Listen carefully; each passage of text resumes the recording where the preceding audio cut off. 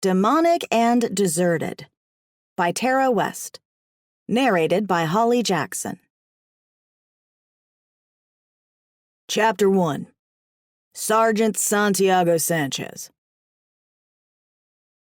I followed Archangel Cam with rigid steps as a lead weight settled in my gut. I was about to meet the big man face to face for the first time, and I feared I was underdressed in old camos and boots. I should have borrowed a toga from Cam. Then again, I doubted I'd look as regal as Cam, who walked in his knee-length Grecian robe with a confident gait that could only be perfected after thousands of years of practice. Even more impressive, a casual observer wouldn't notice Cam's wings, which he'd tucked behind his back, the exposed tips of pale feathers blending in with his long blonde hair. I had no idea how Cam managed to arrange a meeting, but I haven't been this nervous since the Taliban had blown up my Humvee. I clenched my hands, breathing through a tight chest as we walked across the slick marble floor, under an archway, and onto the verdant grass. The view was more breathtaking than the gardens in the pyramid. A tropical waterfall flowed into a serene river skirted with bright flowers and fruit trees. The grass, which was a golf course green, seemed to stretch on for miles, cresting at a gently sloping hill. In the distance, a man hit golf balls toward the hill. Cam had already warned me God would take on the appearance of a person I'd most admired during my mortal existence. I'd looked up to many heroes back on Earth. Which one would God choose? As we approached the golfer, I was not surprised to see my old battalion commander turn to us with a cheery smile. I wondered who God looked like to Cam, as the Archangel had been with God since the beginning of creation. I took the commander's outstretched hand, silently reminding myself this wasn't the commander, but the creator of Earth, the heavens, and all the stars. "It is an honor to meet you, Your Holiness." I numbly spoke my rehearsed line before God released my hand. "I'd like to thank you for seeing me on such short notice." The deity shrugged before motioning toward a white wicker table and chairs at the edge of the green. "I always have time for war heroes." I blushed as I followed the commander, aka His Holiness, to the table. I'd never considered myself a hero. I'd just been a soldier doing his duty, and though I'd paid the ultimate price, I had no regrets. After all, my afterlife hadn't been so bad. I'd gotten to haunt Earth for 13 years as the captain of a ghosting unit, and then I'd helped prevent the apocalypse and defeat a demon army while making some great friends. I was ready to start a new chapter in my afterlife, living in a pyramid sanctuary on the top layer of hell. Though I would have preferred to reside in purgatory, a few of my friends, one of them, a particularly pretty redhead, had been banished to hell, and I wasn't leaving without them. Fortunately, their pyramid had almost all the luxuries of heaven, from healing holy water to lavish suites and verdant gardens. Unfortunately, their main food staple, the ambrosia fruit, had been rotting and falling off the trees. Though we didn't need food to survive, it was a luxury I would rather not do without. Following Cam's lead, I sat on a wicker chair, gratefully accepting a glass of wine from His Holiness. The liquid was sweet and smooth and tasted like ambrosia. I looked at Cam, hoping the angel wouldn't take too long to get to the point. We had already decided before our meeting that Cam would do most of the talking. After all, Cam had thousands of years of experience communicating with the deity. Cam pushed aside his glass, folding his hands in front of him while leveling God with a serious expression. "Your Holiness, as you know, a few ghosters from level 13 have decided to reside in the pyramid on Hell's first level." His Holiness grimaced and slowly sipped his wine. "Yes, I know the story." "They have been subsisting on ambrosia fruit," Cam added. God held up his wine glass, swirling the amber liquid. "Ambrosia wine is my favorite." He flashed a wry smile. "Although you know you don't need any food when you're dead." "They know," Cam said evenly, "but the sweet flavor brings them a small measure of happiness." God's eyes narrowed to slits. "My original intent of hell was to provide punishment, not happiness." "My Heavenly Father," Cam pleaded, "every soul dwelling in that pyramid has either atoned for their sins or descended from purgatory." He nodded to me. "Some have earned enough credits to get into heaven." Heat flamed my face when God looked me over with an assessing gaze. "Yet they choose to live in hell," God said through a frozen smile. Cam leaned forward. They choose to sacrifice their own comfort and safety, my lord, so they could be with their friends. They're damned, friends, God added with a frown. About the fruit, my lord, Cam continued, his face a mask of serenity and composure. Something strange has been happening to it. Cam reached into a pocket in his robe and placed a fruit on the table. The skin, which had once resembled the bright green of the mango, was now covered with soft brown bruises. God's brow furrowed as he picked it up, eyeing it curiously. What did you do to it? I knew I had that deer in the headlights look when God looked accusingly at me. Nothing, Your Holiness. Damn, I sounded so green. The juices ran down God's arm when he held up the fruit and crushed it. You mortals take the natural bounty I give you, modify and poison it. He waved his fist at me.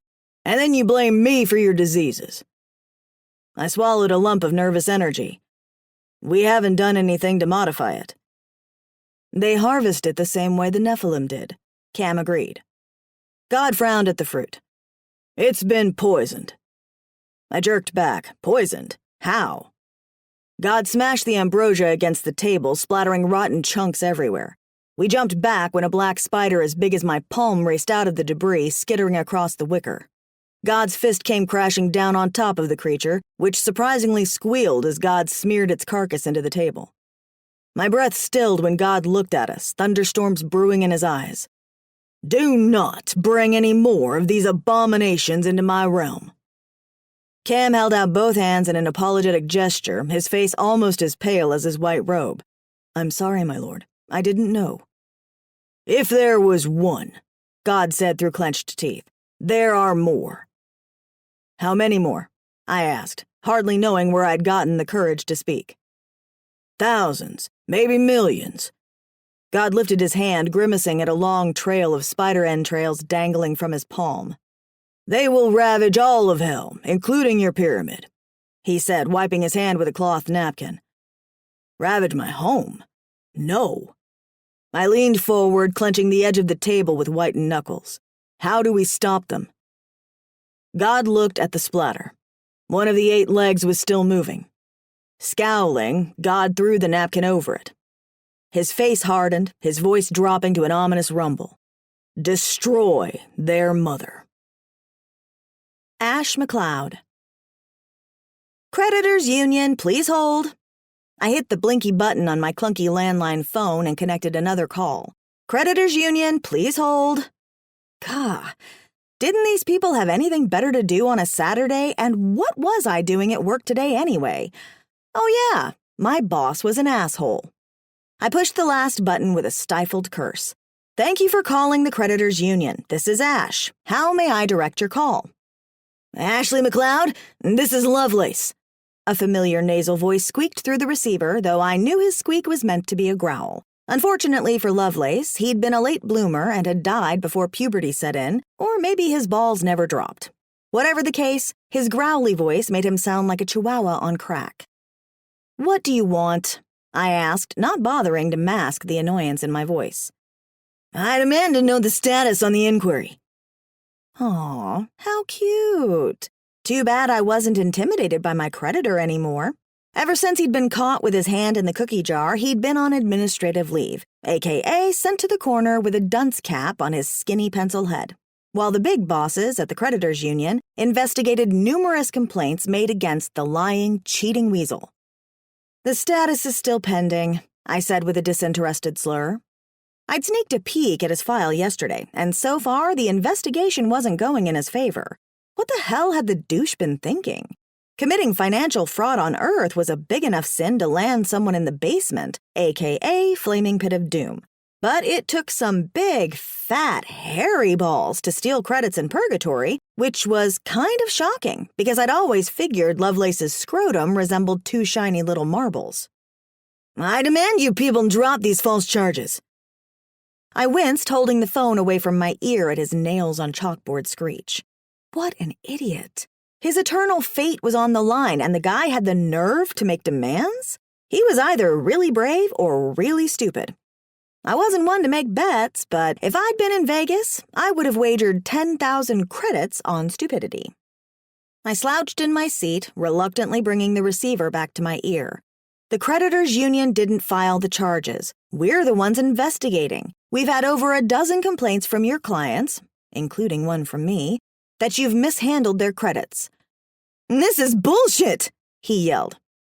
I cringed, but then I inwardly smiled when I remembered what was in his file. Let's see.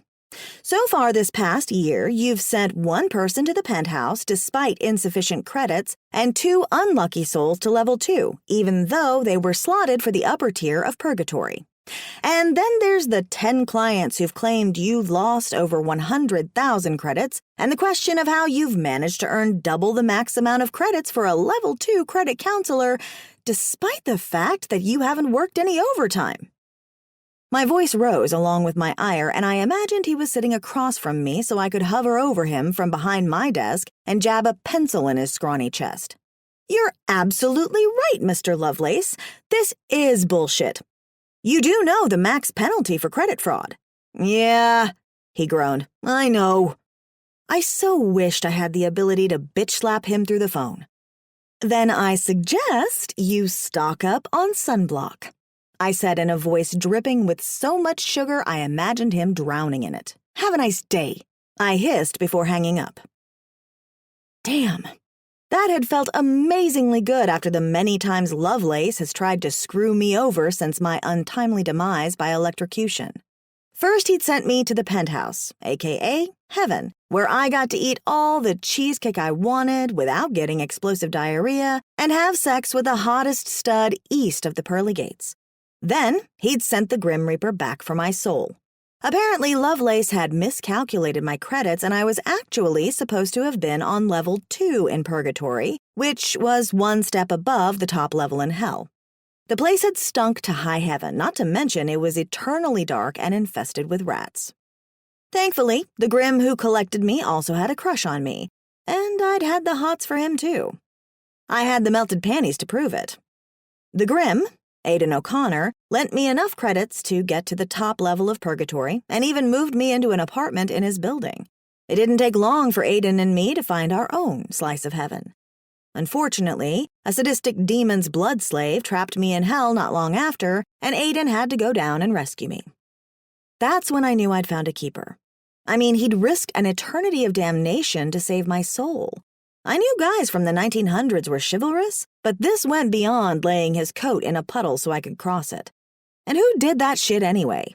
If guys really threw their coats over puddles every time a nice ass walked by, they'd go bankrupt from all the dry cleaning bills. Ashley! A familiar booming voice called from the other room. Where's my damn coffee? Ugh. I tensed up every time my asshole boss said my name. Coming, Mr. Head. I looked at the phone. Thankfully, the other 2 callers had hung up. I stood and smoothed down the sides of my dress, a 1940s number my grandma had lent me, a starched blue dress with little white polka dots, a wide white collar, and matching sash. Despite the fact it made my tits look like torpedoes, I loved how it flared at the hips, concealing the extra bit of fluff on my behind and thighs. Aidan liked my curves, though. He said I had the body of a real woman, and he preferred to have something to hold on to at night. I imagined myself as a pinup girl as I sauntered to the coffee machine and poured Mr. Head a tall cup of steaming liquid. Then I proceeded to add the enhancers, as he liked to call them, namely a little milk and sugar and a lot of rum. Hurry the hell up, he yelled. I twitched, then proceeded to stir longer than necessary, adding more coffee until it reached the rim of his cup. I inwardly smiled, imagining Mr. Head spilling hot liquid down his shirt when he tried to drink it. My boss could kiss my ass. The guy's nagometer had been stuck in overdrive ever since I'd landed this job at the Creditors Union, a facility where we managed all things relating to credits. Credits were pretty damn important in Purgatory. If a soul earned enough credits, he or she could move up another level. Purgatory had 12 levels total, floors 2 through 13. Level 14 was what we ascended referred to as the penthouse, aka heaven, where everything was perfect from the cheesecake to the sex. Oh, and I'd lived in my dream home, complete with a cappuccino maker, margarita machine, and my own personal valet. Of course, it took a whole lot more credits to move up there, and since Aiden and I had been bumped down to level 10 after he got canned by the Grim Union for losing his spare scythe, we had a heck of a long wait before we ever made it back to heaven. Too damn bad, because I couldn't imagine myself working for an asshole like Head, or as I had affectionately named him, Mr. Dickhead, for another 30 to 40 years. Dickhead's first name was Richard, so he was asking for that moniker. I could only imagine what his childhood had been like. What I wouldn't have given to have been a fly on the wall during classroom roll call. Head? Is there a Dickhead in the class? I sauntered into Dickhead's office and set the coffee on his desk with a thud, not caring when it sloshed over the rim of the cup. "Here you go, sir," I said perkily, stifling a burst of laughter when he swore and began mopping up the spill with a paper napkin. I loved to mess with my boss. I couldn't help it. I suspected he tolerated my attitude because he knew nobody else would put up with his bipolar moods, and by bipolar, I meant he alternated between being an asshole and being a major asshole. Today, he was definitely being a major asshole, making me work when I'd specifically asked for this Saturday off. My eyes widened when I checked the ancient, rusty clock on his bookcase. It was almost 3. I was getting married in 3 hours. Head waved me away with a flick of the wrist after he threw the napkin in the wastebasket by his desk. "That will be all," he said gruffly. "Get back to work." I stared down at his big, balding head. He needed to work on his comb-over. His hair was so thin in places it looked like someone had slapped his noggin with a few wet noodles. He really did have a ginormous head for such a little man. I imagined he was one of those bobblehead dolls. I often wondered what would happen to him if I flicked his chin. Would his head wobble back and forth for 10 minutes? "Mr. Head," I said sternly. He looked up at me with an impatient gleam in his eyes. I hated when my boss gave me those looks, as if I was as insignificant as the mold growing on the faded floral walls. Level 10 really did have a mold problem, and I didn't think there was enough bleach in all of purgatory to clean it up. He motioned to the paperwork scattered across his desk. "Can't you see I'm busy?" Grrr. He'd made a mess of the files I had so neatly organized for him. I had done all the work, filling out expense reports and adding up numbers on ancient calculators, since purgatory was too cheap to invest in decent computers and accounting software. All he had to do was sign off on them. Instead, he'd combed through every page and scattered them in the process. I often wondered if he created extra work just to make himself look useful, when the truth of the matter was I did both our jobs, even though he was earning double my credits. Kind of reminded me of a saying we had in purgatory: "In life unchained, in death unjust." I'd worked for an asshole back on Earth, and now that I was dead, I was stuck working for an even bigger poop shoot. I tilted my head, scowling at his balding buffalo head with hardened resolve. I'd prevented an apocalypse in hell. I would not let this prick intimidate me. "I need to leave early." "What?"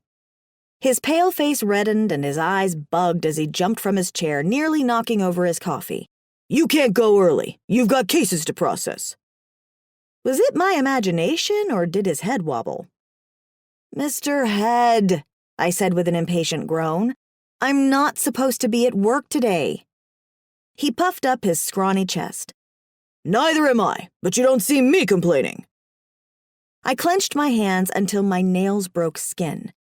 "But it's my wedding day." His jaw dropped, and he looked at me as if I'd grown another appendage, or in his case, asked for 5 extra minutes on my 30-minute lunch break. "You're getting married. Why didn't you tell me?" Okay, I really needed to get out of here. The urge to flick his head was too tempting. "I told you about this 2 months ago, and I've reminded you every week since." I brushed past him and pushed aside paper, pointing at the glaring red letters. "Ash's wedding. Look, it's on your calendar." He scratched the back of his scalp, crunching the gobs of hair gel that kept his few follicles in place. "Shit." I folded my arms, glaring at him. "The ceremony is in 3 hours." 3 hours? He threw up his hands. "What the hell are you doing here?" How had I known he'd somehow make this out to be my fault? Because you threatened to fire me if I didn't come in. His chest deflated as he fell into his padded leather chair. He pointed at me with an accusatory scowl. All right, but I expect you back at work first thing Monday morning. All I had to do was lean over and flick his head. I could tell him it was an accident, that I had head-flicking Tourette's, or maybe I was trying to scare away a gnat. I tucked my hands in my armpits. I'll be on my honeymoon, Mr. Head. Honeymoon? He snarled, looking at me as if I'd just let an explosive wet fart. How long is that supposed to last? I gritted my teeth. A week. A week? He jumped from his chair again, and his ginormous head was definitely bobbling. I can't go without coffee for a week. Seriously? That's all he thought I was good for? Or was he more upset he wouldn't have his slave to do his job for him? I'm sure my temp replacement knows how to brew coffee. He pouted, falling into his chair once again before hanging his head in his hands. I hate dealing with temps. You'll survive, I grumbled. Just one flick, Ash. One little flick. His head's so big he might not even feel it. She won't make it strong enough, he whined like a spoiled toddler, angry after being sent to time out. And she'll probably add too much creamer. Why do you have to get married anyway? I set aside my obsession to flick my boss's head as Aiden's bright blue eyes and sexy, slanted grin flashed in my mind. I swear I felt my heart doing somersaults. Despite our outdated level 10 apartment with its shag carpet and puke-greened 70s refrigerator and my horny grandpa living in the spare bedroom, my afterlife was still pretty close to perfect when Aiden was holding me in his embrace. I almost didn't mind hearing the creaking of Grandpa's sex swing through our thin walls or working for eternity's biggest douche. Because I love him, Mr. Head, I said on a dreamy sigh.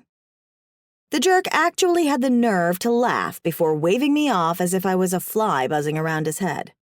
50 years from now, you two will be so tired of looking at each other you'll be begging to work weekends. I tensed. I seriously doubt that. You've got a lot to learn, Ashley McLeod. He chuckled. Eternity is a long damn time. That ball and chain will feel like a noose. He wrapped his hands around his neck as if for emphasis. I turned up my chin. Aiden is the best thing that's ever happened to me. He risked his soul to save me from hell. He'll come to regret it, he snickered. You both will. I seriously doubted that because Aiden was nothing like Mr. Dickhead. My jerk-face boss had started out on level 2 60 years ago for good reason. He'd been bumped up to level 10 so quickly because his wife had loaned him the credits. If anyone had regrets, I was positive she did. I walked toward the door. Thanks for the pep talk, Mr. Head. I waved in his direction, not bothering to give him another glance. Have a nice day. Enjoy the honeymoon while it lasts, he called while I was slamming the door behind me. Mr. Head had no idea what the hell he was talking about. His marriage was probably dismal because Mrs. Head hated being committed to a fat-headed little douche. I'd had the unpleasant experience of meeting Mrs. Head once. The woman was a miserable mess. I could see it in the rigid way she walked, as if she had a flagpole wedged up her ass. She'd been nice enough to me, but whenever her husband addressed her, lines of remorse framed her eyes and mouth, lines no amount of Botox could erase. Yeah, the woman was miserable, but I didn't have to be. For starters, Aiden was nothing like Head. Sure, he had his flaws, but being an incompetent idiot wasn't one of them. Aiden was more than competent, especially when it came to dusting demons, and then there was that other thing he was really good at. Really, really good. Without spilling too many details, let's just say he had one hell of a talented tongue. Just thinking about making love to Aiden set my panties on fire. I so couldn't wait to be married to that man, and I especially couldn't wait until we scorched the sheets on our honeymoon. I walked through the door to our cramped apartment and shrugged off my jacket and heels with a groan. Aiden came out of the bedroom looking debonair in a tailored black suit that was at least a century out of date. He had on one of those fat burgundy ties I think was called a cravat, a satin vest, and a high white collar. He'd grown out his sideburns, and they blended with his wavy hair, making him look like he'd just stepped out of a Jane Austen novel. Wow, he was a delicious hunk of man meat. I couldn't believe he was going to be all mine. When he saw me gaping at him in the doorway, his brow furrowed and his normally bright blue eyes turned a dark cobalt. He stomped across our puke-green shag carpet with muffled steps. Grabbing my shoulders, he looked down at me with a pout. "Ash, what took you so long?" I rolled my eyes. "You know I work for Purgatory's biggest prick." He tucked a strand of loose hair behind my ear, that bottom lip of his hanging so low I was tempted to nibble it. "I wish you'd quit that job." I jerked back. "So it will take us twice as long to get to the top?" He pulled me into his arms, looking at me with an intensity that made my knees wobble. "I don't care how long it takes, as long as we're together." God, I loved this man. I leaned up, wrapping my arms around his broad shoulders, and ran my hands through his thick, wavy hair. I batted my lashes, flashing my naughty but pretending to be innocent smile. "What do you say we start this honeymoon early?"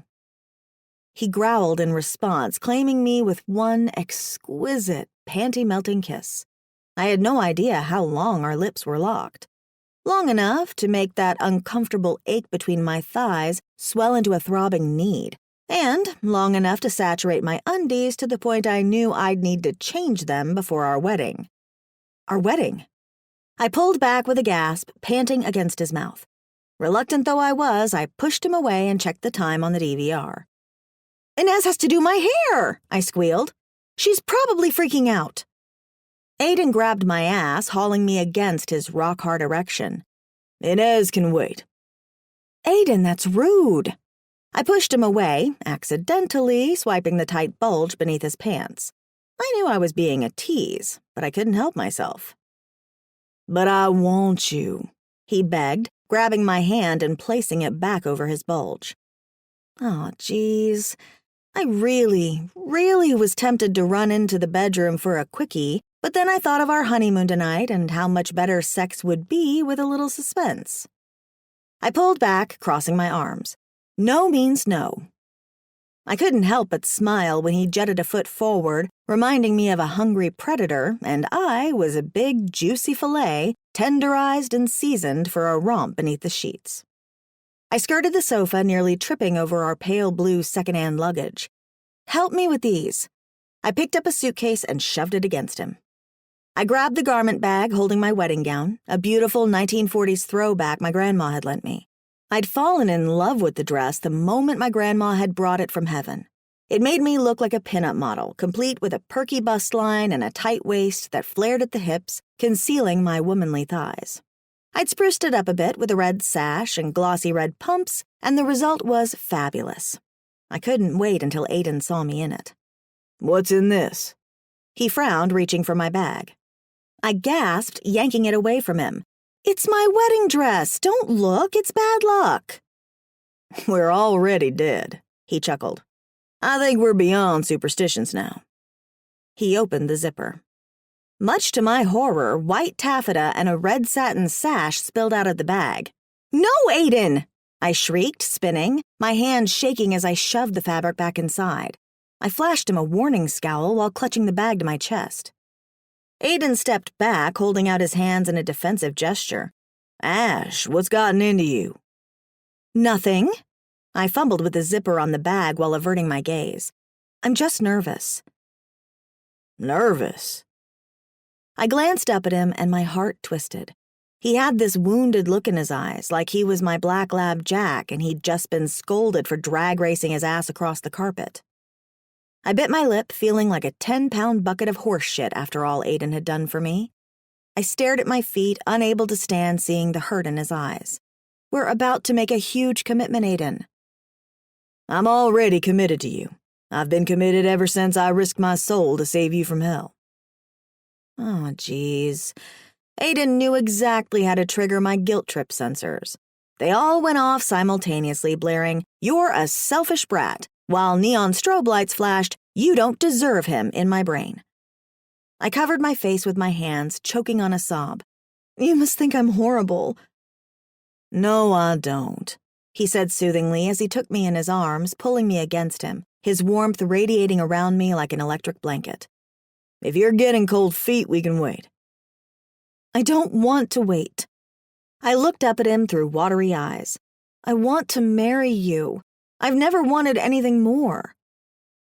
He flashed a weak smile, wiping the moisture from my eyes. Okay, so why are you panicking? Mr. Head said we'll get tired of each other, I blurted, and then instantly regretted it. Why would I even listen to my asshole boss?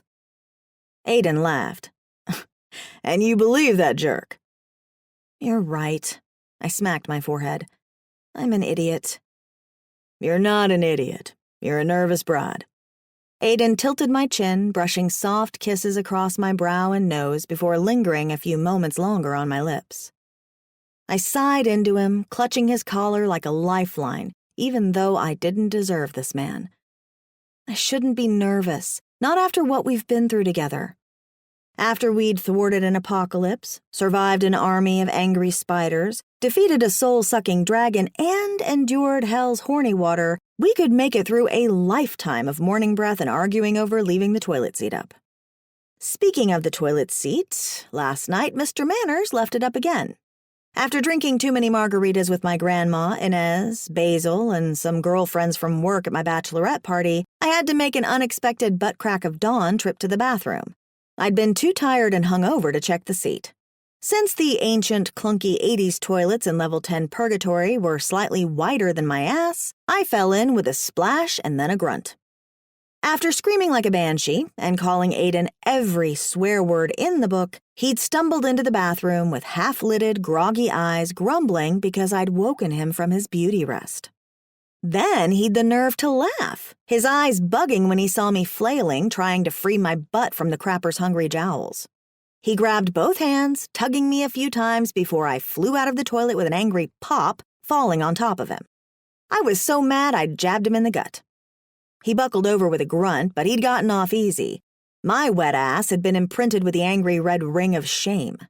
I went to bed pissed off, scooting to the edge when he'd tried to cuddle. The toilet seat had been down when I woke up this morning. Even more surprising was that Aiden's dirty socks and underwear had found their way to the hamper. And they said miracles only happen in heaven. By the time I'd gotten out of the shower and sat down to a steaming cup of coffee, scrambled eggs, and bacon, I'd forgiven my fiancé.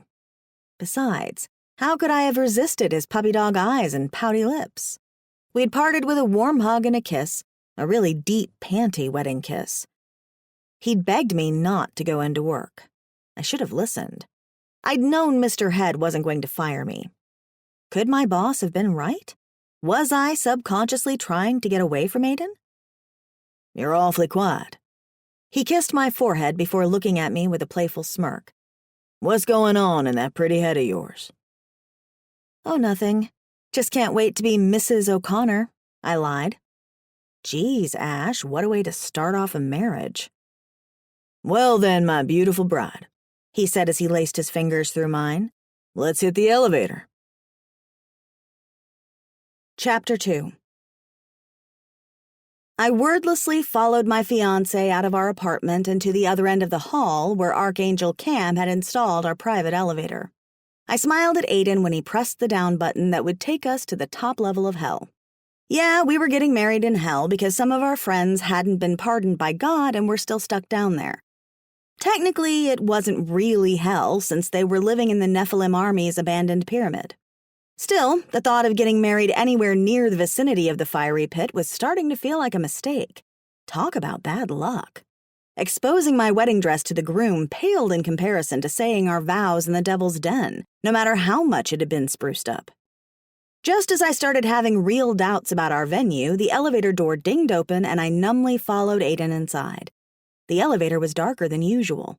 A fluorescent bulb overhead was out and another flickered as if the fuse had a short circuit. I really didn't feel comfortable traveling to hell in a dimly lit elevator. Actually, I didn't feel comfortable traveling to hell at all, but Aiden didn't seem to be bothered by it. When he pressed that sub-level 1 button, my stomach nearly jumped into my throat. No turning back now, Ash. You're about to say I do for eternity. Eternity. I couldn't even fathom how long that was because it never ended. Never ever. An eternity of coffee grounds, dirty socks, and toilet seats in the upright position. The metal doors shut with a squeak and the elevator lurched. My eyes bugged out and I knew I looked like an animal caught in a trap. Aiden turned to me, a frown marring his brow. "Ash," he said as he laced his fingers through mine. "Everything is going to be all right." I swallowed a lump of nervous tension. What was wrong with me that I was terrified of marrying the man of my dreams? "You promise?" I pleaded, desperately searching his face for reassurance. He wrapped a strong arm around my waist, pulling me against him. "I promise, sweetheart." He raised my hand to his lips, placing tender kisses on each knuckle and causing that slow drip in my underwear to turn into a steady trickle. I leaned into his warmth, placing a hand on his chest, soothed by the steady rhythm of his heart. "I love you," I breathed. His eyes shone like starlight as he smiled down at me. "And I love you more than my very soul." "Oh, Aiden," I cried, circling my arms around his neck as he captured my lips in a heat-searing kiss. When his hands wandered down my back and cupped my buttocks, that trickle turned into a stream as he lifted me up, pressing my backside into the elevator wall. I wrapped my legs around his waist, grinding my soaking undies against his erection while he deepened the kiss. Hot damn. I'd never wanted elevator sex so badly in my life. I frantically fumbled with his belt, but then my hands went limp when he pulled aside my undies, flicking that swollen nub and then inserting a finger into my tunnel of love. I moaned into his mouth as he finger-fucked me deep and hard with that blessedly thick finger, his knuckles grinding into my swollen, buzzing button, that secret sweet spot that made all my sensual alarm bells go ding, ding, ding. I gasped when my orgasm claimed me, my slick walls clenching tight around his finger, and when he circled my clit with the pad of his thumb, I cried again as that little buzzer thumped against him like a bass drum. When he broke the kiss, breathing hot and heavy against my cheek, I threw back my head with a satisfied groan and closed my eyes as I slumped against the cool metal of the elevator wall. Hot damn. Okay. As long as Aiden was willing to finger me into oblivion, I'd put up with an eternity of raised toilet seats. I smiled when I heard Aiden unbuckle his belt. I was so incredibly sated I didn't even care if we got caught. "I'm going to make this quick," he said before hoisting me and seating me on his engorged dick. My eyes flew open when his swollen head plowed through my tight channel. "Oh!" I yipped as he buried himself to the hilt. He thrust once, twice, 3 times, and then stilled with a grunt. As his cock ballooned and spurted against my swollen center, my libido came back to life and I ground against him, trying to sneak in one more orgasm before the elevator door opened. It didn't take long for Aiden to catch on and match my rhythm. A second orgasm ripped through me like a bolt of lightning. I hollered his name while digging my newly manicured French-tip nails into his shoulders. I thought I felt a nail wedge loose, but I didn't care, because that orgasm was still zinging through me like a bullet ricocheting in a metal chamber, and I was going to keep grinding my hunky piece of man meat until every last twitch and shudder left me as boneless as a jellyfish. By the time I melted against his chest, I was panting harder than a 90-year-old chain smoker who'd used up her last oxygen tank. After our breathing slowed to near normal, we both shared lopsided smiles as he slipped out of me.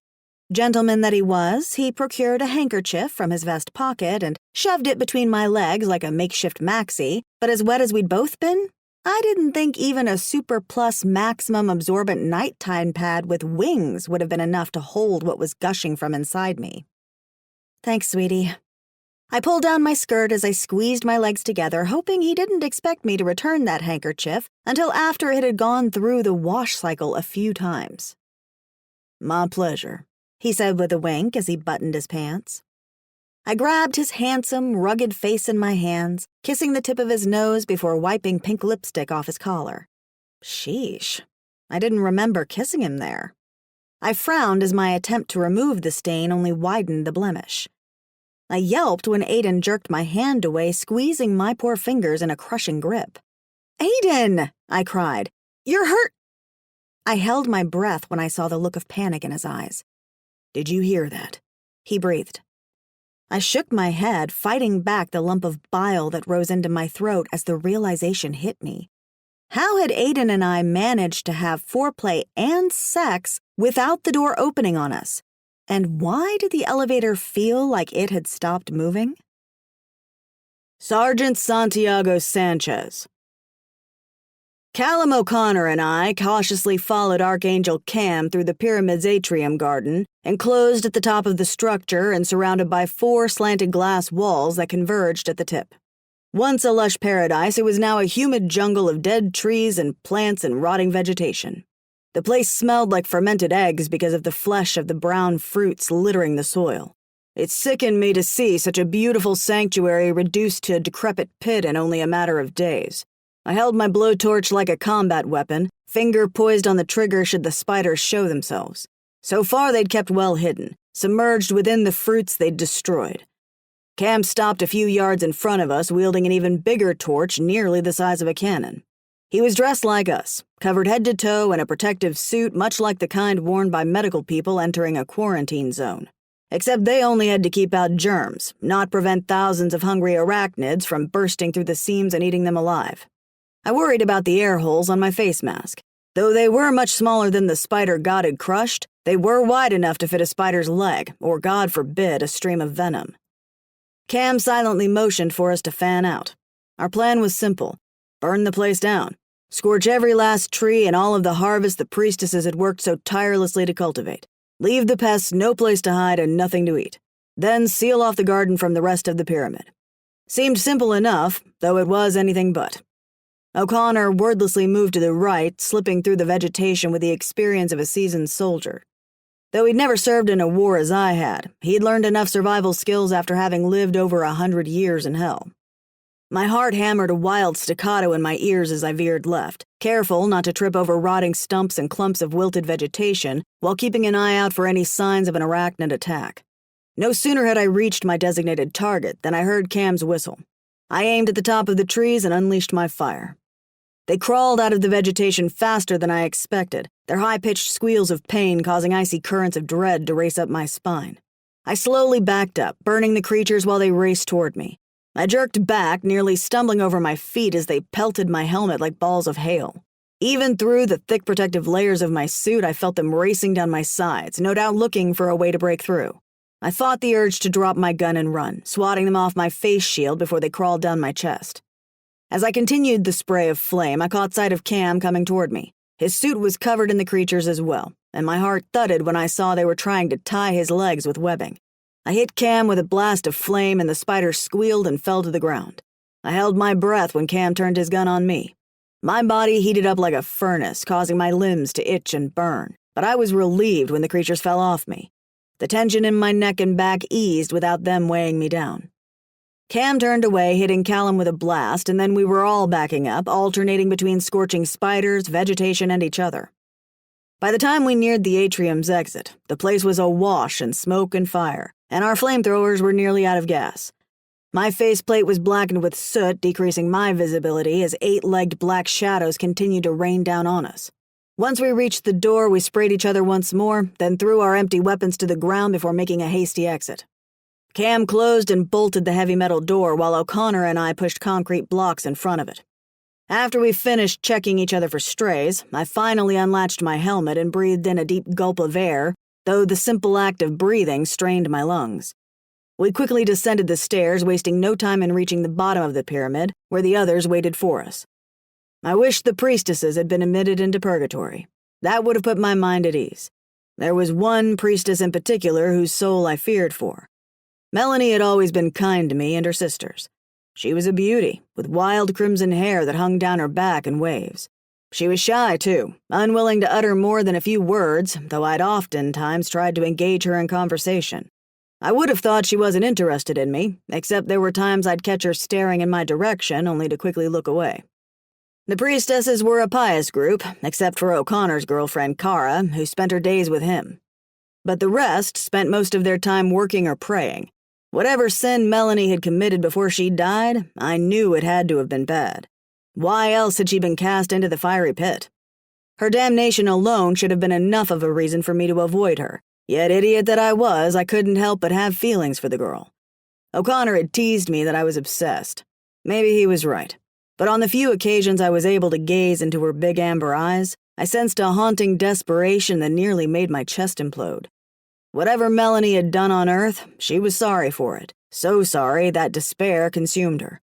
What I wouldn't give to take away some of that pain, to hold her in my arms and tell her that her sins had been forgiven. It was difficult work, traversing stairs that had been built for giants, making 13 flights feel like 30. All elevators within the pyramid had been sealed off to prevent the spiders from reaching the bottom levels through the shaft, though I feared they may have already found their way down. And then there was the question of their mother.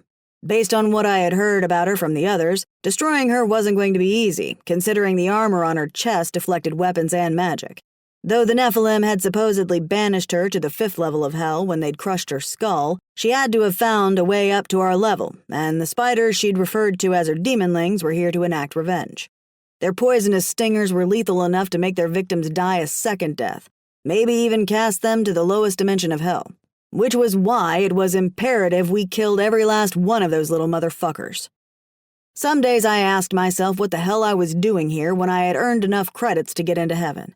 I could have been living it up in a huge mansion with the valet of my dreams, not stuck down here waiting to be demon bait. But then I reminded myself my friends needed me, and I wasn't about to leave them no matter how much those demons scared the shit out of me. My lungs were burning by the time we reached the bottom.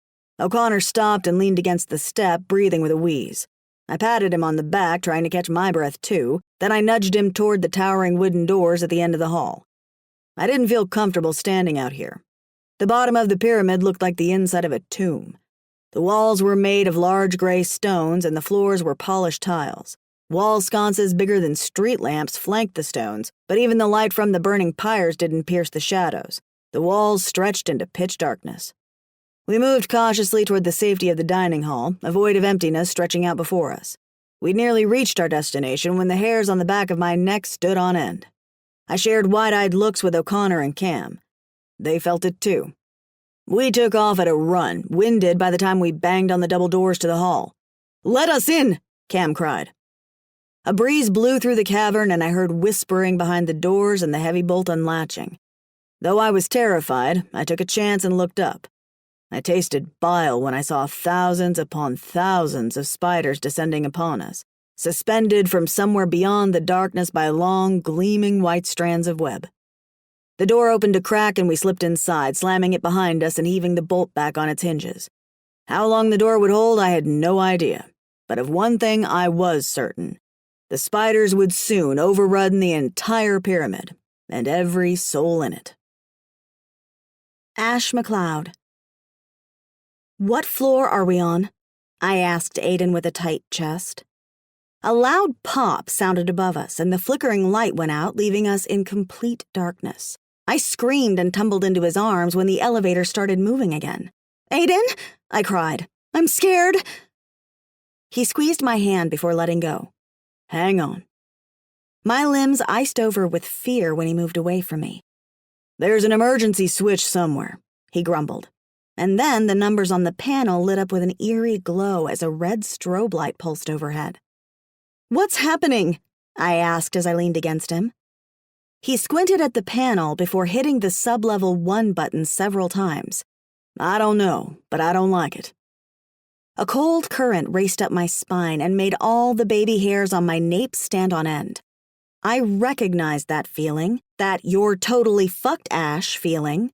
And though I really didn't want to, some crazy part of my nagging subconscious forced me to look up. My heart raced. Though my mouth had fallen open, I was too stunned to speak, so I tugged on Aiden's coat sleeve and pointed up at the thousands of black widow spiders, each about the size of my palm, that carpeted the ceiling and were racing down the elevator walls.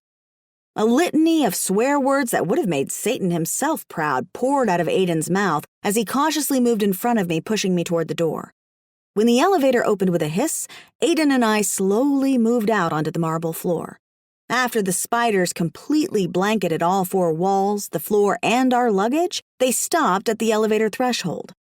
I should have been upset that my wedding dress had thousands of creepy-crawly legs running all over it. I seriously doubted I'd be able to wear the gown, even after sending it through the dry cleaners 1,000 times. I was relieved when the elevator door closed and shot back up into the sky. The last thing we needed was to be stuck in hell on our wedding day with thousands of angry spiders.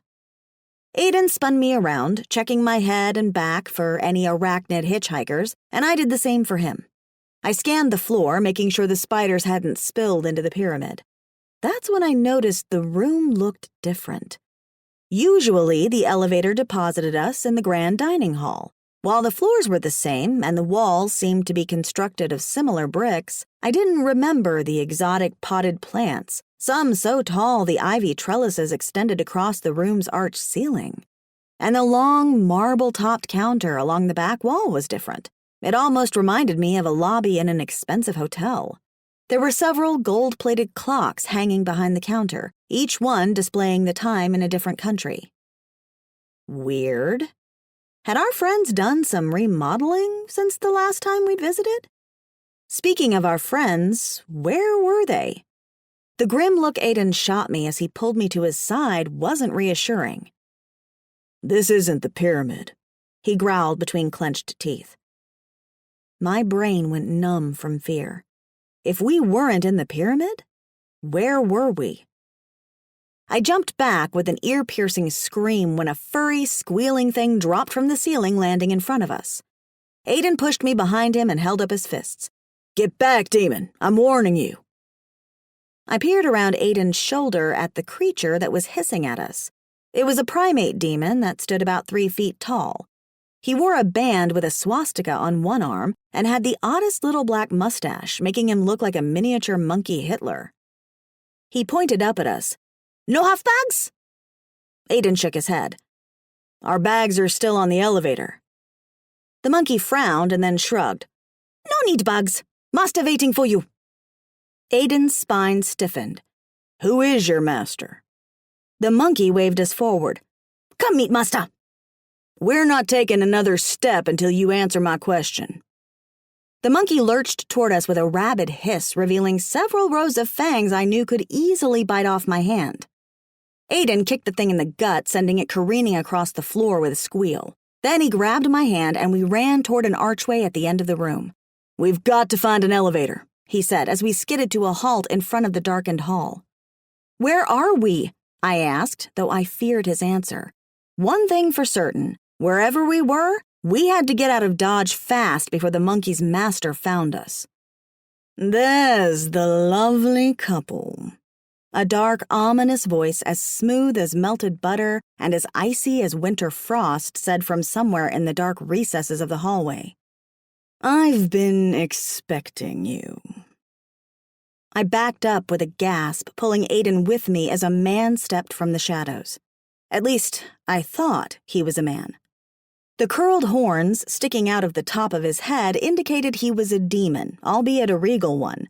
He looked like he'd just stepped out of a Renaissance novel, wearing a burgundy, gold-embroidered velvet tunic and black tights that fit his lean, tall form to perfection. He had slicked-back dark hair, ghostly pale skin, impossibly high cheekbones, an elegant nose, and full lips framed by a thin mustache and goatee.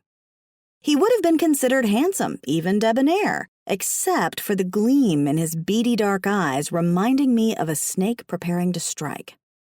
Oh, and then there was the fact that his feet were hooves. What the hell? Was the guy part ram? Though instinct warned me who this man was, I didn't want to believe it. But somehow, I knew I was staring down the devil himself, and Aiden and I were trapped in the 13th dimension of hell. "Who the hell are you?" Aiden demanded. A slow, devious smile split the ram demon's face in two, revealing 2 even rows of gleaming white teeth. He unfolded long, lean arms, holding out his hands in a form of mock surrender. "Who do you think I am?" I backed up a step, tugging on my fiancé's sleeve. "Aiden, let's get out of here." The man took a step toward us, his eyes cool and calculating. "Relax. You're in the right place." Aiden clenched his fists, puffing up his chest as if he had a chance of defeating the devil. "You and I both know that's not true." I tugged on Aiden's sleeve again, my chest hurting so badly I felt as if I were breathing through a straw, and not the fat kind found at a certain popular greasy processed food chain, but the skinny kind used to stir coffee and prevent brain freeze while slowly sipping frozen margaritas. "If you wouldn't mind lending us a can of bug spray," I squeaked, flashing the devil a frozen smile, "and directing us to the nearest elevator, we'll happily be on our way." He folded his hands again, a look of mock contrition on his face. "Oh, I'm sorry. We don't have any permanent elevators on sub-level 13. Sub-level 13? Aiden sputtered. "We definitely got off on the wrong floor," I whispered as a chill swept up my spine. My fiancé and I were stuck on the bottom of hell on our wedding day with no way out. Somehow I knew the devil was behind it. Talk about a major asshole. This guy was the wedding crasher from hell. Literally. "Of course you're on the right floor," the devil laughed. "I've been planning this engagement party in your honor for years." I vehemently shook my head. Clearly he had the wrong couple. Maybe once he realized his mistake, he'd let us go. Yeah. And maybe psychedelic monkeys would start flying out of my butt. Years? We've only been engaged a few months. He frowned. "Yes, but time passes much slower at the bottom of the pit. What may feel like a few hours on level 1 is a lifetime down here." He flashed a slow smile. "I imagine it will be a very long time before your friends in the pyramid even realize you're missing." My hand flew to my throat. Oh, God. He jutted a hoof toward us, the nails on chalkboard sound of it scraping against the tile forcing me to shield my ears. "I'm sorry," he chuckled. "He can't hear you down here. Won't you come enjoy the festivities?" He held out a hand, revealing perfectly manicured long fingers. Aiden and I both stepped back. "We'd rather not." Aiden spoke through a stiff jaw. The devil placed his hands in front of him, steepling his fingers in a prayer pose. "Oh, that's a shame. I suppose I should acquaint you with my hotel rules now." He let out a shrill whistle, the sound even more grating than his hooves striking the floor. "Hitler, bring me the scroll." Hitler? So that monkey thing with the swastika really was the former Nazi dictator? I shouldn't have been surprised he'd fallen to the bottom of the flaming pit of doom. The guy had certainly earned enough bad karma points when he'd terrorized the earth. But why was he a monkey? Monkey Hitler appeared out of the darkness, dragging one leg behind him and scowling at Aiden, a scroll clutched in his mouth. He dropped the paper at the devil's feet and it rolled open. I swallowed a lump of granite that had lodged itself in my throat. Somehow, I got the feeling the rules in that scroll were far worse than terms in the 2-year contract from my crappy phone carrier back on Earth, as in the penalty for breaking them would take more than just a $300 fine. More like we'd have to swim laps in a lake of fire or run naked across hot coals while my 10th grade gym class laughed and pointed at my thigh fat. The monkey limped up to me and pulled back his lips in something that was either a snarl or a smile, revealing several rows of yellow and brown razor-sharp teeth. Guess they didn't have whitening strips or braces in hell. He pointed a finger up at me. Ew.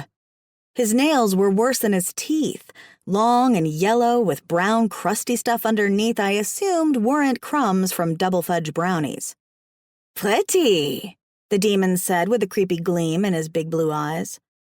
Aiden stepped closer to me, wrapping an arm around my waist. "Yes, Hitler."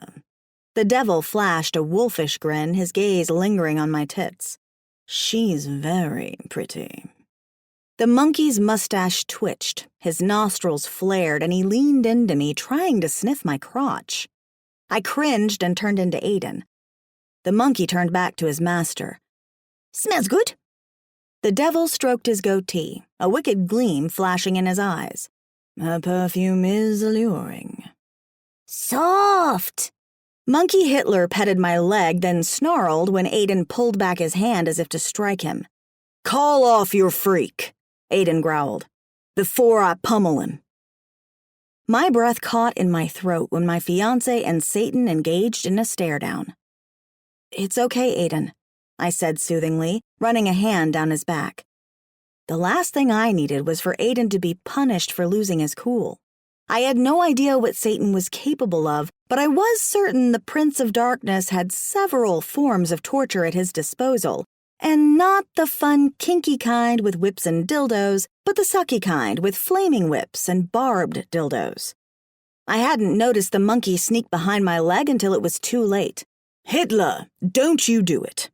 Satan picked the scroll up off the floor and held it out like a weapon. "It is rude to hump our guests before they've checked in." The monkey held up a crooked finger. "Van hump!" The devil stuck a hoof out. "9, no hump." He clutched the scroll like a baseball bat. I hung close to Aiden while he tried in vain to kick the monkey again. The creature snarled and snapped his jowls, dodging Aiden's foot. My hands flew to my mouth when the monkey pulled the drawstring on his pants, revealing a hairy little erection. 9, bad monkey, bad. The devil whacked the beast upside the head and sent him careening across the floor.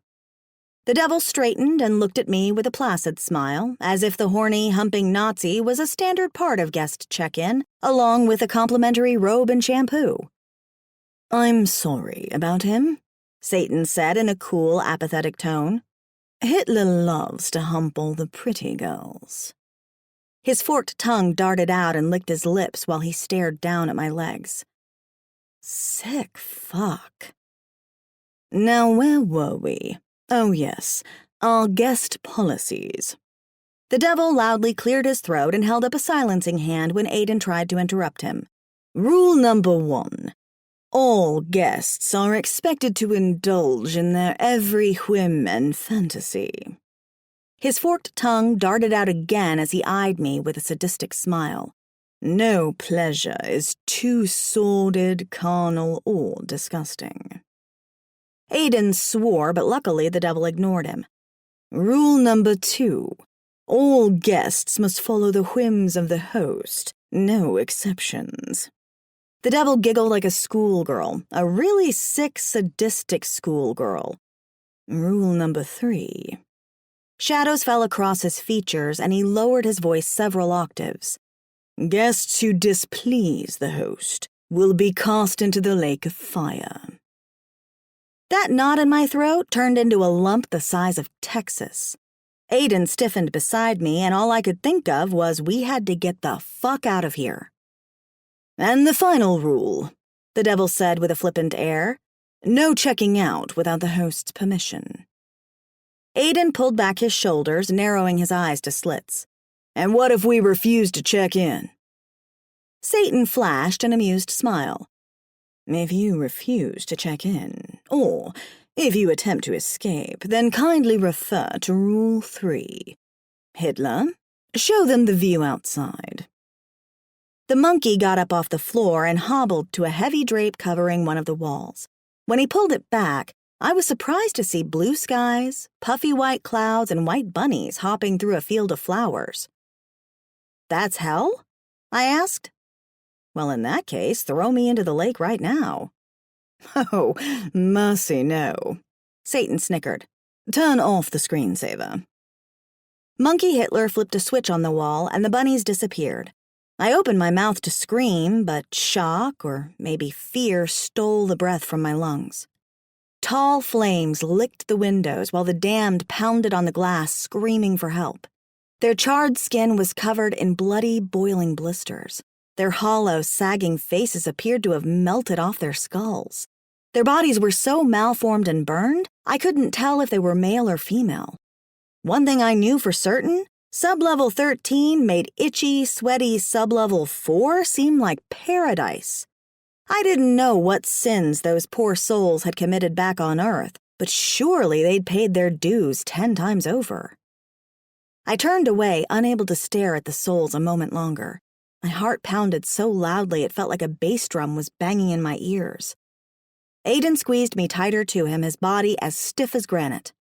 Why have you brought us here? He bellowed. My fiancé's tone made me nervous. All I could think about was rule number 3 and Aiden's flesh melting off his bones. The devil rolled up his scroll, slipping it inside his coat pocket. His full lips thinned. "I've already told you why." "To throw us a party?" Aiden growled. "What kind of fools do you take us for?" Tension wound tightly around my neck, bunching up my shoulders and cutting off my air as if I was caught in a hangman's noose. The devil eyed Aiden as if he were no more significant than the mold growing beneath his hooves. "You were fool enough to think you could hold your wedding ceremony in hell. Talk about a bad omen." He threw up his hands and let out a huff of air. "Who does that anyway?" He paused, scowling. "Now look what you've done. You've put me in a bad mood. I'm going to have to think up a diversion." He tapped his pointed chin, lost in thought. Then a slow, wicked smile spread across his face, and he eyed me with a sneer. "What shall I choose, pleasure or pain?" "I don't know," I stammered, leaning against Aiden for support. My legs had suddenly gone as weak as 2 wet noodles. "Very well," the devil answered with a disinterested slur. "Pain it is." His hooves made a screeching sound as he spun a half circle and snapped his fingers. Much to my surprise, the darkened corridor lit up, revealing a ballroom with dozens of guests wearing festive turn-of-the-century costumes and masquerade masks. Many of them turned to us with wicked smiles, licking their lips as they waved us over. Before I knew what was happening, the monkey was snapping at our heels and Aiden and I lurched forward. Aiden held tightly to my hand as the monkey drove us across the slick tile floor inlaid with crisscrossed pentagrams. The guests parted like the Red Sea when we walked among them. That's when I noticed these people weren't people at all. They appeared to be like Monkey Hitler, half human and half something else. Many had long tails, horns, and scales. Though most of their facial features were concealed by gilded masks, they shared a similar physical characteristic: the lust in their eyes, as if they fed off sins of the flesh. Ew. As we were pushed farther into the crowd, I slapped away hands that roamed my backside and pinched my ass. One fool was bold enough to grab my tit. My boob beneath my grandmother's torpedo tit 1950s bra was the last thing he felt before Aiden knocked him out cold. Despite the lost looks in their eyes and the lust that radiated off their skin in sickening waves, I managed to cross to the other side of the ballroom without too many pinches. The devil bounded past us as Monkey Hitler led the way to an ornate gold throne on a raised platform overlooking the ballroom. Behind the throne hung a tapestry with another pentagram, this one featuring a sketch of a bloody ram's head in the middle. The devil fell into the chair, flinging one leg over an armrest as he stared at the crowd with disdain. He pulled a long object from inside his coat, waving it at the crowd. The stick was a golden scepter with a bronze serpent coiled around the length, the cobra head with ruby eyes hovering at the top end to form a handle. Everyone gasped and ducked as he waved the scepter at their heads. Aiden and I followed suit. Though I didn't like being this guy's puppet, I had no idea if magic venom shot out of that thing. "You, Satyr." The devil pointed the end of the scepter at a hideous goat man with 2 hooved legs, a bushy tail, tall twitchy ears, and a wide slitted nose. The rest of him appeared to be human. Wine spurted out of the beast's mouth and down his bare torso before he ducked behind a woman who looked part feline. Catwoman hissed and jumped back, exposing the cowering goatman. Another creature with 4 horse legs kicked the satyr with a loud neigh, causing the weeping goatman to tumble to the floor. The devil leaned back in his chair with a disinterested scowl. "Satyr, how many glasses of my wine have you drunk?" He looked up at the devil with wide, watery eyes before turning his gaze back to the floor. "I don't know, my lord." "Don't you know gluttony is a sin?" The devil snickered. Goatman let out a strangled sob that sounded more like a bleat. I'm sorry." The devil arched a thin brow. "Why are you sorry?" The goatman's ears twitched as he scratched the back of his head. For sinning?" The devil's eyes narrowed, his face turning as red as a ripe apple. "You should never apologize for indulging. Obviously, you've forgotten my first rule." He nodded at a row of bull-like creatures standing along the outer perimeter of the room. "Guards, take him outside." I cringed when steam poured out of 3 of the guards' nostrils as they pushed their way through the crowd. They had bull faces, muscular male bodies, and were each at least 9 feet tall. They wore armored breastplate and kilts and carried spears that looked like harpoons big enough to kill a whale. "Damn Taurus," Aiden grumbled beside me. Crud. How were Aiden and I going to get past those giants? Not that it mattered much if we couldn't find an elevator. And what were monkey men, Tauruses, and satyrs doing in Hell's Hotel? It seemed like every man-animal combination was represented down here, yet Aiden and I still looked normal. What was all that about? Satan had neglected to tell us about his zoological costume party. Goatman sat up on his knees and struck a prayer pose. "No, my lord, I'm sorry," he said between heart-wrenching bleats. "I love sinning, I swear. Please don't send me back out there."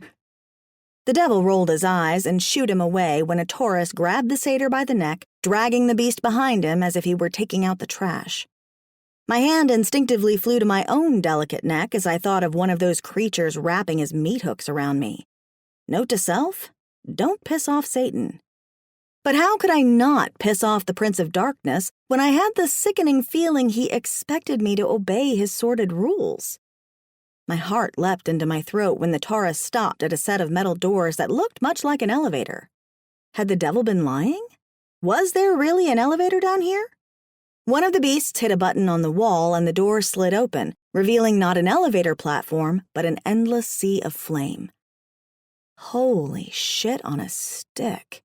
Those doors led to the outside of sublevel 13, and that inferno looked hotter than a herpes rash at a whorehouse. When a blast of hot air hit us like a tidal wave, some of the animal-human creatures swooned, falling to the floor. Sweat beaded on my neck and head, dripping between my breasts and making my thighs stick together. Damn, it was hot. 2 Tauruses stood guard while the third one tossed the goatman outside.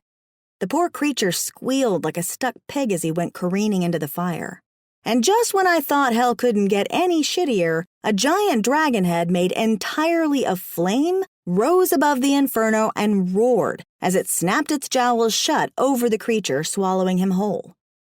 Flames licked the sides of the doorway, spilling onto the hotel's tile floors. A Taurus hit the button on the wall, but the doors wobbled as if blocked by the fire. A Taurus threw down his spear, his muscles straining as he tried to manually close the doors. The dragon's head appeared again, his long tongue grasping onto the Taurus's ankle and dragging the bellowing beast outside. The remaining 2 Tauruses managed to shut the doors and latch it shut. They grabbed their spears and the spear of their fallen comrade and marched back to their positions near the wall. Okay, so another note to self, don't go outside, because the dragon isn't interested in making friends. At least I knew how to kill a Taurus. I briefly wondered if the beast tasted like steak, although I was certain the dragon wasn't picky. I gawked at Satan, who was smiling sadistically and rubbing his hands together. Guess he didn't care about losing his guard. And I thought my purgatory boss was an asshole. "What was that thing?" Aiden asked. I cringed at Aiden's harsh tone. I certainly didn't want my husband to be becoming a shish kebab. The devil coolly eyed Aiden. "A flame eater. You've seen the soul-eating dragon Dahaka, have you not?" "Yes," Aiden said with a growl as he stiffened beside me. "My flame eaters are much the same," the devil said with an air of eerie perkiness, as if he was talking about the weather in Florida, "except, instead of your soul being trapped in a void of emptiness and despair, you are trapped in a burning vortex of pain." I clenched my churning gut. Ouch. I shrank back when the devil looked at me with a maniacal gleam in his eyes. Ouch, indeed. Your charm amuses me, Ashley McLeod. Witty and beautiful. What a rare gem you are. Aiden pulled me tight against him. Shadows fell across the devil's features, his intense gaze so powerful it was nearly hypnotic. Your fiancé's a very possessive man. I don't think he realizes that in my realm, all things belong to me. Thank goodness for my possessive fiancé holding me up, because the devil's sinister glare made my legs wobble. "Hitler, show them to their chambers." Our host waved us away with an indifferent flick of the wrist. "They can freshen up and join us for supper." Monkey Hitler waved us onward as the crowd backed up several more steps, giving us a wide berth. I felt like I was walking on a cloud as I followed the little dictator, and not an effervescent first kiss cloud, but the kind that smelled like nuclear Nephilim fart and left me on the urge of puking up my breakfast, plus yesterday's happy hour tacos and frozen margaritas. Note to self: never eat Mexican food before visiting hell. Chapter 3. As we followed the monkey up 2 flights of stairs, I tried to take note of my surroundings in case there was the very slim chance Aiden and I found a means of escape. The hotel looked like a fancy 5-star resort from ancient Greece. The stairs were shiny marble, and the ivory banister had intricate carvings of demons doing nasty sexual things to each other. Things Aiden and I hadn't even tried yet, and I doubted we ever would in all of eternity. No way could I twist my body into that position, and even if I could, I was pretty sure the demon's pecker was the size of a football. We walked through a wide hallway with elaborate paintings on the walls, depicting more images of kinky, fucking demons and gold-inlaid crown molding that framed a high ceiling. The slick tile floors had pentagram designs that crisscrossed the floors. Wow, this guy had a star obsession. Monkey Hitler dropped me off at a room without a number. Instead, there was a carving of a naked woman with impossibly huge tits, bent over in a really awkward position. Jeez. The devil needed to seek help for his porn addiction. The tiny Nazi held up a brass ring with several keys and inserted one into the lock on the door. "You go inside," he said with a commanding squeal as the door creaked open. "While I come to you." They had valets on sublevel 13? Why did I get the feeling Hell's valets wouldn't be making me strawberry margaritas and giving me complimentary foot massages? Frowning, I stood my ground. I don't need a valet. "No like in heaven." The creepy creature's eyes lit up as he rubbed his hands together. "This valet a siren." A siren? Weren't they those merciless mermaids who lured sailors to their deaths? Oh, lovely. Just what I needed, to be tortured by a giant evil fish. Bride of Chucky meets Shamu wasn't exactly my ideal valet. "No thanks," I said, pasting on a forced smile. "I can manage without a valet." I gasped when the monkey shoved me over the threshold so hard I nearly tripped over my own feet. "Keep your filthy hands off me," I snarled. Only one man was allowed to push me around in the bedroom, preferably after he tied my wrists to the bedpost, but Aiden and I didn't have time for kinky foreplay in hell. Aiden tried to follow me into the room, but the monkey got between us with a growl. "Hang on!" My voice rattled like a cymbal as I stomped my foot. I hated that I sounded like a frightened mouse. He was just a monkey after all. He's with me. When little Hitler turned to me with a hiss that made him sound like a ghoulish cat with a raging case of demonic rabies, I reminded myself he was more than a monkey. He was a sadistic, horny Nazi with rows of piranha teeth and nails that probably cut like butcher's knives. "You're not separating us," Aiden commanded as he lifted his boot. "Don't make me kick you again." The psycho primate screeched at Aiden and jutted a finger toward the door across the hall. "You go there!" Aiden jerked back when Hitler snapped at him, herding him toward the other door. "As soon as he leaves, I'll come to you," Aiden mouthed to me, right before the monkey kicked my door shut with a sinister laugh. Evil damn monkey. Sergeant Santiago Sanchez. The priestesses helped us slip out of our protective suits while the heavy doors rattled with the intensity of an earthquake. I knew it wouldn't be long before the spiders broke through. Then what? The only other possible escape was the gleaming elevator at the end of the grand hall, but the priestesses had been damned to hell. The last time we'd tried to ascend to purgatory with Catherine, Aidan O'Connor's damned ex-wife, the elevator refused to move until she got off the platform. I was in a state of shock when Melanie came to me, her thick red hair pulled back in an austere braid, her priestess robe hanging off her shoulders like a sack. I stood as still as a statue when she began removing my gear, wishing the two of us could have been anywhere but here. "Are you hurt?" Melanie asked as she pulled off my gloves, her large amber eyes dazzling even in the low light. My breath hitched when she held my calloused hands in hers, turning them over before examining my arms.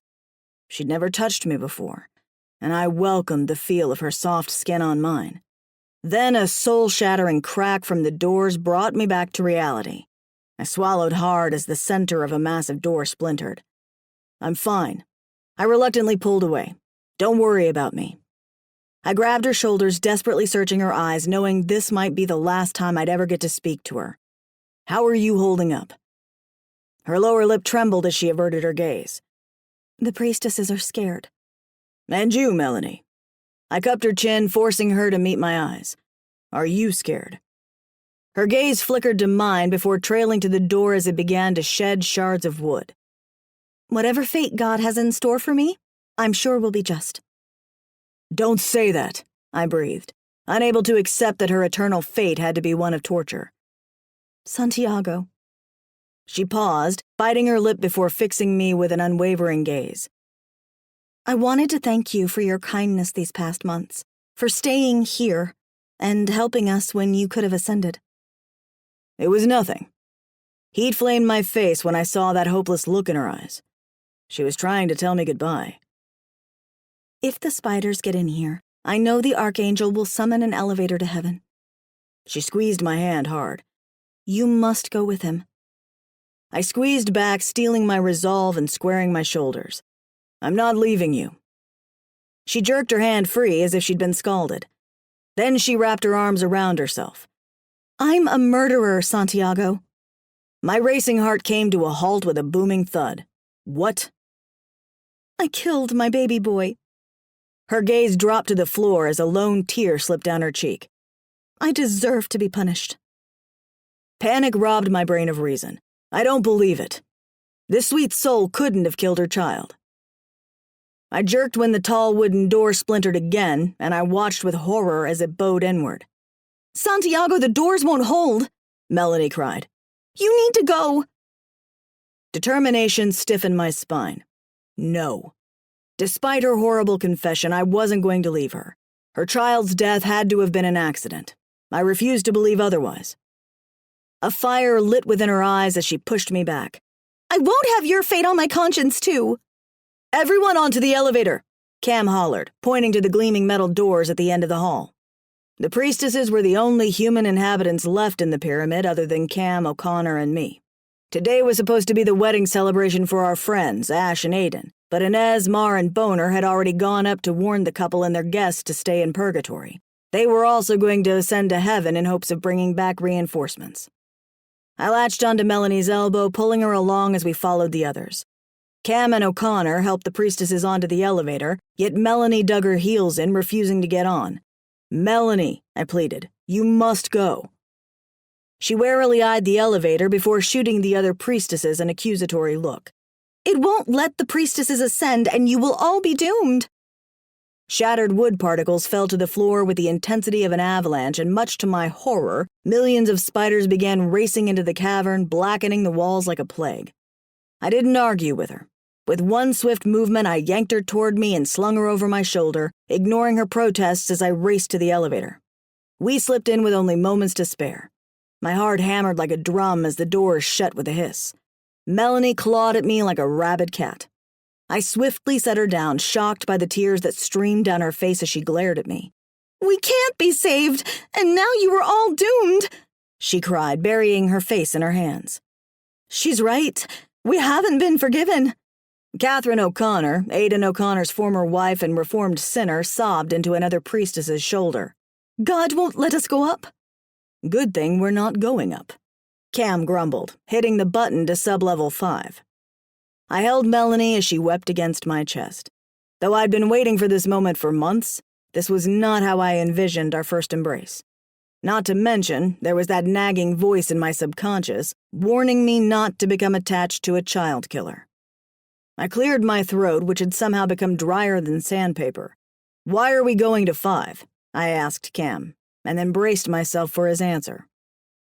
He looked at me with an intensity in his eyes that could have made the very devil quake in his boots. To destroy their mother. Chapter 4. Ash McCloud. I stood in the entrance to my hotel room, staring at the door for at least 5 minutes, still in a state of shock. I'd already tried to open it, rattling the knob so hard I'd pulled a muscle in my shoulder, but it was locked from the outside, leaving me trapped alone in a strange hotel room at the bottom of hell. My breaths came in shallow gasps, and the act of sucking in air made it feel as if my chest was being struck by a mallet. Actually, just about every muscle in my body was screaming in pain. My nerves were so wound up from stress. Holy shit. This had to be the suckiest wedding day in the history of history. And now it looked as if Aiden and I would never marry, much less survive our ordeal in hell. A sob escaped my throat as I covered my face with my hands and sank to my knees on the plush rug. I cried for what felt like an eternity, shudders racking me so hard I felt as if I'd pass out if I didn't get a hold of myself. But every time I gave myself that toughen-up pep talk, the thought of being stuck in hell for an eternity sent me spiraling into another pity fest. What an idiot I'd been, stressing over forever being stuck with Aiden. Why'd I listen to my stupid boss? An eternity of raised toilet seats and coffee grounds was paradise compared to my current situation. Besides, I loved him, really loved him, and if he wasn't careful, Satan was going to throw him outside. The thought of my fiancé burning in a lake of fire made my eyes water like a busted pipe just when I'd thought I couldn't cry any more tears. "Why are you so sad, my darling?" I jerked up at the sound of the woman's voice, and what I saw nearly took my breath away. She was so beautiful, with long ebony hair, ivory skin, and pale blue eyes. A soft, sheer gown clung to her curves, with slits going up both sides, revealing a flat stomach, round breasts, and long, lean legs. How had she gotten into my room? And damn, why did looking at her darkened nipples through that sheer dress make me want to reach up and grab her tits? "Who are you?" I asked. She flashed a dazzling smile and held out a hand. "I'm your valet, but you may call me Felix. Come, let me take care of you." I shrank back. "No thanks, Felix. Hot or not, I didn't trust this vixen to take care of me. She worked for the devil after all." Her full bottom lip turned down in a pout. Even her frown was sexy. "You're a mess. I have drawn you a warm bath. Let me bathe you." "That's okay. I just showered." I shrugged, feigning disinterest as I resisted the urge to sniff my armpits. Truthfully, I hadn't showered since that morning, and I'd been looking forward to taking a bath in the Nephilim's healing water before I said my vows. "But you are so tense. The water will soothe you." Felix knelt beside me, resting a damp hand on my back. Why is her hand wet? Lord, I hope it's water and not something else. I pulled away when she tried to massage my sore shoulder. "If you want to soothe me, then tell your master to let us go." "Oh, I'm sorry." Small creases marred her brow, though it didn't take away from her beauty. "He takes commands from no one." She looked me deeply in the eyes before reaching for a goblet on the table beside her. "Here, drink this." She held it out to me. "It will relax you." Something about her tone gave me pause. Yeah, I could sure use a drink, but did I really trust her enough to drink the devil's wine? I had no idea what tempted me to take the drink from her. I swear, one imploring look and I was under this woman's trance. I frowned at the liquid swirling in my goblet, such a deep red it looked like blood. I grimaced. "What's in it?" "It's just wine," she said casually. Yeah, that's what Bill Cosby had said. I handed back the offending cup. "Thanks, but I don't trust the drinks in hell." She heaved an exaggerated sigh. Very well. After taking the wine from me and setting it back on the table, I was suddenly reminded we were very much alone together. She scooted closer, too close, invading my personal space. If any other person besides Aiden had gotten this close to me, I would have probably backhanded her. She smelled like vanilla musk and something else, something tangy, almost like the sense of sweat and sperm after Aiden and I had spent all night making love. I hadn't realized until that moment how much that smell turned me on, but as I focused on her lush, full lips, I so badly wanted a taste of her shimmery gloss. When she smiled coyly at me and then traced a finger down my arm, one word projected into my brain as a tantalizing shiver racked my body. Siren. Horny Hitler had said my valet would be a siren, and now I understood how tempting sirens could be. This woman didn't just make me want to bat for the other team. She made me want to try out for the big leagues and buy stock in the franchise. I gasped when she crawled behind me and placed a hand on my back. "What are you doing?" "Undressing you," she said with a sultry giggle, her deft hands unbuttoning my dress and unsnapping my torpedo tit bra. I groaned a sigh of relief as my tits sprang free from their 1950s chamber of torture. Her nimble fingers turned my skin to goose flesh as she brushed my hair to one side and pulled the sleeves down my arms. I gasped in delight when the smooth tips of her fingers traced the swell of my breasts before pulling my bra off completely. "Do you enjoy my touch?" Her lips were dangerously close to my neck, her cool breath tickling my skin. Oh, heck yeah. If it felt this good when she undressed me, I could only imagine the exquisite feel of her tongue swirling around that sensitive spot between my legs and those smooth fingers channeling into me.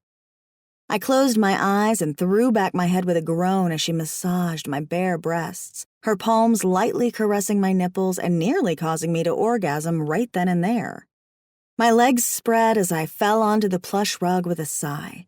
I lifted my arms as she pulled the dress over my head. Her lithe body slid down next to mine, nipping my neck before she suckled one breast and then the other. An image popped into my brain, a man with impossibly bright blue eyes smiling up at me before trailing kisses down my abdomen and then burying his face between my legs, lapping up my juices like a kitten drinking milk. Aiden, my fiancé. How the hell had I forgotten about Aiden? I gasped and shot up, amazed to find I was laying spread-eagled on the floor, completely naked, and the siren, not Aiden, had her head buried in my crotch. My body screamed in protest when I scooted back. "I like men," I said with a shaky voice, though I had no idea how I'd summoned the sense to speak at all. "Actually, only one man. Just Aiden. I only like him." Felix sat back, peeling her thin dress off her shoulders, revealing the prettiest tits I'd ever seen, round and soft with perky nipples. "Of course you do." She licked her lips, her hungry gaze tunneling on my very bare crotch. "I admire your loyalty." I shut my legs with a snap, scooting back even more until my bare ass slapped cool tiles. I tried my best to ignore the pulsating ache between my thighs.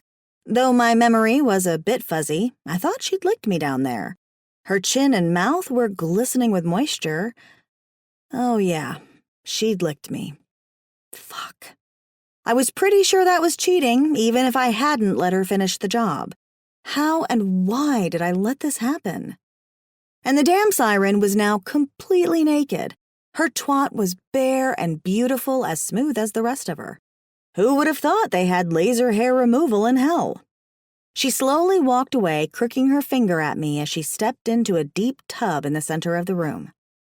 I sat as still as a statue, crossing my legs in an attempt to quell the ache there.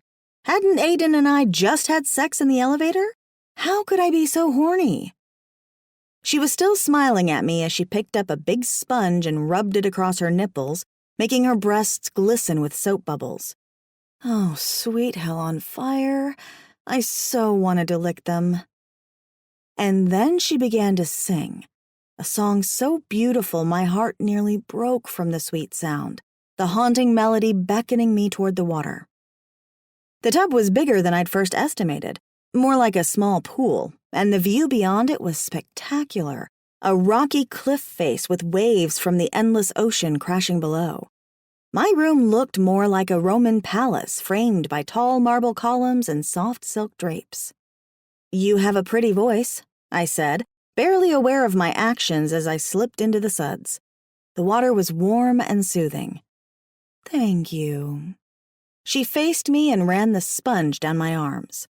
It felt so damn good, like a sensual massage, only better.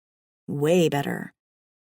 I leaned back against the cool tiles and spread my legs, and she cleaned between them, the sponge tickling my sensitive flesh and making my labia expand with each stroke, like a flower opening to the sunlight. Damn, a sponge had never brought me so close to orgasm before. And then she was stroking me there, tickling and teasing moisture out of my slit while she nibbled on my earlobe. She was humming now, the song just as beautiful as before, and my orgasm was building, my pussy welcoming her touch as she inserted a finger deep inside me. When her mouth found mine, I was done for. She tasted like vanilla and sex, and her lips were perfectly soft. I welcomed the invasion of her tongue as she speared my weeping flesh with her finger. I sucked in a hiss when the orgasm took me. I shuddered and then contracted around her finger as she flicked my sweet swollen spot with her thumb. The orgasm seemed to last an eternity, one building on top of another, while she continued to coax more fluid from me with her blessedly long finger. I was still throbbing when she pulled out and circled my sweet spot, coaxing yet another orgasm from me as I bucked my swollen button against her. I was barely aware that she was still humming as she trailed kisses down my neck.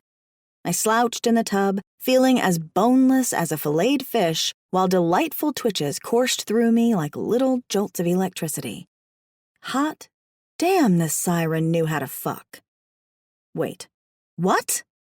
I screamed like a banshee as I flew out of the tub and grabbed a towel off a nearby chair. Holy shit! I just cheated on my fiancé! Oh my god, oh my god, oh my god! I spun as she began toweling off beside me, amusement dancing in her beautiful eyes. "What's the matter?" she asked with a pout. "Didn't you enjoy your orgasms?" "Yes," I answered too eagerly before I slapped a hand over my mouth. "No," I spluttered. "I'm engaged." "Oh, my dear Ashley," she said with a smile in her voice. "You've forgotten rule number 1. No sin is off limits here."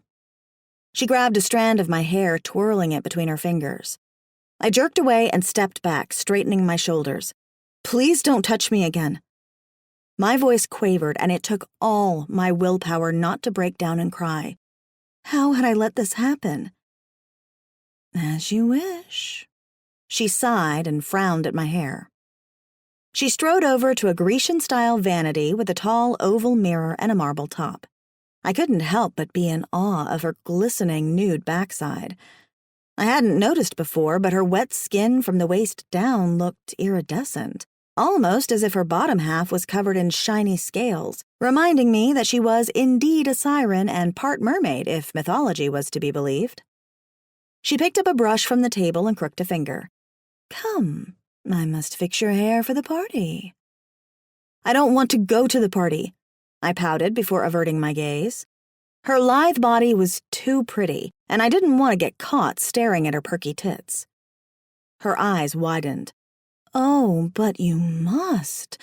My master will be displeased if you don't." I sank onto a long bench, burying my face in my hands. I can't face Aiden." "Of course you can," she said, kneeling beside me and placing a hand on my knee. "Why, I bet he's spilling his seed into his siren's mouth as we speak." I sprang up and balled my fists. "What? He has a siren too? What the hell?"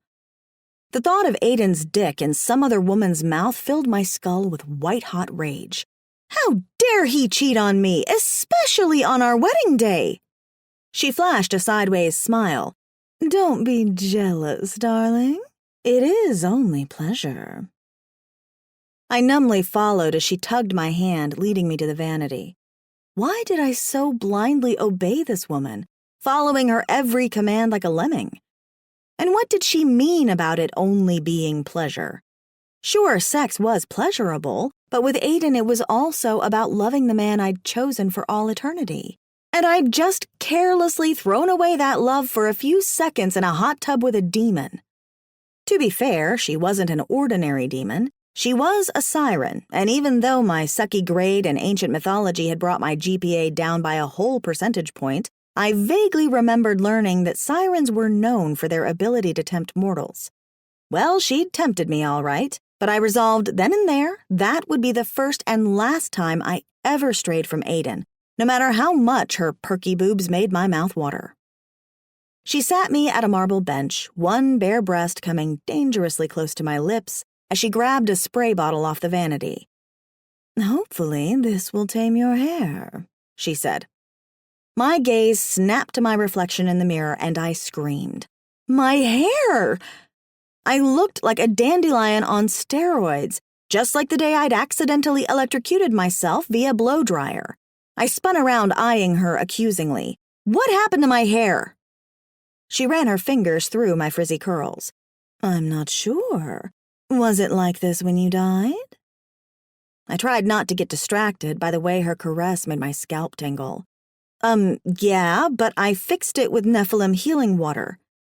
Deep conditioning treatment hadn't done the trick. Amazing what death by electrocution could do to one's follicles. I ran a hand over the angry red welt on my chest where the bolt had zapped my heart and stared down at my thighs, which did seem to be a bit flabbier. Well, damn. I looked exactly like the day I'd died. "Unfortunately," she said, "when mortals are sent to level 13, they do not shed their disfigurements. Just be thankful my master hasn't turned you into an animal." I spun around and looked up at her. "So that goat man and those bull things were made that way by the devil?" She solemnly nodded. "Yes, his scepter is very powerful." "That wand with the snake head?" I asked as she turned me around. "Yes, and you'd do well to keep out of his crosshairs." She frowned. "He's easily angered." I swallowed a knot in my throat as I thought about Aiden's temper. If he kept goading the devil, he was sure to be turned into a toad man or a monkey boy. I cringed when I thought of what his reaction would be when I told him about my bath with the siren. He'd come unglued, most likely unleashing the brunt of his anger on our unholy host. My siren valet did an amazing job transforming my mangled mop into a long, fancy braid. Then she applied some rouge, eyeliner, and shimmery lip gloss. I reluctantly cracked a smile when I saw my reflection in the mirror. She'd made me look beautiful, maybe too beautiful. After all, I didn't want to tempt any humping monkeys or worse, the devil himself. The bra she fastened on me had an overload of sparkly beads and shimmery tassels hanging off the nipples. Ugh, it was more hideous than my grandma's torpedo tit brassiere. The skirt hung low on my hips, held up by a silky sash. 2 slits went up the sides, revealing shapely calves. I sure hoped my shirt was long enough to cover my navel, or Aiden was sure to have a fit, and I already had enough to be sorry for. She spun me around, her delicate hands caressing under my girls. "There. You look beautiful. Your breasts are like 2 ripe melons." Wait. This was it? I couldn't go out in public with bedazzled tits. "I can't wear this!" I practically screeched, my nipple tassels spinning like propellers as I brushed her hands off me. "It's too revealing!" I thought I saw a flash of red in her eyes as she tilted her chin. "Your innocence is so enchanting. I shall enjoy deflowering you each day." I cringed when she cupped my cheek, her lips pulling back in a wicked smile. There was no way I was letting that psycho siren seduce me again. At least, I hoped there wasn't a way. I'd already capitulated once to her. I hoped I was strong enough to stop her next time. You don't understand. I waved a hand at my reflection in the mirror. If Aiden sees me in this, he's going to freak. Aiden was pretty old-fashioned when it came to my choice in attire, which was why I still wore my grandma's 1940s hand-me-down dresses. That and the fact that I was trying to save up enough credits to move up from moldy level 10. Jeez, what I wouldn't give to exchange my current living situation to be back in purgatory. I didn't care if the carpets smelled like week-old cat piss and the toilets had a perpetual pink ring around the bowl. It sure beat living in fear of having my soul burned for eternity in the belly of a fire dragon. I understand. She circled my waist, purring in my ear like a kitten. Yes, this attire will certainly make him jealous. Why else do you think my master insisted you wear it? I elbowed her away from me. He insisted? She flashed a wolfish grin. For the first time, I noticed her spiky incisors. What the heck? She was some unholy crossbreed between Dracula, a fish, and a call girl, and dumb shit that I had allowed her to seduce me. Yes. She tapped her chin as if lost in thought. I believe his exact words were, "Make sure she wears it or I will be very displeased. And you know how my master gets when he's displeased." She gave me a pointed look, the wicked gleam in her eyes telling me she'd probably like to watch the devil punish me. Okay, this bitch was getting more twisted by the minute. Unfortunately, I've seen how he gets. I grumbled, biting my lip as I refrained from saying more. What I really wanted to do was grab that silver-plated brush off the vanity and smack her upside the head, then make a run for it. But where would I go? Aiden will have to hide his jealousy, or he might bring my master's wrath upon him. She said this with a bit too much perkiness, as if she was deciding between a dark chocolate or a milk chocolate candy bar. It would be a shame for such a delicious piece of man to go to waste. She licked her lips with a growl, and I could tell she was itching for a taste of Aiden's cream-filled vanilla pop. Oh, no, she didn't. That psycho demon bitch was not trying her tricks on my fiancé. I clenched my hands, my head feeling like a boiling kettle as steam practically shot out of my ears. You keep your hands off him, I said with a rumble so powerful my voice sounded foreign to me. The bitch had the nerve to toss back her head and laugh. I was beginning to wonder if the kitten had claws. Jealousy becomes you, my dear. She elbowed me with a wink. Don't think you're the only one who can have fun. Ugh. Why did she have to remind me of the bath of shame? Even if, by some miracle, Aiden and I survived our captivity in sub-level 13, I didn't know how I'd be able to tolerate an eternity of guilt for having cheated on the man I loved. I thought about Aiden's first wife, Catherine, and how she'd broken his heart by seducing his brother. I was no better than her.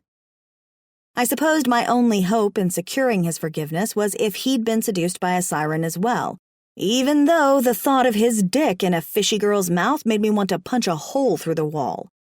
Holy shit, hell sucked.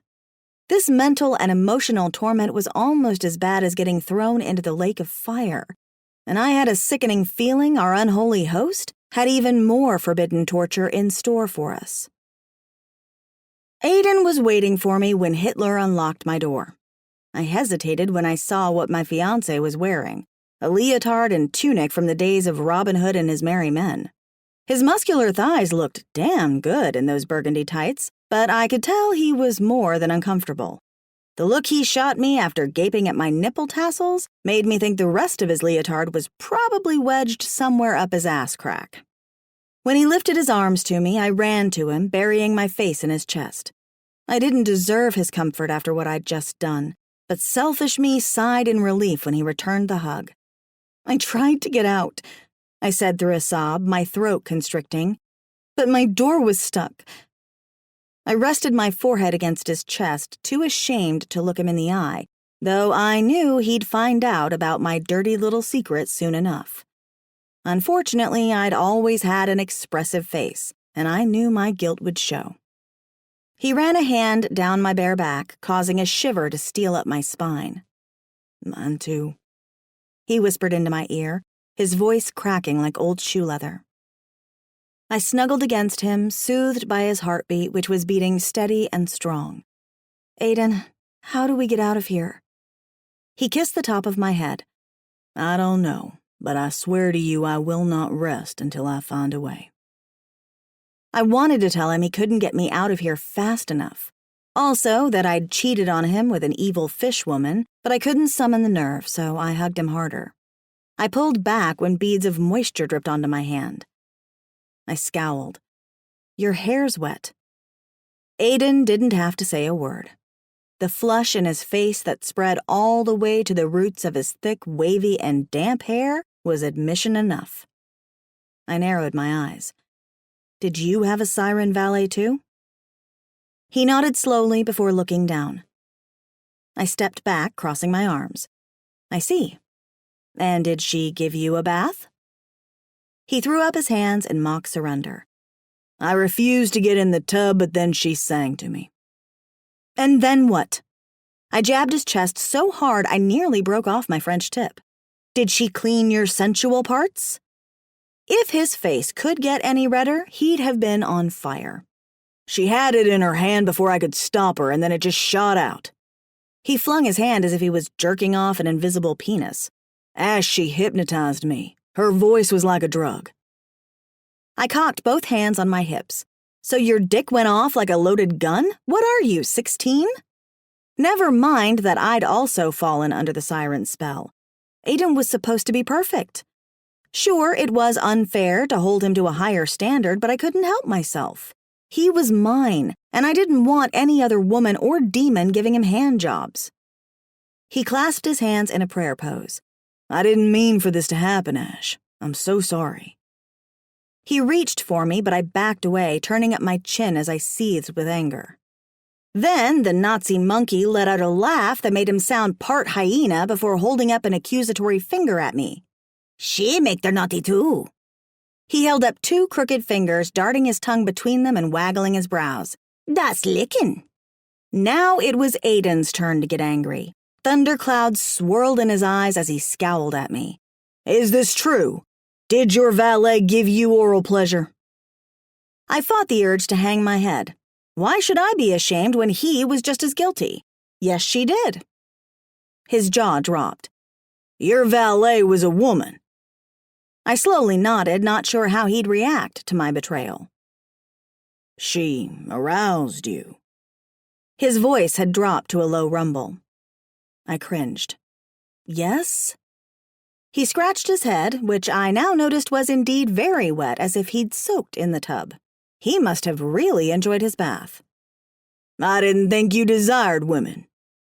There was no mistaking the accusation in his tone, as if he'd just discovered my secret stash of strap-on dildos and rainbow cargo pants.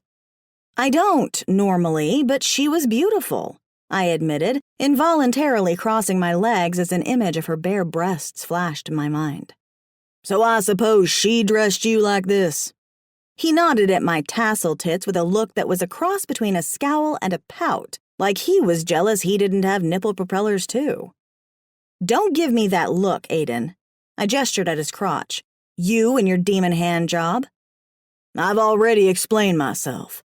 "Not good enough," I huffed, though I knew it was wrong of me to be angry at Aiden when I'd also succumbed to a siren seduction. Monkey Hitler was making all kinds of squeaking sounds, his Nazi mustache twirling as he pointed to the end of the hall. I heaved a sigh before following him, Aiden walking silently by my side. Shit. This was no way to start a marriage. What the heck was wrong with us? Then I remembered Hell's horny water. It probably made me angry too, or even jealous. Gah, I should have learned by now not to trust Hell's beverages. I was probably better off importing water from Mexico. The devil was waiting for us at the bottom of the spiral staircase. He was dressed much like Aiden, though his tunic had fancier stitching and his ram horns curled around a jeweled crown. He opened his arms, a mischievous and knowing look in his eyes. Son of a bitch. He'd planned this. He was trying to break us up. There's the happy couple." He flashed a devious smile. "Ashley, won't you come sit with me at the head of the dais while we celebrate your upcoming nuptials?" I hesitated. What about Aiden? I cast my fiancé a worried glance, but Aiden just glared at me. Was he really going to play the jealousy game while the devil separated us again? Our sadistic host stepped up behind me and placed a hand on my lower back, digging his nails into my skin. "Aiden can sit at the lower tables with the other demons," he breathed into my ear. "Don't worry, they will make him feel at home." The devil ushered me toward a long table that was raised higher than the others at the head of the ballroom. The place had been turned into a medieval-style dining hall, with rushes on the floors, long wooden tables, pentagram tapestries hanging from the walls, and something I hoped was a hog roasting on the stone hearth. The women were dressed much like me, with tit flare and low-cut skirts, and most of the men wore leotards and embroidered tunics like Aiden. Court jesters danced around the tables, spilling wine on the women's breasts and lifting up their skirts. Musicians sang bawdy songs while the rowdy crowd cheered the lewd parts. I wondered who all these human beasts were. No doubt they had been horrible people back on Earth. So far, the only nefarious soul I'd recognized had been Hitler. If anyone deserved to be thrown outside, it was him. I had assumed sub-level 13 would be nothing but a lake of fire. The devil must have powerful magic to have created such a sanctuary. I only hoped the hotel was weatherproof and up to fire code. I took a seat beside my unwelcome dining companion, stiffening when I watched Aiden sit between a pair of slutty cat women, their long tails swishing behind them and caressing Aiden's ass. Why did he have to sit there? Was he trying to piss me off? A waiter, whose pointy, furry ears and sharp canines made him look like the big bad wolf, filled my goblet with blood-red wine. I pushed the offending cup away. I ignored the basket of steaming bread, too. If gluten back on Earth made me sick, I could only imagine the nuclear diarrhea I'd get from the wheat in hell. "Why so glum?" the devil whispered in my ear, his cool breath making my skin crawl. "This is supposed to be a happy occasion. Don't tell me you're having second thoughts." My head snapped back as I narrowed my eyes at my captor. I knew what he was trying to do, break Aiden and me apart. But why? What was in it for him, other than the sick satisfaction of shattering two hearts? No, I'm not. I pulled back my shoulders and turned up my nose, feigning a confidence I didn't feel. I love Aiden and he loves me. Did he love me? He'd been so quick to leave me alone with the devil and sit between flirty felines. Of course he does. His patronizing tone dripped off his tongue with acidic venom. Even if his loyalty may waver from time to time, he still loves you most. Loyalty waver? He loves me most? Ooh, this guy was smooth, but not smooth enough. He was trying to undermine our faith in each other after sending us temptations. It's not like he'd sent us the run-of-the-mill call girls either. Sirens were beautiful temptresses with magical horny powers and perfectly perky and proportioned breasts. Felix's tits were like two ripe peaches begging for a squeeze. Damn, just thinking about her made my girl parts ache. I had to get hold of myself. No wonder Aiden had shot his load. Even if Aiden was intent on cheating on me again, I wouldn't give up on us. Aiden meant too much to me. We both know your sirens tricked us, I sneered. One finely sculpted brow arched. Did they? Or do you just wish it to be so? That way neither of you feel guilt for succumbing to your desires. I rolled my eyes. Nice try, but I was definitely tricked, and I won't let that happen again. That would be a shame, he smirked, taking a long sip of wine. He set the goblet down, pulling his lips back in a predatory smile. My heart came to a thudding stop when I saw his teeth were stained as if with blood. Oh dear God, the wine looked like blood because it was blood. Ew! I've had some foul, cheap wine before. I remember spring break in Ensenada, drinking a glass of some shit that tasted like hairspray, and then leaving a trail of vomit from the bar to the bathroom. But I drew the line at blood wine. I'd always tried to keep an open mind when it came to trying new alcoholic beverages, but this drink fell under the category of no fucking way. I didn't care if he spruced it up with cherries, a ring of salt, and a toothpick umbrella. The devil downed the remaining contents of his goblet, then signaled the waiter for a refill. He turned his attention back to me, a drop of crimson liquid hanging off his bottom lip. "Have you forgotten my first rule?" "No." I folded my hands in front of me and with a stiff spine repeated his foul words. No pleasure is too sordid, carnal, or disgusting. "I'm delighted you remember." He leaned back, his eyes dancing with merriment, though it wasn't the jolly merriment of Santa Claus, more like the feral satisfaction of a snake who'd cornered a mouse. But I'm not a cheat. I clenched a silver-plated fork, trying to squeeze the tension out of my limbs. Not intentionally. "Of course you're not." His voice dripped with mock sincerity as he nodded at Aiden. "A shame we can't say the same for him." Aiden's back and shoulders were rigid as the cat ladies continued to tease him with their tails. He looked at the dais from behind a pair of feline ears. When our gazes locked, my heart skipped a beat. There was a profound determination in his eyes, and I knew right then and there that Aiden had resolved to fight for us. I only hoped his resolve was stronger than the devil's. I held my chin high, determined not to let the devil win. "You tricked him too." He threw up his hands, feigning innocence. "I had nothing to do with it." "Yeah, and I've got a beachfront property right outside I'd like to sell you." I grimaced when a waiter placed a pile of bloody meat in front of me. I preferred my steaks medium rare, but this thing looked like it had gone straight from the butcher block to my plate. Good thing I didn't need food to survive in hell. I just needed luck. Lots and lots of luck. "Why did you bring us here?" I demanded, feeling a renewed sense of confidence after the look from my fiancé. "I told you already. To throw you a party," my host said as he stabbed a piece of meat with his fork.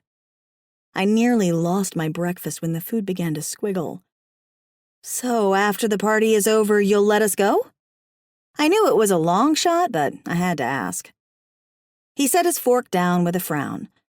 "I'm afraid there's no way out of sublevel 13 until your friends come for you." "Okay, so hang out with Satan until my friends came to fetch us." Seemed a little too easy. This wasn't like when I was a preteen waiting for my mom to pick me up from a slumber party.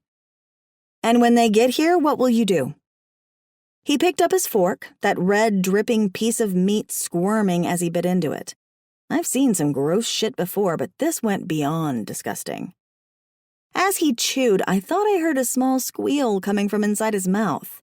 He washed it down with more blood before belching into his fist. "I will gladly barter for your souls," he said with a smug smile before eating another piece of wiggling meat.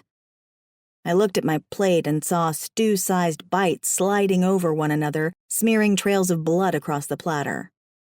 I angled my body away from my meal, doing my best to keep from retching as I faced him. "What kind of deal are you offering?" "It's simple." He waved his fork around before sticking the meat in his mouth, his serpentine tongue darting out to lick his lips. "You can get out of this miserable inferno when I can." My jaw dropped. "So you want God to let you go back to sublevel 1? "Sublevel 1? He slapped his knee and let out a deep, sinister chuckle. "Oh no, my dear. I expect to be reinstated at my rightful place in heaven." My limbs shook and my brain numbed from fear. There was no way God was letting him back into heaven. Sure, God had given Aiden's brother Callum a reprieve from hell by granting him permission to come to purgatory, but that was after almost 100 years of trying to atone for the sins he'd committed on earth. It's not like Satan had been living a pious life in hell. I hardly thought drinking blood and eating crawly meat chunks counted as a communion.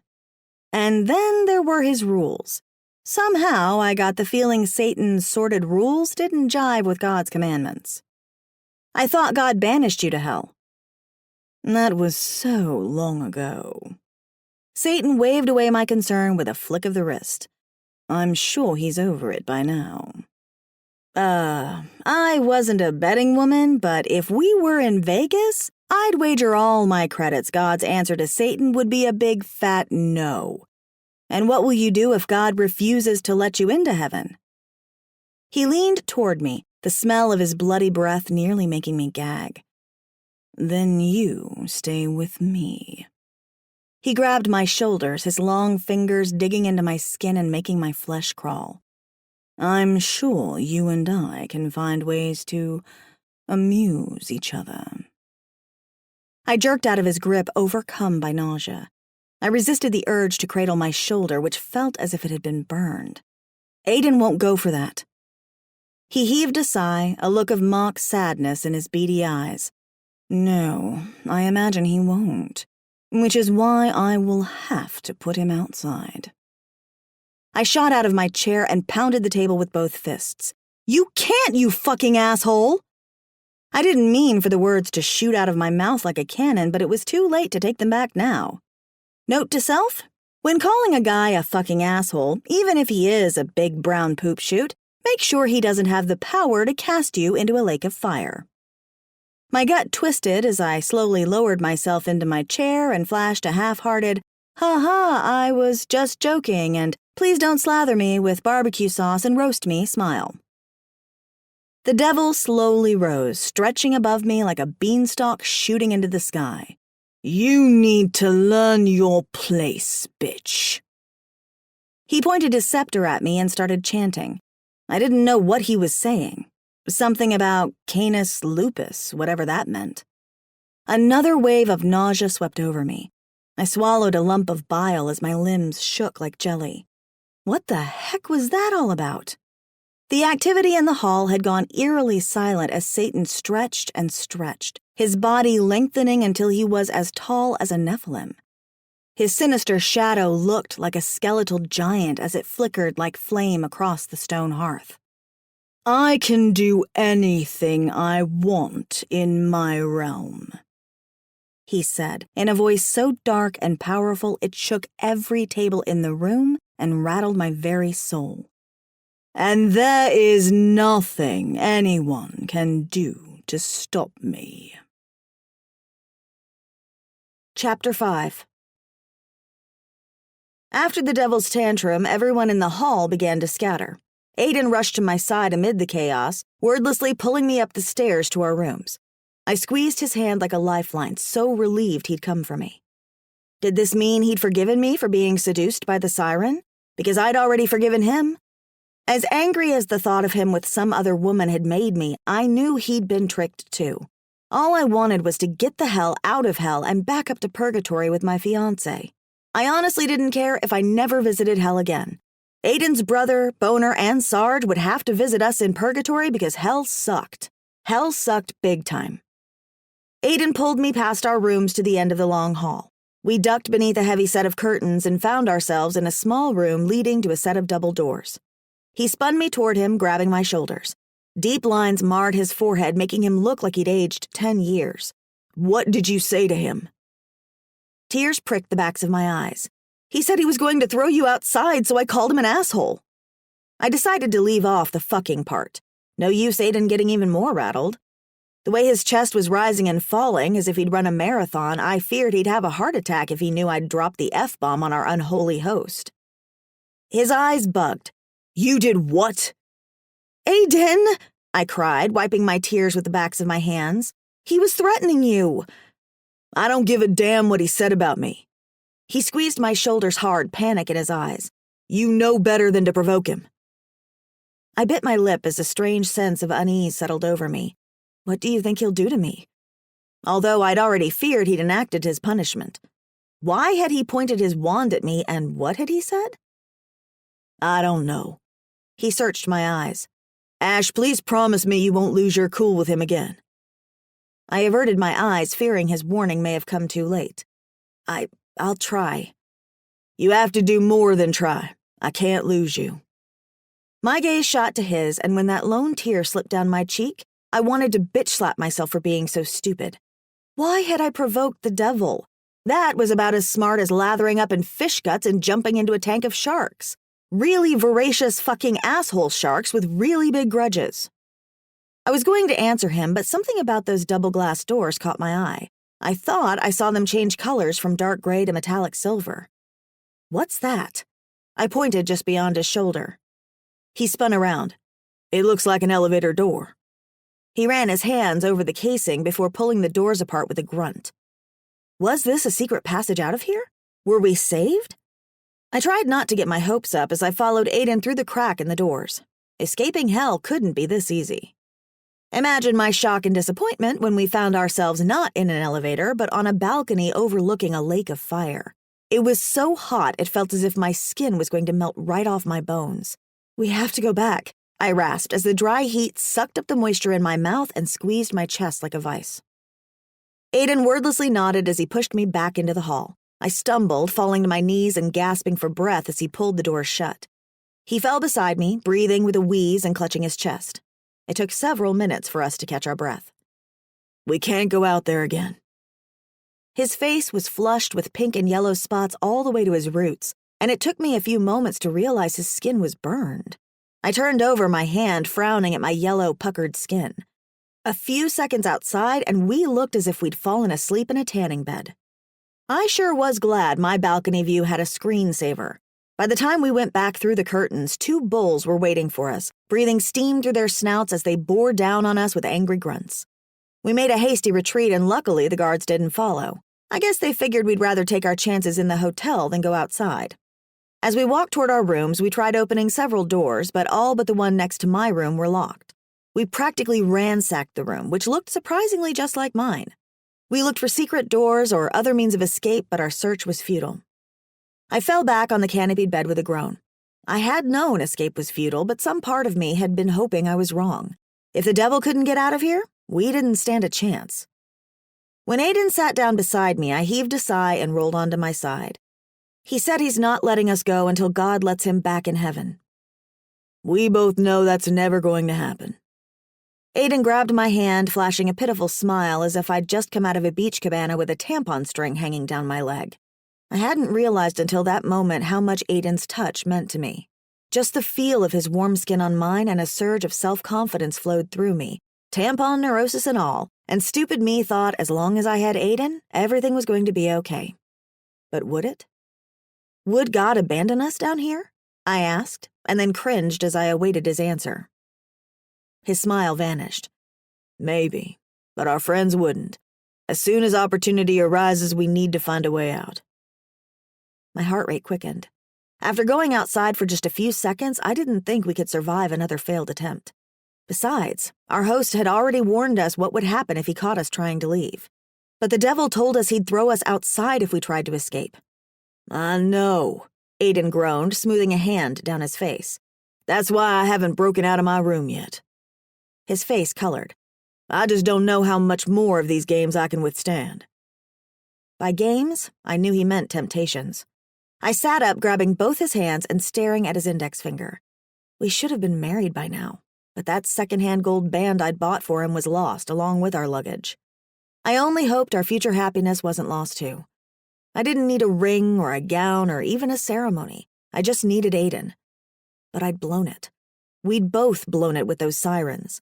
If we made it out of the hotel from hell, I hoped we could get past our accidental infidelity. "Aiden, I'm so sorry about the siren." My eyes welled with tears when I reflected on my behavior. Why had I gotten in that tub? Why couldn't I have refused her? I don't want you to think I'm like Catherine. I sighed when he cupped my cheek, catching one of my tears with his thumb. "You were tricked, Ash." His tone was surprisingly sweet. "It's not your fault. I'm sorry too." I leaned into him, wrapping my arms around his neck and staring deeply into his bright blue eyes. "I know it wasn't your fault either. I only hoped we would both be strong enough to rebuke their advances in the future." As if Aiden sensed my fears, he pulled me tightly against him, kissing my brow and then my nose, before his lips sought out mine and our mouths locked in a long, languid kiss. The kind of kiss he usually gave me when he was in the mood for loving, not the kind of kiss I'd expect when we were trapped at the bottom of hell. I pulled away, offering him a wary smile.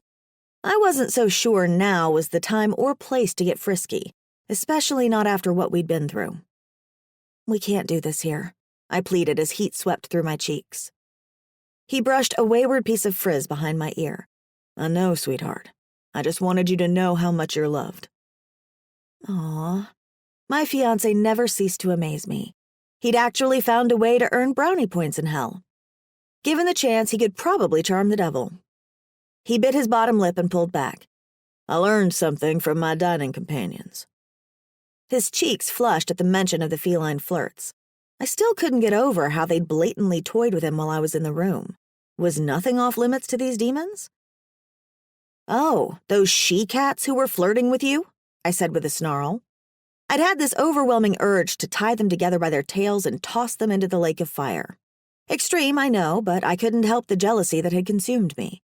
Sure, his behavior with the siren was far worse, but those cats had really pissed me off, making me wish I could have sicked my black lab Jack on them. Though I tried to pull away, Aiden wrapped his strong arms around me, kissing the top of my forehead. "Ash, please," he begged. "Believe me when I tell you I only want one woman in my life. You. But if we are to survive this place, we need to make friends with the natives." He was right, damn him, but that didn't mean I was going to let Monkey Hitler hump my leg. I heaved a resigned sigh. "What did you learn?" He grasped my shoulders, his brows drawing together. "When a siren speaks to you, cover your ears and command her to leave." "Do you think it will work?" "They said her seduction won't work if you can't hear her, and she will not stay where she's not desired." I wasn't so sure we could trust advice from the cat sluts, but it wasn't like we had much choice. "Okay, I'll try it." I hesitated, biting my lower lip. "You will too, right?" "Of course." His eyes softened before he pulled me close again. "My heart and soul belong to you and only you. Believe me." "I do," I whispered, my throat constricting with emotion. Aiden loved me. After all we'd been through together, he simply had to. By the time we made it back to our rooms, Humping Hitler was waiting, his bottom lip hanging down as he scowled at us. His brow dipped down so far it nearly obscured his eyes. He pointed a long, crooked finger at me. "You go in room." I stuck my tongue out at him, then jumped back when he tried to swipe at me with those crusty fingernails. The monkey screeched and scooted back when Aiden growled and raised his boot. Aiden and I shared a kiss goodbye, and though it was quick, the intensity behind it reassured me he still loved me. He still believed in us. "Be strong," he said as we parted, the warning look in his eyes a stern reminder I could not let the siren tempt me again. I resolved I wouldn't. The first time she'd fooled me, but this time I'd be prepared. I was not surprised to find Felix waiting for me when I entered my room. She was sitting on the edge of the pool, completely naked with her legs spread wide, and holy fuck, she was masturbating with a brush handle, sliding it in and out of her slick opening and looking directly at me. Damn. I could tell by the look in her eyes she wanted to screw me with that brush too. I clenched my legs together as desire made my girly parts ache with need. "Just let her slide it in a few times, Ash. The brush won't count as cheating." Weird. The voice in my head didn't sound like mine. Holy shit! The siren was in my head and she was trying to get me to cheat on Aiden. I was not falling for her seduction again. I covered my ears and screamed at the top of my lungs, "Leave me!" She dropped the brush in the water, a look of shock crossing her features. "What?" she mouthed before pouting. She held her arms out to me, giving me a pathetic puppy dog look as her pretty eyes glossed over. The ache in my girly parts turned into a painful throb. After all the sex I'd had today, how could I have been horny again? My heart was beating so fast it pounded like a gong in my ears. "I said go!" Much to my surprise, Felix left in a poof of smoke, just like a genie. A really evil, yet tempting genie with beautiful, succulent tits. Damn, that had been hard. I was almost tempted to grab that brush out of the water and finish myself, but then I thought of all the cooties on that brush. Felix could have had a raging case of demon herpes. Who knew how many creatures she'd slept with? I fell on my canopy bed exhausted, then rolled when I felt something poking my back. I wasn't surprised to discover it was a nudie magazine with all kinds of kinky demon orgy sex. Gross. They were doing things to each other, unsanitary things that had to be outlawed back on Earth. I guess our host wasn't lying when he'd said no pleasure was too sordid, carnal, or disgusting. Morbid curiosity made me keep flipping the pages, and by the time I reached the centerfold, my girl boner had shriveled up and died along with my appetite. Let's just say that naked, horny demon girls on their periods, spread-eagled and bleeding all over a dining table, was like ringing the chuckwagon bell for kinky vampire demons. Since Aiden and I had been together, he'd renamed that awful time Blowjob Week. I had renamed it Condom Week. The demon vampires in this nudie magazine had aptly named it Buffet Week. I wasn't so sure if the horny PMSing demons were on their periods or hemorrhaging, but gross times infinity. And please, somebody get those demons some bibs and wet wipes. And the devil really expected God to let him back into heaven? Really? This guy wasn't just delusional, he was demon shit crazy. Sergeant Santiago Sanchez. The passengers had become eerily silent as the elevator lurched and slowly crawled downward. Melanie squeezed my hand so tight my bones ached, but I didn't shake her off. I stared numbly at the buttons on the elevator, each floor lighting up as we descended deeper into the bowels of hell. "Are you sure the Mother of Spider is on 5? I asked Cam. His eyes were unreadable, his features as hard as granite. The Mother Spider should have been knocked down a level after the Nephilim crushed her skull. Before we'd taken over the Nephilim's pyramid, my friends had saved Callum O'Connor and me, as well as 2 Nephilim giants from sublevel 4, a nasty pit with a sadistic ruler, a demon dragon, and a spider creature that priestesses had looked to as a deity. A few of my friends had gone up against the spider, who'd stolen Aiden O'Connor's spare scythe. Luckily, the Nephilim had been able to overpower her. I hadn't seen the arachnid, but I'd heard of her. She was as big as a Volkswagen, with the body of a black widow and a woman's face. I imagined she was angry with us for stealing her priestesses and banishing her to a lower level in hell. No doubt she'd sent her demonling spiders after us as a form of retribution. I wondered how we'd be able to defeat her when we didn't have the strength of the Nephilim army. "What's your plan?" I asked Cam, hoping the Archangel had one because I didn't know what the heck to do. My combat training hadn't prepared me for 8-legged aggressors. Cam nodded to me and O'Connor. "The 3 of us will kill her." He looked at Melanie. "You and the other priestesses stay on the elevator." Melanie nodded. I was glad she was staying on the elevator. Sure, she'd survived sublevel 4 once, but only because she'd pledged her allegiance to a sadistic cult leader. "We can't hold it," O'Connor's girlfriend Kara piped up. "Other demons will try to get on." "Then ride it until you see us coming back," Cam answered, ruffling his feathers. "Time passes more slowly on the lower levels, so if you go up and then down, we should have time to kill the spider." "But if you kill her, won't she just go down a level?" Kara asked. "How will that stop her from hatching more spiders?" The priestesses began to grumble. After turning their backs on their former deity, I imagined they were more terrified of the mother spider and her demonlings than we were. Cam ran his fingers over the wishing star he wore around his neck. A special emblem from God, it gifted the wearer with the ability to wish for weapons or anything else he needed. "We're not just going to kill her," he said in a low rumble, his gaze transfixed on the cracks where the metal elevator doors joined. "We're going to obliterate her." "Obliterate?" I asked. Though I suspected what he meant, I never knew it was possible. He gave me a pointed look. "She will cease to exist." Well, damn. I didn't think anything could be worse than eternal damnation, but the thought of not existing, not having a single thought or feeling, or a memory of family and friends was a harsher punishment. The elevator had just passed sublevel 4 when it lurched so hard we tumbled into each other and against the walls. I caught Melanie, holding her tight as the elevator swayed before the lights went out. The girls screamed and I swore. "What was that?" Kara screeched. "What's happening?" Melanie's voice shook in the darkness. "Everyone calm down," Cam boomed. The girls screamed again when the elevator shook and then plummeted, sending the contents of my stomach into the back of my throat. The elevator was moving much faster, almost as if the invisible cord that tethered us to the top had been severed. There were all kinds of grinding sounds going on outside, making me feel as if we were stuck in a submarine at the bottom of the ocean. When the elevator stopped moving and the lights flickered on, the girls' screams were nearly deafening. I looked at the walls, which were coated in black widow spiders the size of my palm. "Nobody panic," Cam said in an even tone that left no room for refusal. "Everyone back out slowly." Cam and I waited at the back of the elevator. Though I had no gun to defend myself, I did have a pair of nunchucks stashed in my back pocket. Ash had given them to me for my birthday. They were black and slick and signed by a dead Bruce Lee, who'd come up with a genius idea to sell them in exchange for credits so he could move up from level 6, which he'd been stuck on for almost 20 years. "What the hell?" O'Connor barked at Cam. I threw a glance over my shoulder at the familiar marble tiles. "We're back in the pyramid?" My tone was laced with disbelief. Though the floor seemed similar, there was something different about the place. When a furry little creature with a Hitler mustache fell from the ceiling, squawking and jumping up and down, I knew we weren't in Kansas anymore. After everyone else had filed out, the spiders stopped at the threshold. They probably didn't like the idea of getting squished by 2 sliding hunks of metal.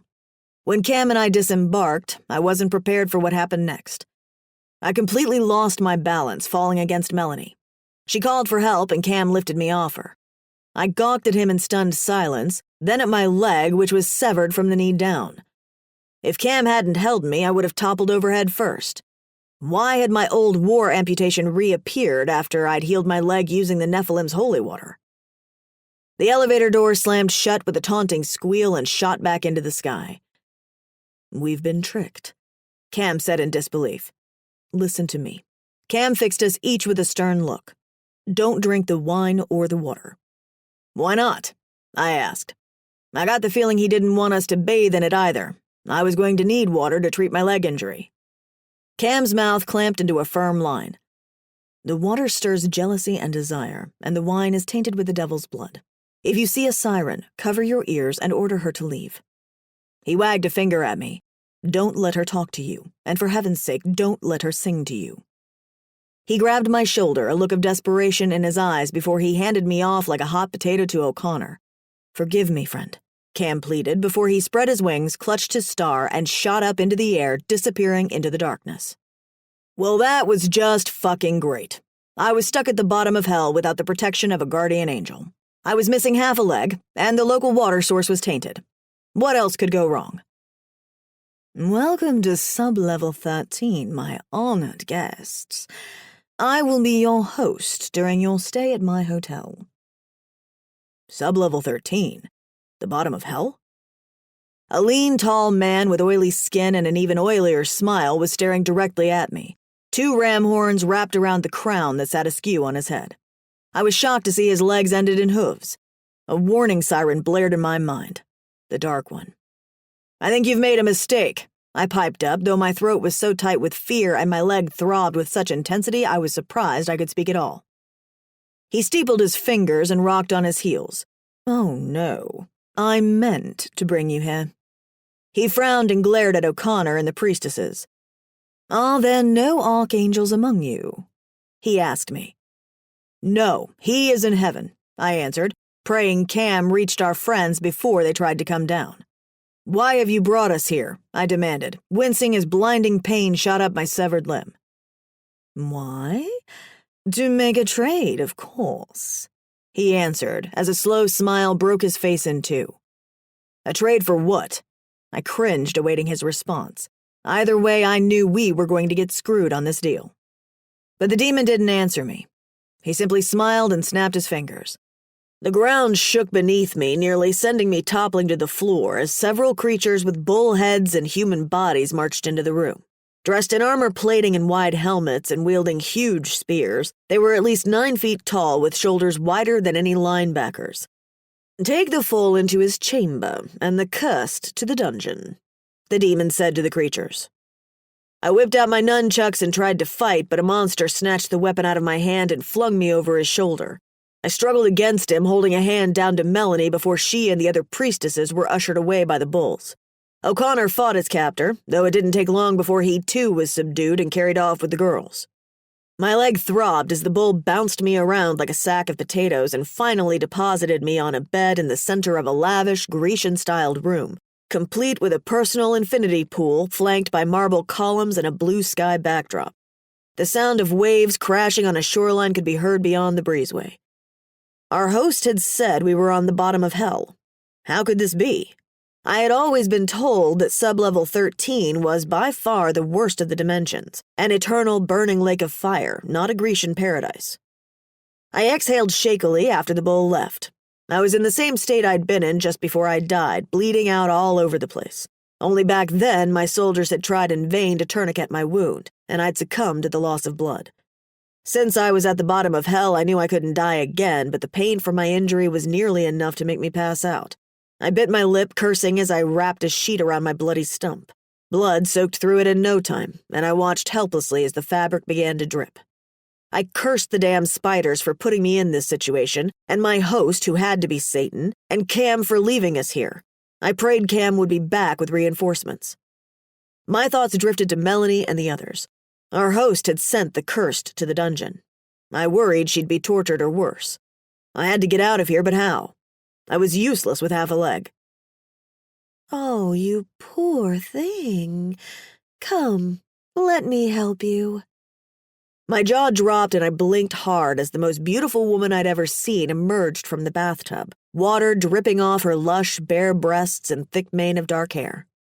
She had olive skin, big almond eyes, and full ruby lips I knew would feel warm and welcoming wrapped around my cock. Her skin glistened like starlight as she stood beneath a ray of sun, drying herself with a towel. When she approached my bed, she smoothed a hand down a flat stomach before cupping her mound and unabashedly stroking herself, biting her lip and moaning her delight. I'm sorry, she giggled, but it has been a long while since I have seen such a virile man. You have made me wet with desire. Holy fuck. My cock twitched in response, but just a twitch. I would have completely fallen under her spell if the pain in my leg hadn't rooted me to reality.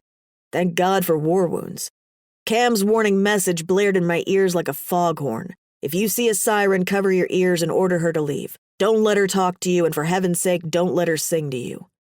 This woman had to be a siren. I held up a hand as she was about to sit beside me. Stand back, I commanded, though the growing ache in my groin begged me to surrender to her. Who are you? She broke into a wide, seductive smile. Lygia, but my friends call me Ly. She cupped her lush breasts, pinching her nipples into perfect peaks.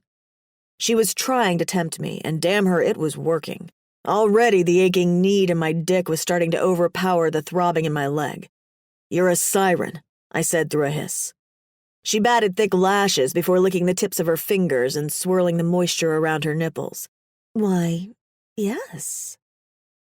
Leave me, I bellowed in a voice so deep and hoarse it took me by surprise. Why? She gasped before nodding toward my leg. You need help. Let me take away your pain. I jetted a finger to the door behind us. I said go. I covered my ears before she could say another word. I scooted back against the headboard when her eyes turned fiery red as if revealing the demonic fires within her soul. She let out a bird-like screech, the sound so grating I feared my eardrums would break. Then she disappeared in a puff of black smoke. Well, shit. I had the sickening feeling that wasn't going to be my last encounter with a siren, and I hoped my willpower would continue to hold up. Ash McLeod. I woke up to find Monkey Hitler humping my leg. I repeat, Monkey Hitler was humping my leg. I turned on the lamp, grabbed the nudie magazine off the nightstand, and swatted the horny little dictator. 9, Hitler! Bad, bad monkey! Much to my horror, I think the naughty Nazi got off on the torture because he humped me harder. I had to swat him several times and kick my leg before he let go, rolling off my mattress and falling to the floor with a thump and a squeal. I leaned over the side of the bed, scowling. What the hell, Hitler? I shrieked when he pointed a furry finger at a wet spot on my knee. Ew! He'd left a puddle of monkey splooge on the comforter. I bared my teeth, suddenly struck with the urge to bite a hole through his head. He scrambled to his feet, his mustache twitching, and pulled his lips back in a satisfied smile. He howled and pounded his chest before scurrying away. I kicked all the blankets to the floor and lay back with a groan. As if hell couldn't have sucked any worse, add getting my leg violated by a freaky Führer to the list of horrific memories that needed to be suppressed. I had to find a way out of this hotel. Surely I'd go insane if I had to put up with an eternity of humping Hitlers. I jumped up on the mattress, balling my hands when Hitler ran back on all fours. He shrieked and pointed to the door. "You must go help find missing leg and won't let sirens touch him."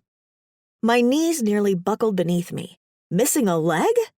I grabbed a lamp off the side table, preparing to smash it over Hitler's head. "What did you do to my fiancé?" He shook his head, peeling his lips back in a feral growl.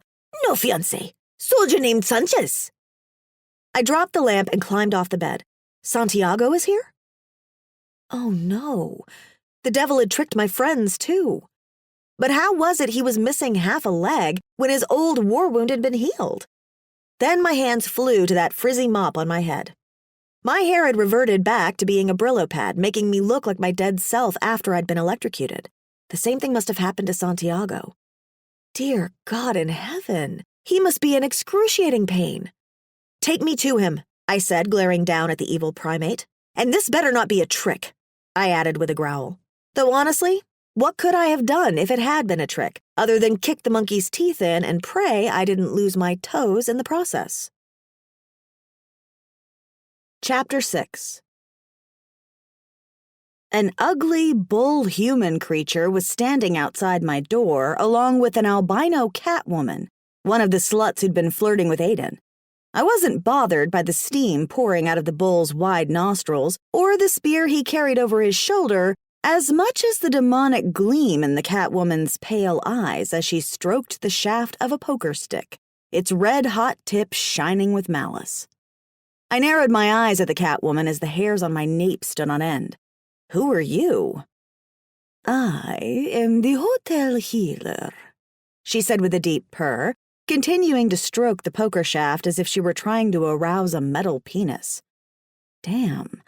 Aiden had accused me of having too much sex on the brain, but at least I'd never been into flaming dildos. My mouth went bone dry and I gaped at the supposed healer. If she had some kind of sick foreplay planned for me in that poker stick, so help me I'd claw the bitch's eyes out.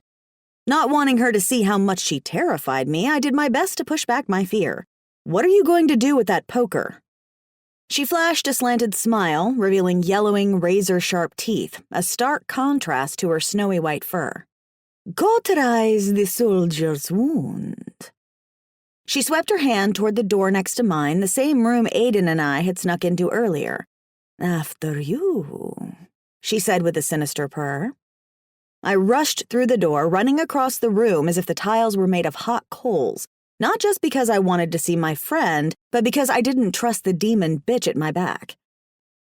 I fell onto the bed and climbed over to him, gasping when I saw my friend's tanned skin had turned nearly as pale as the silky sheets. There was a huge bloody bullseye in the center of the bed, the pool of blood deepening around his bloody stump. "Santiago?" I cried as I ran a hand down his cool, clammy brow. "What happened to you?" His head lolled toward me and his eyes fluttered open. "Ash?" he rasped as he reached out. "What? Why?" I couldn't stop the tears from overflowing when I saw the pain in his drawn mouth and bloodshot eyes. "Never mind that. We need to stop your bleeding." "Doesn't matter." He shook his head, one corner of his mouth hitching up in a painful smile. "Can't die again.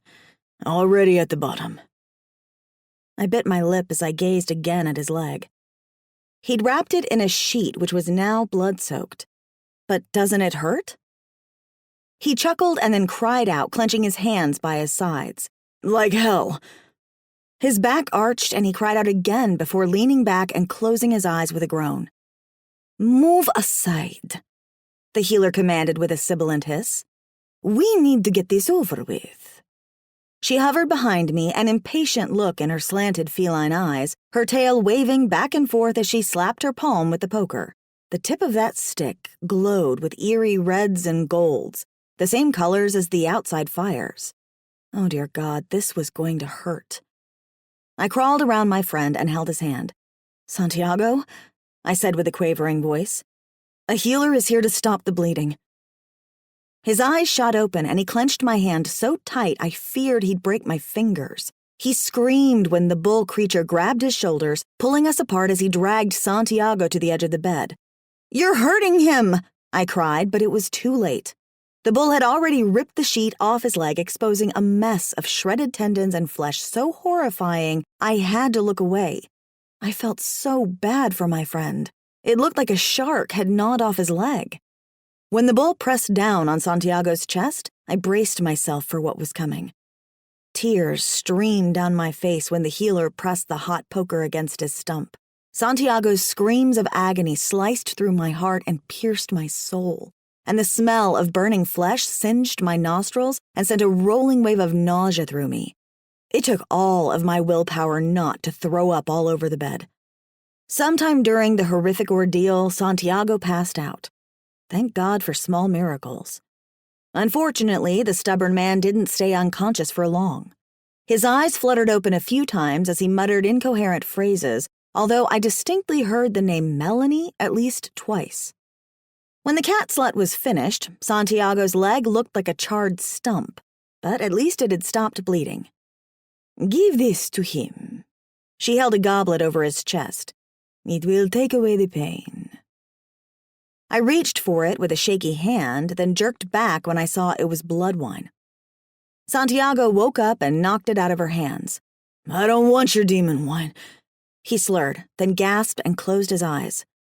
The Catwoman scowled at him before turning to the bull creature. "Get me more wine. We must force it down his throat." The bull nodded and walked to a nearby table, pouring red liquid from a decanter into the goblet. I jumped to my knees. "No!" I screamed. "You heard him! He doesn't want it!" The bull creature set down the goblet and stood rooted to the spot, his eyes bulging at me as wisps of steam trailed from his nose. He looked from the cat bitch to me, and then scratched his head. The feline fixed me with an evil glare, the kind of look girls give each other right before they break into a hair-pulling, bitch-slapping, knock-down dragout. I pulled back my shoulders, balled my hands, and matched her double-dog diva dare with a look of my own. I didn't care if she had scissor teeth and sharp claws. No girl could out-attitude me. When it came to my friend's safety, I'd turn into Bitchzilla if need be. And yeah, maybe I'd only made it to yellow belt in Taekwondo, but I'd scratch her eyes out and rip off her tail if that's what it took to keep her from force-feeding Santiago blood. No telling where that blood came from. It could have been tainted with a raging case of demonic hep C. She let out a low growl, her eerie yellow eyes turning red as she pointed the hot poker stick at my chest and raked her claws across the bed. I growled back at her, channeling my black lab Jack with a deep rumble. "Don't even try it, bitch. I'll slap all 9 lives out of your hairy head." I hadn't realized it until that moment, but I really hated cats. I mean, I really, really hated them. They were sinister fluffballs, a blight on society, and total fucking bitches. "Ha!" she laughed. "I'd like to see you try it." I snarled and barked so loud and so deep I even scared myself. Wow. I had no idea I could bark like that. Jack would have been proud. When the cat bitch jerked back, I took advantage of her surprise and snatched the poker out of her hand. She let out a wail and lunged at me, and I smacked her upside the head with the stick, her flesh sizzling as she crashed to the floor. One side of her face bubbled and boiled as her eyes rolled into the back of her head. Damn. She was going to wake up with a heck of a nasty scar and a serious grudge. The bull grunted and then whimpered, looking from the demon cat to me before picking her up off the floor and slinging her over his shoulder. I held that poker stick like a baseball bat, prepared to swing at the bull next, but he backed up with a frightened look in his eyes before running out of the room. I breathed a sigh of relief after they left, then jumped when I heard the monkey's familiar screech, followed by the sound of the door slamming and an audible turn of the lock. Santiago and I were finally alone. I climbed off the bed and carefully set the poker against the wall, not caring that it burned a black mark into the plaster. Satan could send me the bill for the repairs. Planting my hands on my hips, I surveyed the bloody mess on Santiago's bed. He was asleep for the most part, mumbling as his chest rose and fell with each heavy breath. I rolled him onto his side, pulling the sheets out from beneath him. I patted his wound dry with a towel, wiped the blood off the mattress, and laid a dry towel across the bullseye to soak up the rest of it. Then I found a clean set of linens in the trunk at the foot of the bed and made the bed with him in it, which wasn't easy. He whimpered a few times, but was otherwise still pretty out of it. He didn't need blood wine after all. The pain had been bad enough to knock him out. After he was settled, I lay beside him and placed my hand on his forehead. He was burning up. I hoped he didn't have an infection or he'd have to lose more of his leg. If that healing bitch had to come take care of him again, there was sure to be a catfight, and my new friend Mr. Hot Poker Stick would knock her teeth out. I draped an arm across his chest. I was still shaking and my breathing was coming in shallow gasps. It was only then that I realized how demon shit crazy I'd been to take on the psychotic cat lady. She could have burned my eyes out or worse with that poker stick. What had I been thinking? But Santiago had gone down into the bowels of hell to rescue me after I was kidnapped by the servant of an evil demon. Fending off the bitch was the least I could do for him. Now, if all the other demons would leave us alone, maybe we'd survive our captivity long enough to get rescued. If we were rescued. I stayed with Santiago the rest of the night. I thought about draping a damp cloth across his feverish forehead, but when I recalled Felix patting me with a damp hand, I realized the water might make us horny. It wasn't the water, Ash. You're just a cheating horn dog. Ugh. Shut up, Conscience. I love Aiden. I'm not a cheater. Well, not intentionally. Santiago alternated between a fitful sleep and wide-eyed delirium. He kept mumbling something about Melanie's baby. I had no idea what the heck he was talking about. His fever wasn't letting up, so I finally broke down and poured him a glass of water, praying it wasn't tainted like the horny water on sublevel 1. He greedily drank, alternating between mumbling and gulping the cool liquid. Within 5 minutes of giving him the water, he developed a raging boner. Correction, he developed a ginormous raging boner. I felt a little less guilty about salivating over Felix's pretty tits. It was the water. His massive flagpole created a tent effect beneath the sheets, and I wasn't talking about a pup tent, but a full-out Barnum and Bailey extravaganza with a parade of elephants, tightrope walkers, and a dozen clowns. Sheesh. I'd had no idea Santiago's beefsteak was so beefy. And to think, I could have ridden that pony back when we'd been ghosters. He'd given me plenty of opportunities. Good thing I hadn't drunk any of the water, or I would have gotten the urge to climb on top and ride him until we were both screaming. Damn. I did have the urge to climb on Santiago. What was wrong with me that I was thinking of taking advantage of my critically injured, delirious friend while engaged to another man? That was wrong on so many levels, and I felt like the biggest slut in 13 hells for even thinking it. No pleasure is too sordid, carnal, or disgusting. I jerked back with a gasp as the devil's words rang in my ears. I looked down at my wet hands, realizing the water didn't just make people horny when they drank it, they got turned on just by touching it. No wonder I had lost all inhibitions in the pool with Felix. I'd been under the influence of seductive music and horny water, and now I was contemplating doing something even more carnal and sinful.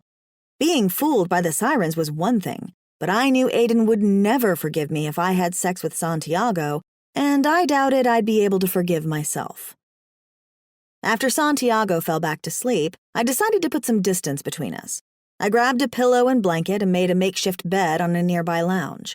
Not that I was planning on falling asleep anytime soon. With my luck, I'd have an erotic dream and wake up riding the Santiago Express. That was just the sort of thing to happen in Hell's Hotel.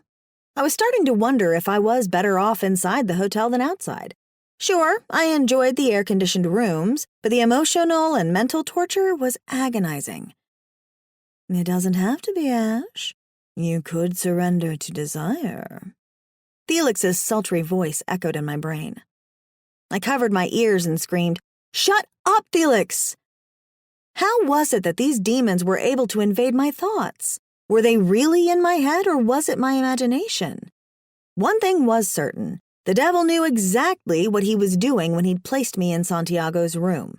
This was all part of his torture. Trick me into cheating on Aiden and force me to live with the guilt for eternity. He might have fooled me once, but he wasn't fooling me again. Aiden has probably already succumbed to his siren. "Shut the fuck up, Felix!" I screamed. "You will not win, do you hear me? You will not win!"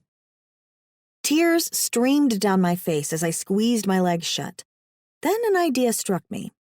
I closed my eyes and conjured up the image of that centerfold, of those nasty vampire demons and their all-you-can-eat buffet with the Raggedy Anns and their Aunt Flo. I thought of my grandpa wearing nothing but a leather thong and suspenders over his shaved nipples, walking around our apartment with a blow-up doll tucked beneath his arm. Not only did that totally deflate my libido, it made me laugh out loud. I thought of the time I'd eaten 3 gluten-filled brownies and crapped my pants on an elevator, waddling like a duck while trying to locate my purgatory apartment. Finally, a chill swept up my spine as I remembered how we'd first gotten stuck at the bottom of hell, chased out of our elevator by thousands of poisonous spiders. It worked. My boner buzz was gone. Santiago mumbled something about Melanie and her baby again, but I stayed put. I hoped his fever would wear off by morning. Even though I felt like a terrible friend for not checking on him, I knew I had to stay away from temptation. He was as dead as he could get, after all. I only wished I could have said the same for our libidos. Chapter 7. I woke to a ray of sun hitting me in the eyes and a really annoying itch behind my ears. I scratched it with my hind leg, growling as the itch intensified. A knock sounded at the door. I didn't know who it was, but this was Santiago's goddamn room. No way was I letting some other demon claim stake on his territory. I jumped up and skidded across the floor. I barked several times and then growled when I heard Monkey Hitler's grunts from the other side. I sniffed beneath the door, catching his familiar rotten stench. Yep, that was him. What did he want? Wait a minute. I froze when the realization hit me. Why was I on all fours sniffing the floor? I sat back on my hind legs, looking at my hands for a long moment, trying to figure out where the heck all that hair had come from. My arms and hands were covered in black fur.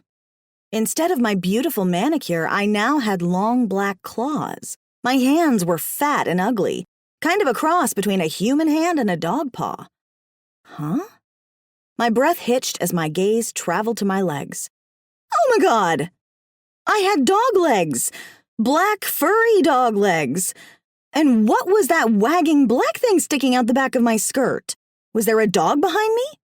I spun around several cycles trying to catch the damn thing, but it was always a step ahead of me. Finally, I gave up. Panting and dizzy, I fell to the floor. I ran my hands over my face. My nose protruded out several inches and it was wet. Wet!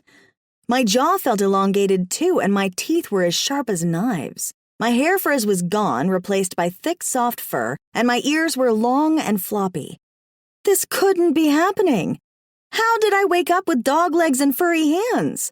I stood up on my hind legs, which was awkward and hurt my back, but I wasn't about to crawl around on my hands.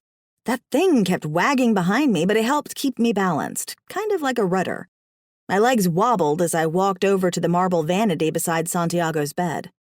I screamed when I saw my reflection, only it didn't come out as a scream. It came out as a howl.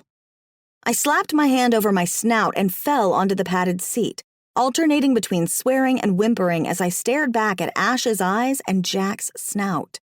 Though I still had Ash's neck, torso, and boobs, most of me was definitely lab, and that long black thing slapping the bench was a tail.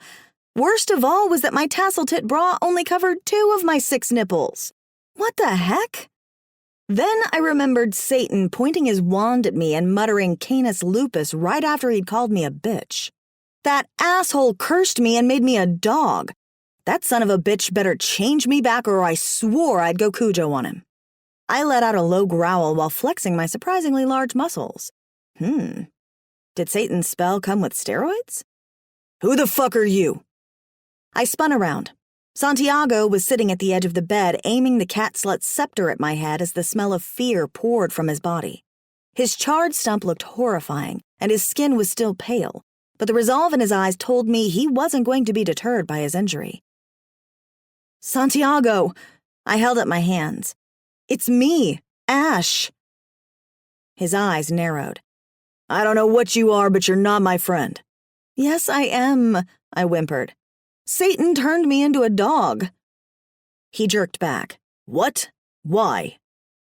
I let out a low growl as I lifted my leg and scratched behind my ears again. I don't know why, but my damn head itches. He just gaped at me with this deer-in-the-headlights look. How can I be sure it's you? I spun around, protruding my butt in the air while looking at him over my shoulders.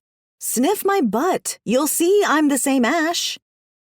He made a face as if I'd just told him it was bath time. I'm not going to sniff your ass. Oops. I spun back around, slapping my hands over my mouth as my tail smacked the bench. I don't know why I said that. It's like my brain is part dog, too.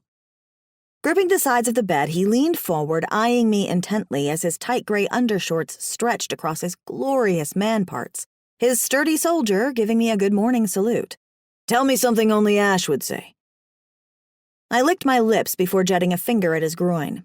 You should have warned me you had such a big boner. His jaw dropped. Excuse me? It was calling to me like a beacon. I had to sleep on the couch. I held up my hand, pointing to my engagement ring, which was now obscured by long black hair. I'm fucking engaged, Santiago. Santiago shuddered, giving me this look as if he'd been sucking on a sour lemon. Holy shit. Sergeant Santiago Sanchez, the soldier with the beautiful bod who'd been trying to get into my pants ever since I'd first joined the ghosting squad, was repulsed at the thought of having sex with me. In the past, his attention had always put me in an awkward position because he was hot and I was committed to Aiden. I should have been elated that he no longer found me attractive, but I wasn't. His rejection would have been easier to accept if I knew his disinterest was because I'd gained an extra 50 pounds or maybe he suddenly realized he was gay. But no, Santiago wasn't attracted to me because I was a fucking flea bag. I yelped at the sound of a loud bang on the door. Ash, Aiden boomed. Are you in there? Even from across the room, I could hear the jealousy and suspicion in the slight crack in his voice. I knew Aiden thought I'd slept with Santiago. After I'd already surrendered to the siren, I didn't blame Aiden for not trusting me. But seriously, why would Santiago want to fuck a dog? I jumped to my feet, surprised when Aiden banged on the door again. Ash, let me in before I have to break the door down. Oh, shit. I clutched my throat as I turned to Santiago. Aiden's pissed. Please don't tell him what I said about your boner. Wait a minute. I whimpered as I looked down at my furry legs. He can't see me like this. I'm covered in hair and I have dog breath. Tell him I ate gluten and I'm stuck on the toilet. Okay, you're Ash. Santiago threw up his hands. Look, we're trapped at the bottom of hell and I'm missing a leg. Your dog breath is the least of our problems. I'm sorry, Santiago. I hung my head whimpering when I realized what a jerk I'd been. I might have been a dog, but at least I wasn't a three-legged dog. Santiago's leg was gone, and he didn't even have a crutch or an artificial limb. How was he supposed to get around hell like that? Go get the door, he commanded rather impatiently, like he was my ghosting sergeant again. Open the damn door, Ash, Aiden hollered. My shoulders sagged and my tail drooped as I shuffled my big, ugly legs across the room. I rested my forehead on the door, whimpering. Aiden, before I open, there's something you should know. Did you two have sex? His angry baritone rattled the door. So help me, I'll knock his teeth in. No, we didn't have sex, I groaned. The devil cursed me. What do you mean he cursed you? Ash, open the door before I bang it down. I scowled down at my furry hand as I gripped the handle and unbolted the door. I swung it open and then stepped back into the shadows. Sure, Aiden had breathed in my rancid morning breath and seen my raccoon eyes and tousled hair before, but to see me covered in hair with a protruding snout was a different kind of ugly, and I couldn't help but feel ashamed. The look of horror in Aiden's eyes would have been comical had I not been the object of his repulsion. What the devil? My gaze shot to his as heat pricked my skin. I'm Jack, Aiden. He turned me into a black lab. His bright eyes darkened as his tanned skin flushed several shades of red. That son of a bitch. He will pay for this. You will do nothing. I stomped a paw as fear tied my stomach in knots. Do you want to be thrown outside? I'm better off than Santiago.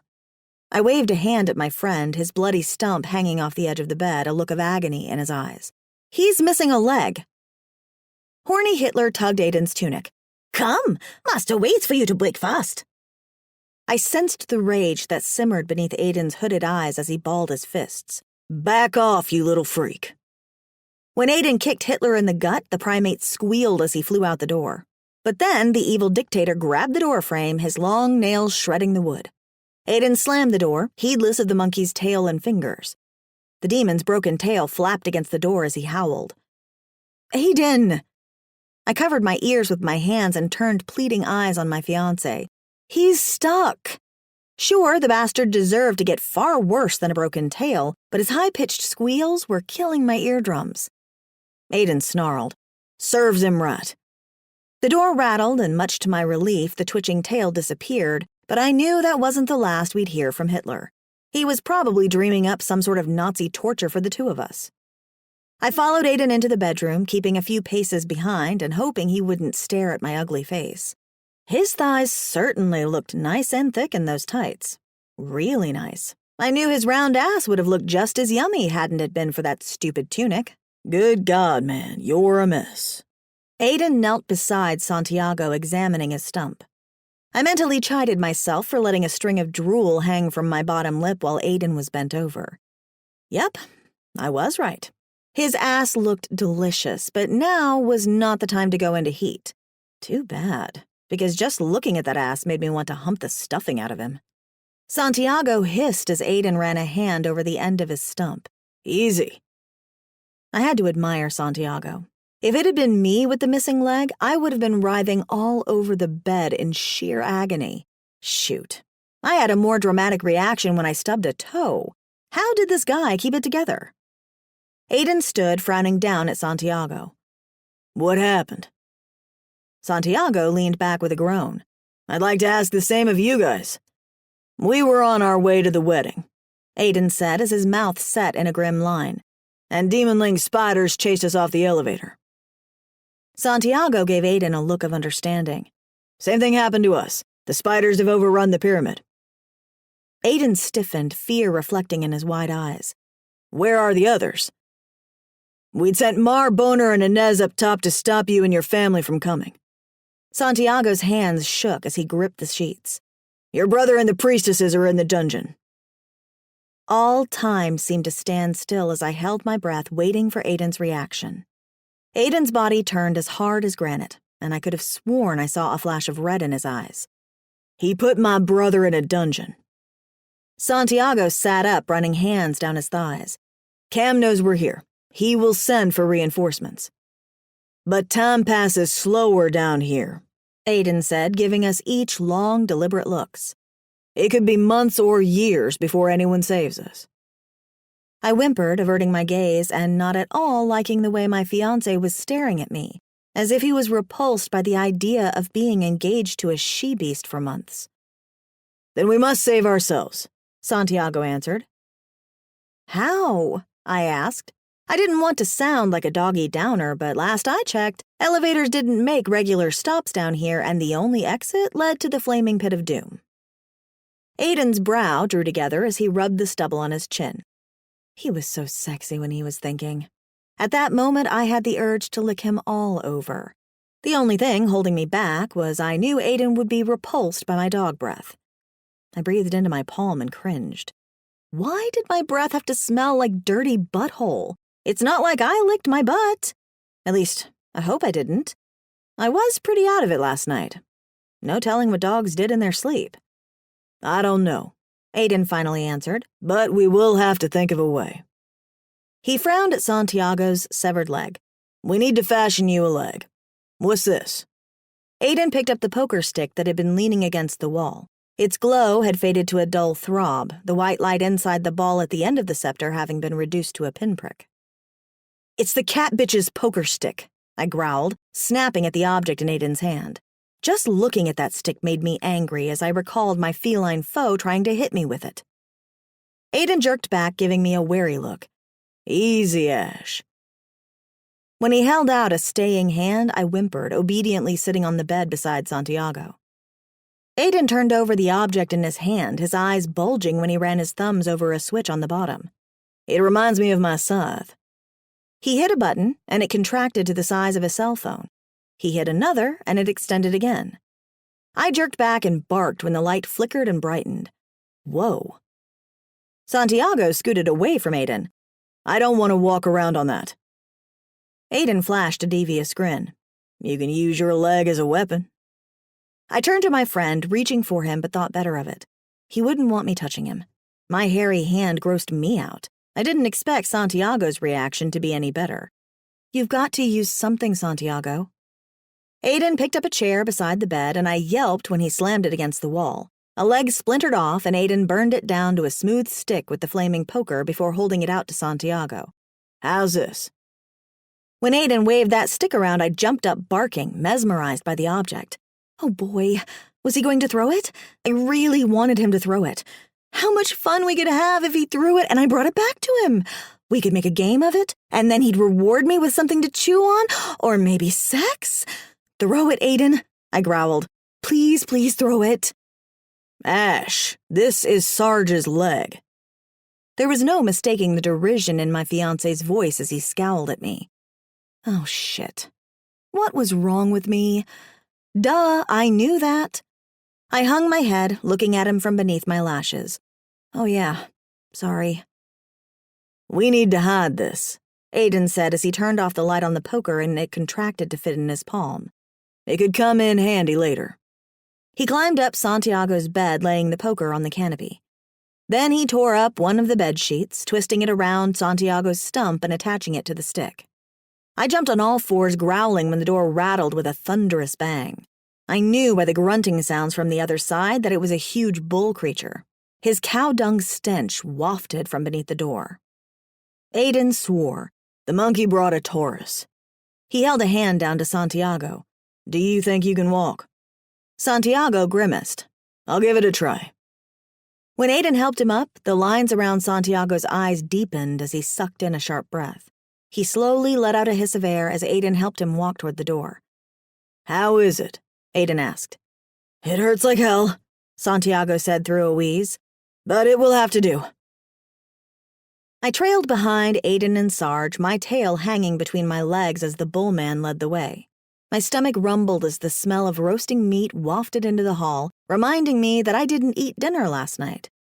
I licked a string of drool that hung from my lip before reminding myself that the food probably wasn't appetizing. I stared at the bullman's broad shoulders, wondering what a piece of his backstrap would taste like, roasted with some seasoning and barbecue sauce. Heck, I'd even settle for raw. I shook my head, mentally chiding myself. What was wrong with me that I'd consider eating a half man? Sheesh. Were canines always this voracious? Then I recalled the time Jack had raided my garbage can and eaten my sister's used tampons. Yuck.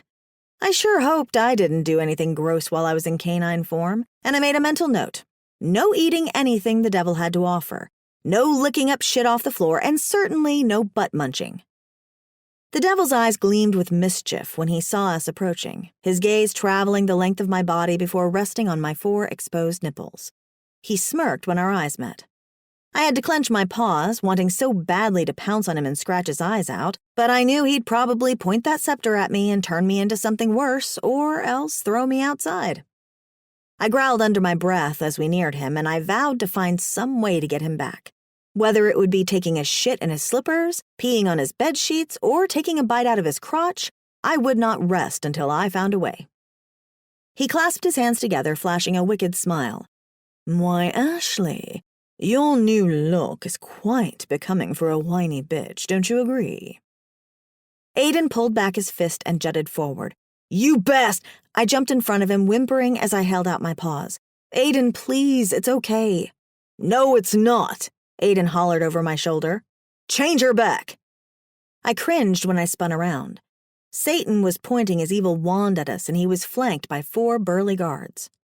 He tossed back his head, laughing. Change her back? And ruin all my fun?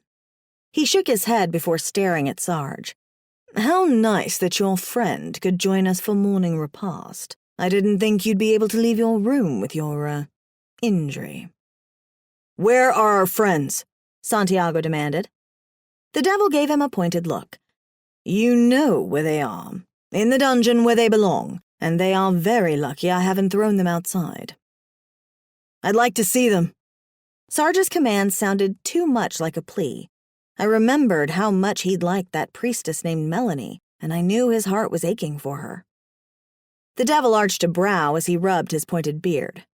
"You would you? Request denied," he said with a flippant laugh. "Not sorry." Sarge's jaw hardened, but he didn't lose his cool like Aiden. "Are they being tortured?" "They are being treated as the damned should be treated." His voice was laced with annoyance. "Now go sit at the lower tables and take your dog with you." He waved us away as if our presence offended him before giving me a final sneer. Sheesh. If he was so offended by my fur, he shouldn't have turned me into a dog. Anger radiated off Aiden's body in strong currents as he fixed Satan with a glare. "Come on, Aiden," I begged, tugging on his sleeve. "Please." Aiden kept his gaze tunneled on the devil as Sarge and I steered him through the crowd. The hall looked very much like the gloomy medieval castle from last night. I didn't know who Satan used for an interior decorator, but the place sure could use some sprucing up. Other than the tall windows that flanked the room, displaying playful bunnies in a verdant field, this place would have looked like a tomb. Having already seen the outside, I knew the bunnies were an illusion, but I'd rather look at them than the melting wax people who were no doubt still standing by the window and begging to be let inside. We found a clear spot at the end of a long table. Aiden sat beside me, and Sarge took the seat across from us. I was relieved to have been sitting with Aiden. My last dining companion didn't exactly make for good company. I scratched an itch behind my ear as a fire eater that looked part bear danced past us, sticking a torch down his throat and then belching fire. I picked a bug out of my fur, discreetly squishing it under the table while it squirmed between my fingertips. What the heck? Was that a flea? A rabbit guy with a jester hat who sat diagonal from me whispered into the ear of a donkey man, making the creature hee-haw blood wine through his nose. I wondered if they'd been laughing at me. I scratched behind my ear again, repressing a yelp when I felt a pinch. The damn fleas were fighting back. They were probably pissed at me for killing their cousin. A trio of musicians danced by, playing weird pipes and guitars, and I pretended to be interested in them while picking another bug out of my fur. This was so degrading. I could think of plenty of bad habits, like pretending to itch my nose while flicking a crusty or leaning to the side and coughing while trying to mask the sound of a fart. But picking fleas out of my fur and squishing them under the table? Just when I thought I couldn't sink any lower than the bottom dimension in hell. I dug my claws into the rough wood table when the albino cat slut sauntered up to us as if she expected everyone to drool over her furry behind. Unfortunately, several of the other creatures around me whistled and showed their appreciation with googly eyes. Barf. She probably had 50 kinds of feline syphilis, herpes simplex 10,000, and a raging case of vaginitis. Aww. The fresh, jagged scar on her cheek split open, oozing blood onto her fur when she flashed a wicked smile. Did the bitch get kicked off her throne? I jumped up, pounding the table. Shut up before I bite your face off. She cocked a furry hand on her hip. I'd like to see you try. Two more cat sluts appeared from behind her, one Siamese and one orange tabby, flanking her on either side while giving me the stare down.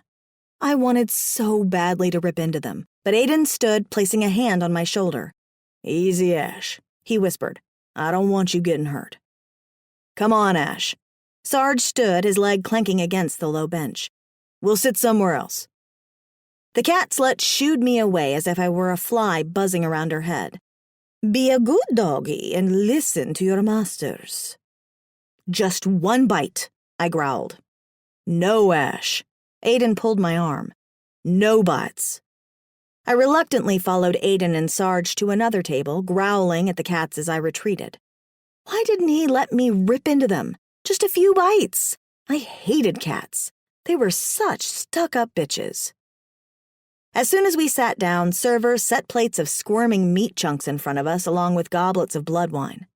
Sarge stabbed his meat with a fork, jerking back when it squealed. Are we supposed to eat this shit? No. Aiden frowned as he scanned the room. And don't drink anything either. Thanks. Sarge threw his fork onto the plate. I've already been warned. I watched with amazement as the squirming things on his plate all piled on top of the squealing chunk stuck to the fork. It appeared as if they were eating their skewered friend. Whatever the heck those things were, they were cannibals. Ew. I frowned down at my chunks. They were moving slower than Sarge's, and they were a whole lot more juicy. I sniffed my plate, and damn, it kind of smelled good, like fresh, raw roadkill. Before I knew it, my face was planted in my food, and I was voraciously scarfing it down. I nearly choked on my meat when I was shoved back with a punch to the shoulder. I swallowed the food with a shudder as it wiggled its way down my throat. Ash! Aiden scowled at me. What in blazes? He pushed my plate to the other side of the table. With a growl, I snapped at Aiden as I tried to snatch the plate. I yelped when he smacked my snout. Instinctively, my hand flew to my sore nose. You hit me! His pallor had turned a sickly gray, and he had this look on his face as if he'd just sucked on a sour lemon. Ash, do you know what you're eating? I sniffled. No? Then why would you eat it? He threw up his hands. Heat flamed my face as I averted my gaze, unable to look into his eyes a moment longer. It smelled good. I knew I didn't sound convincing, and quite honestly, I had no idea why I would have eaten maggoty meat. It might have smelled appetizing, but it tasted like rotten fish. The more I thought about it, the more I wanted to smack myself upside the head. What the heck had I been thinking? I stuck out my tongue, wiping it with my hands and then using a cloth napkin to get the rest. Bleh. I couldn't get that rancid taste out of my mouth. Even worse was I could feel the meat residue moving around on my tongue like pop rocks. Didn't that shit have a life expectancy? I mean, it had been cut up into bite-sized chunks and roasted. It should have been dead already. Sarge laughed as he scooted back from me. Bet it doesn't taste like chicken. It tastes like week old vomit. I snarled at Aiden. Why did you let me eat it?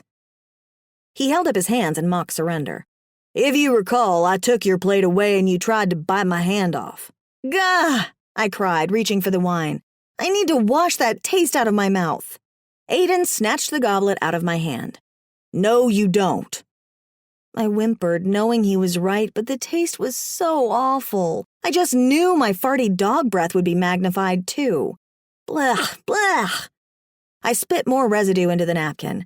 Anyone have some gum or mouthwash? I pleaded as I looked around the table, but the other creatures ignored me as they slurped up their food. Oh my God! I stomped a paw.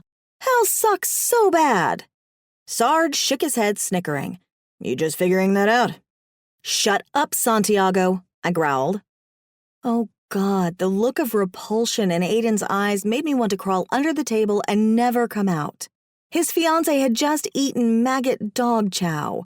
There was no telling what that stuff was going to do to my insides, but I feared it would be far worse than eating a plate of gluten-filled brownies. I could only imagine flaming farts of doom coming out of my anus tonight, which made me kind of glad the devil had forced Aiden and me to sleep in separate rooms. I let out a low rumble when I saw the cat sluts approaching. 2 of them flanked Aiden, tickling his face with their fluffy tails, and the third one leaned over Sarge with her tail wrapped around his shoulders. That bitch doesn't have any manners, the albino cat slut said with a throaty purr while running her pale hand across Aiden's chest. You should sit with us. Yeah. Her friend, who looked part Siamese, giggled behind her hand, batting her slanted eyes at Aiden. We'll show you a good time, and we don't have fleas. Get your hands off my man, I said on a growl so ominous the sound threw me off guard. I jumped from my seat, grabbing both of their wrists and jerking them off him. Back off, maggot breath, the albino she-bitch hissed, raking her claws down my arm. I howled in pain as blood pooled around her claw marks. Instinctively, I bit off her earlobe, shredding it as I snapped my head back and spit a chunk of her ear on the floor.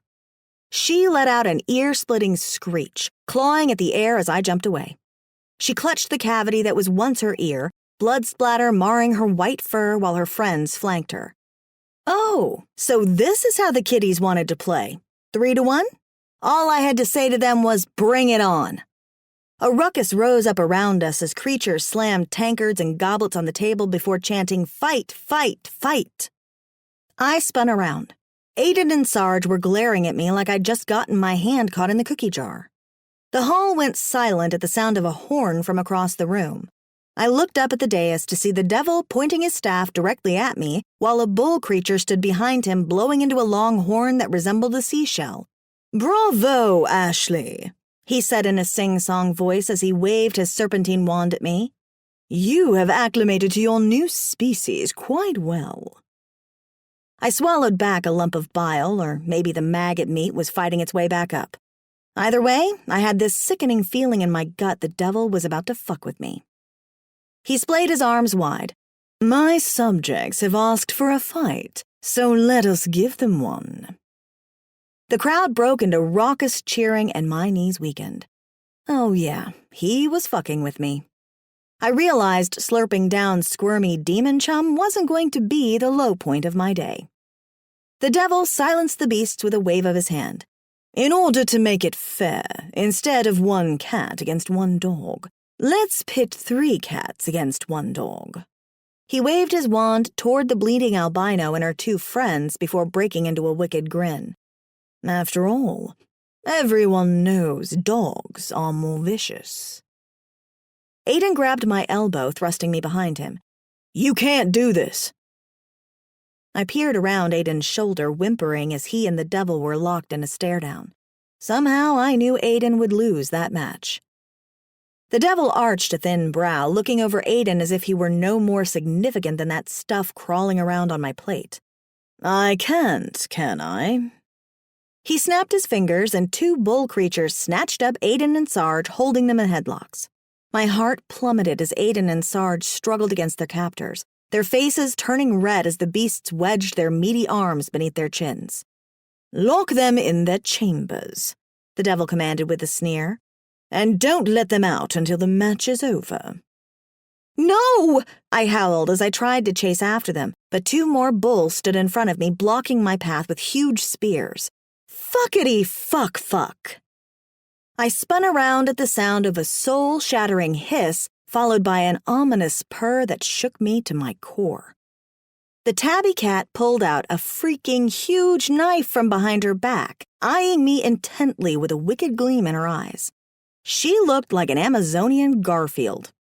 The albino cat produced a machete and the Siamese pulled out a dagger.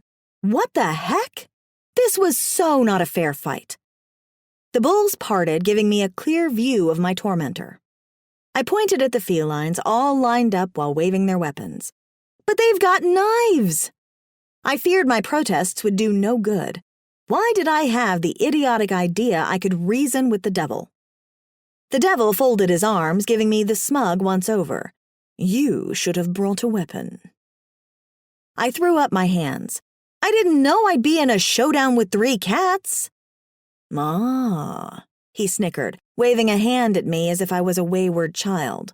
"But this is hell, and you must always prepare for the inevitable fight for survival." That bile in my throat burned hotter than Hades as I fought to keep tremors from racking my body. Survival? "Oh, yes," he laughed. "This is a death match." Surely he was joking. We were on the bottom level of hell. It wasn't like we could get any deader. Besides, he was supposed to be bartering with God for my soul. How could he strike a deal if I was deader than dead? I scratched the back of my neck, studying his features for any signs that he was bluffing. A death match? We're already dead. "My dear, you don't know death until you feel the burn of the dragon." He pointed to the windows, which were no longer fields with bunnies, but melted people pressing against the glass while in the distance a fiery dragon was devouring souls. Well, shit. If only I could clink my heels 3 times and take the first elevator out of here.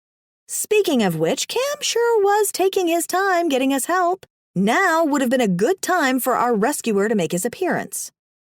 The crowd had parted for us, giving the felines plenty of room as they stood with legs braced apart while waving me forward. I leaned over a table and snatched up a carving knife. It wasn't as big as the weapons the cat sluts were wielding, but it would have to do. I turned back toward the devil. "You're a real dick, you know that?" I didn't care if he cursed me again. In the world of dicks, the guy was a shriveled-up hairy nutsack and a teensy-tiny micropenis covered with festering boils. He had the nerve to laugh. Oh, Ashley, I admire your spirit. Don't worry. As soon as our Heavenly Father comes to his senses and allows me back into heaven, I'm sure you will be freed from your fiery prison. Yeah, sure, I growled. God's just going to let a sick fuck like you back into heaven. His smile vanished as he glared at me from eyes that reddened like hot coals. Good. I'd pissed him off. It wasn't like my day could have gotten any shittier.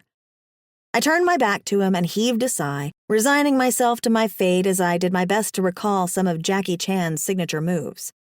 Considering I'd only made it to yellow belt in Taekwondo, I doubted it would do much good. Luckily, I had one thing in my favor. I was part dog, and my canines were bigger than theirs. I balled up my hands, loving the feel of my bulging biceps. I was also probably a lot stronger. All I had to do was keep from getting my head chopped off, and maybe I had a chance. The tabby with the big blade was the first to come after me, charging with a yowl and then a hiss. I dodged the first blow and then the second, but yelped when her blade nicked me on the shoulder. Every time she swung, I had to jump back several feet. That's when I realized I'd never get within cutting distance with my tiny knife. I tucked the knife in my belt and knocked horny Hitler out of his chair. I held the chair in front of me while circling the cat. Her friends stood on the sidelines growling at her to charge me and go for the throat, and I wasn't about to wait around for her to turn me into dog chow. I spun around her with a hi-ya, smashing the chair across her back. She stumbled forward, landing on one knee and dropping the knife to the ground. I snatched up Tabby's knife as the other two felines charged me, teeth bared and weapons raised. When the Siamese jumped into the air, weapon angled down at my heart, I threw the big blade at her. She howled when it lodged in her shoulder, spinning around while trying to pull out the knife. Albino bitch hit me before I had time to duck. I howled in pain when her blade sliced open my cheek, making my face burn with intensity. I stumbled forward, falling spread eagle onto a table. A donkey creature spun around, acting as if he was going to kick me off the table, but I rolled out of the way just in time as his feet smashed the albino's teeth in. Blood and fragments of yellow fang shot everywhere as she dropped her weapon and rolled onto the table, covering her mouth with a shrill scream. The other two cats had gotten up, and they both looked as if they had a demonic case of PMS. That would have explained their bitchiness. I smelled blood in the air, and it took me a moment to realize it was mine. I warily eyed the cats as we circled each other. They'd both procured new weapons, and they were out for blood. A sharp whistle caught my attention, and I turned just long enough to see Aiden rushing into the hall, blood dripping down his nose and two big bull beasts pounding the ground after him. "Ash!" he hollered. "Catch!" He threw the poker stick to me just before the bulls tackled him with a bone-crunching thud. I screamed and tried to race for his aid, but the screech of a rabid feline at my back forced me to spin around. Flipping the switch, I thrust the poker forward just as the tabby was about to pounce me. The flaming stick went right through her chest and out her backside. Ouch. That had to have hurt. The cat was damn heavy. So she wasn't just fluffy. She was a fat ass. I jerked the glowing poker out of her chest and stepped aside as she fell to the floor with a grunt. I advanced on the Siamese as she walked back, pulling the albino bitch with her. I did my best to keep my cool as I continued to push them backward while they hissed and tried to slap the poker out of my hands. I subtly eyed the sliding metal doors leading to the inferno outside. I had no idea where I'd gotten this surge of self-confidence, but I liked the ass-kicking Ash. I felt like a cross between Jackie Chan and Scooby-Doo, only the Scooby snacks were most likely tainted with E. coli and who knows what other demonic bacteria. After I'd backed them within 10 feet of the doors, I dug beneath my belt, unsheathing the table knife. I sent a silent prayer to the big man upstairs because if this plan worked, I'd be the most badass fallen angel ever to grace the halls of hell. I swear all time stood still when I threw the knife over Siamese Slut's shoulder, and I could practically see it flying through the air in slow motion. When it barely missed her pointed ear, she laughed through a snarl. I guess she thought I'd been aiming for her head, but I had a much bigger prize in mind. I had no idea if the knife would hit my intended target. I was never good at sports, particularly the bloody, mutilating kind, but as I watched that object spin handle over blade, I knew it was going to hit the button to the outside doors. It had to. When the sharp end landed right in the center of the glowing button on the wall, the door slid open. I jumped to the side, tumbling out of range when a fiery dragon head poked inside, opening his huge maw. The cat bitches shrieked, digging their nails into the slick floor as the dragon latched onto their feet and pulled them out the doors. The tabby wandered aimlessly, a mixture of shock and horror reflecting in her eyes as she gaped at the crowd while clutching her bleeding cavity. She must have been in serious shock because she hadn't turned around to see the demonic serpent had swallowed her friends and was waiting for her to be his next meal. She stumbled next to a chair, leaning against it for support before Demon shooed her away. I turned the flare-up on my wand, using it to push her toward the dragon. How did she not notice it? That dragon had to have been the most formidable creature I'd ever seen. Recognition flashed in her eyes, and she hissed and spat at me while I continued to advance. She didn't see that I'd pushed her into a trap until it was too late. The dragon's jowls opened wide as he waited patiently for his next meal. Jeez, this was too easy. It was like feeding mice to a snake. By the time Tabby felt the flames licking at her heels, it was too late. She spun around with a scream as the dragon descended, turning her skin to coal almost instantly. I almost felt sorry for the bitch. Almost. A bull man rushed to the wall, jerking the knife out of the button. It was only after the doors closed shut that I released a pent-up breath. I turned on my heel and ran toward Aiden. At least I tried to run, but fear had solidified my legs into dead weights.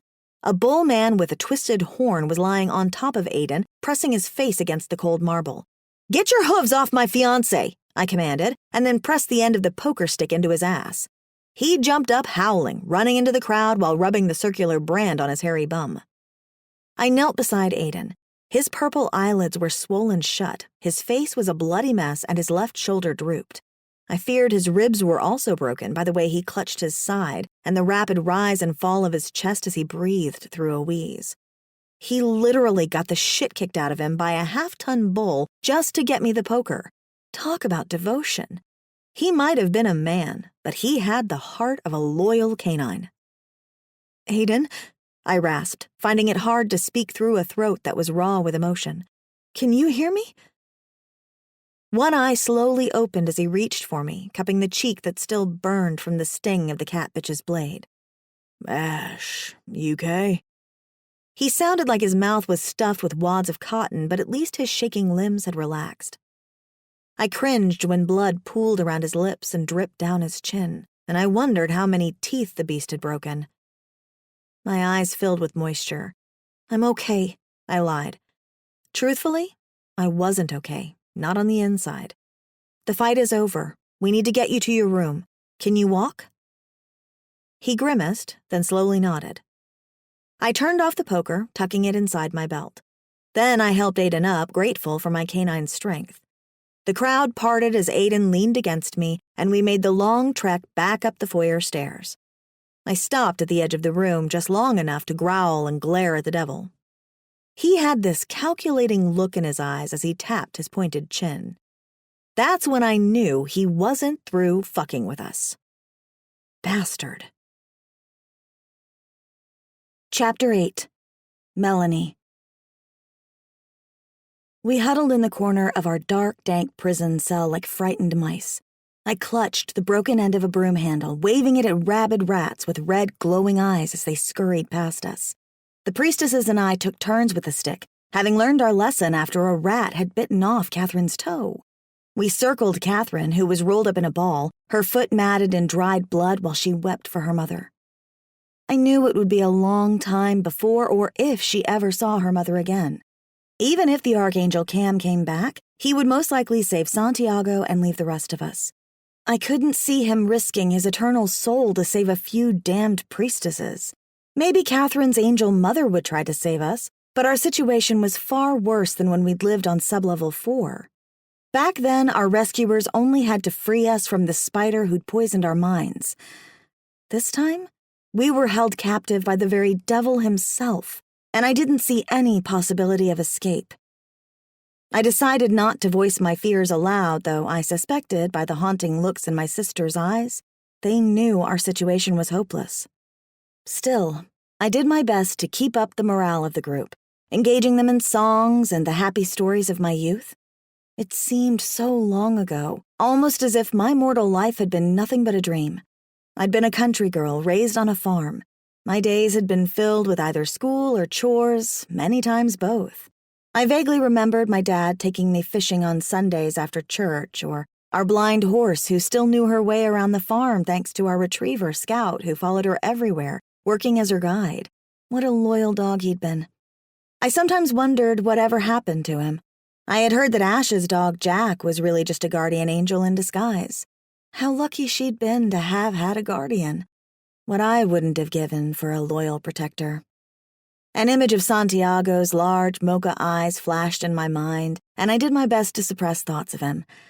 It did no good hoping for something that could never be. Santiago knew I'd killed my baby. He wouldn't want to be with me now. Although Matthew's death hadn't been intentional, I'd put my child's life at risk with my drug addiction.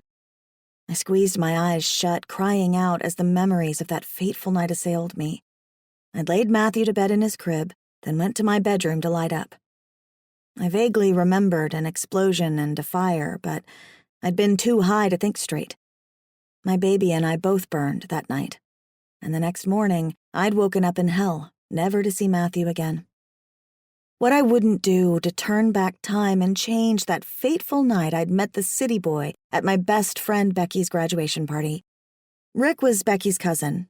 He was tall, handsome, and said all the right things. That should have been my first indication something was wrong. No guy was that perfect. After a few dates, he'd introduced me to meth. I didn't want to try it, but he kept pressuring me. I finally gave in, thinking I would only do it once. I'd been a fool. A few weeks later, Rick had gone back to the city, leaving me with not just a drug addiction, but with a baby on the way. Matthew was surprisingly healthy. The midwife who'd birthed him didn't suspect my addiction. I'd kept it hidden well, until one day I'd accidentally set the barn on fire. My parents threw me out the next day and kept Matthew from me until I agreed to seek help. I went to drug counseling and got a job waitressing in the city. I rented a small apartment and convinced my parents to let me have Matthew on weekends. I thought I had my addiction under control. And then one day, Rick showed up. It didn't take me long to fall back into my old habit, but I was afraid if I sought help, I'd lose Matthew for good. I should have never let Rick into my apartment. I should have left Matthew with my parents and sought help. But none of that mattered now. Matthew was with the angels, and I was serving an eternity in hell, a just punishment for someone who'd killed her child. I had so much to atone for, I didn't think an eternity would ever be enough. I often wondered how my parents dealt with Matthew's death. He was like a son to them. My dad had a weak heart, and my mom had been going through chemo. The grief probably killed them. I wondered if they were looking down at me from heaven, shaking their heads while crying tears of regret. If I could have one chance to escape my fiery prison, I'd use it to apologize to my parents for robbing them of joy and to say sorry to Matthew for stealing his young life from him. I would not waste my freedom falling in love with a man like Santiago, though I couldn't deny some foolish part of me longed to be held in his arms. Santiago had died a war hero. He deserved better than me. I jerked when a loud boom sounded in the distance, followed by the thudding of heavy feet on the cobblestones. A big, ugly Taurus poked his snout through the metal bars, steam pouring out of his flared nostrils. "Which one of you whores is Melanie?" His deep rumble shook me to my core. I handed the broomstick to a sister and slowly stood on shaky legs, my soul filling with dread. I am? "Let's go," he said as steam continued to pour from his wide nostrils, filling our dark chamber with a rancid fog. "You're needed." Keys rattled in his hands as he unlatched the lock on the heavy iron door. After the door swung open, I numbly followed my captor. He'd motioned me to follow in the opposite direction from where we'd come yesterday. Where were we going? Deeper into the cellar where I'd been hearing a woman's low, dark moaning? That poor soul had wept all through the night, a wail so sorrowful I felt as if her tormentor had driven a stake into my heart. I knew whatever they'd been doing to her, it had to have been horrific. Had they prepared some sort of torture device for me as well? As I passed into the cave hall, I cast one last glance at my sisters. Their eyes were foggy with a sheen of tears as they watched me go. They feared for me, and so did I. Whatever punishment the devil had decided for me, I knew I had it coming. Still, terror struck my chest like a mallet, and I wondered how I'd have the strength to endure an eternity of torture. I tried to keep my chin up as I walked behind my jailer, ignoring cries from the strange creatures in the other cells. Then I abruptly stopped, my heart slamming against my chest when I saw the prisoner in the cell at the end of the hall. All 8 legs were shackled in iron chains as she hung suspended from the ceiling.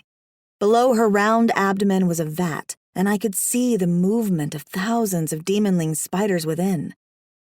Oh, dear God in heaven, Mother is here, and she is Satan's prisoner.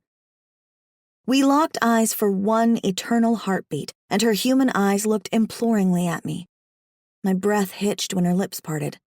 The pincers which had protruded from her mouth had been severed, leaving behind bloody stumps that looked like shriveled fangs. "Help me," she whispered. My hand flew to my throat as I stumbled into the dank stone wall behind me. My jailer grabbed my wrist, jerking me forward. "Move, whore," he commanded. I tossed one final glance over my shoulder. Tears were streaming down Mother's face as she stared into the vat of spiders. Now I knew why the demonlings had overrun the pyramid and the elevator. They were being controlled by Satan. Ash. I shouldered most of Aiden's weight during the long trek up the stairs. There were times when I'd had to carry all his weight as he kept blacking out. I feared the giant bull had given him a concussion. Horny Hitler caught up to us, making monkey noises while pushing himself forward with his knuckles. He reminded me of a creepy Nazi Curious George. A bull creature followed us too. I was pretty sure he wasn't the same bull who'd given Aiden the black eyes, but I kept throwing him evil glances just in case he tried anything. I didn't give a damn if he was 9 feet tall. If he tried to hurt Aiden, I was going to go attack dog on his ass. I was prepared to rip out his tendons if needed.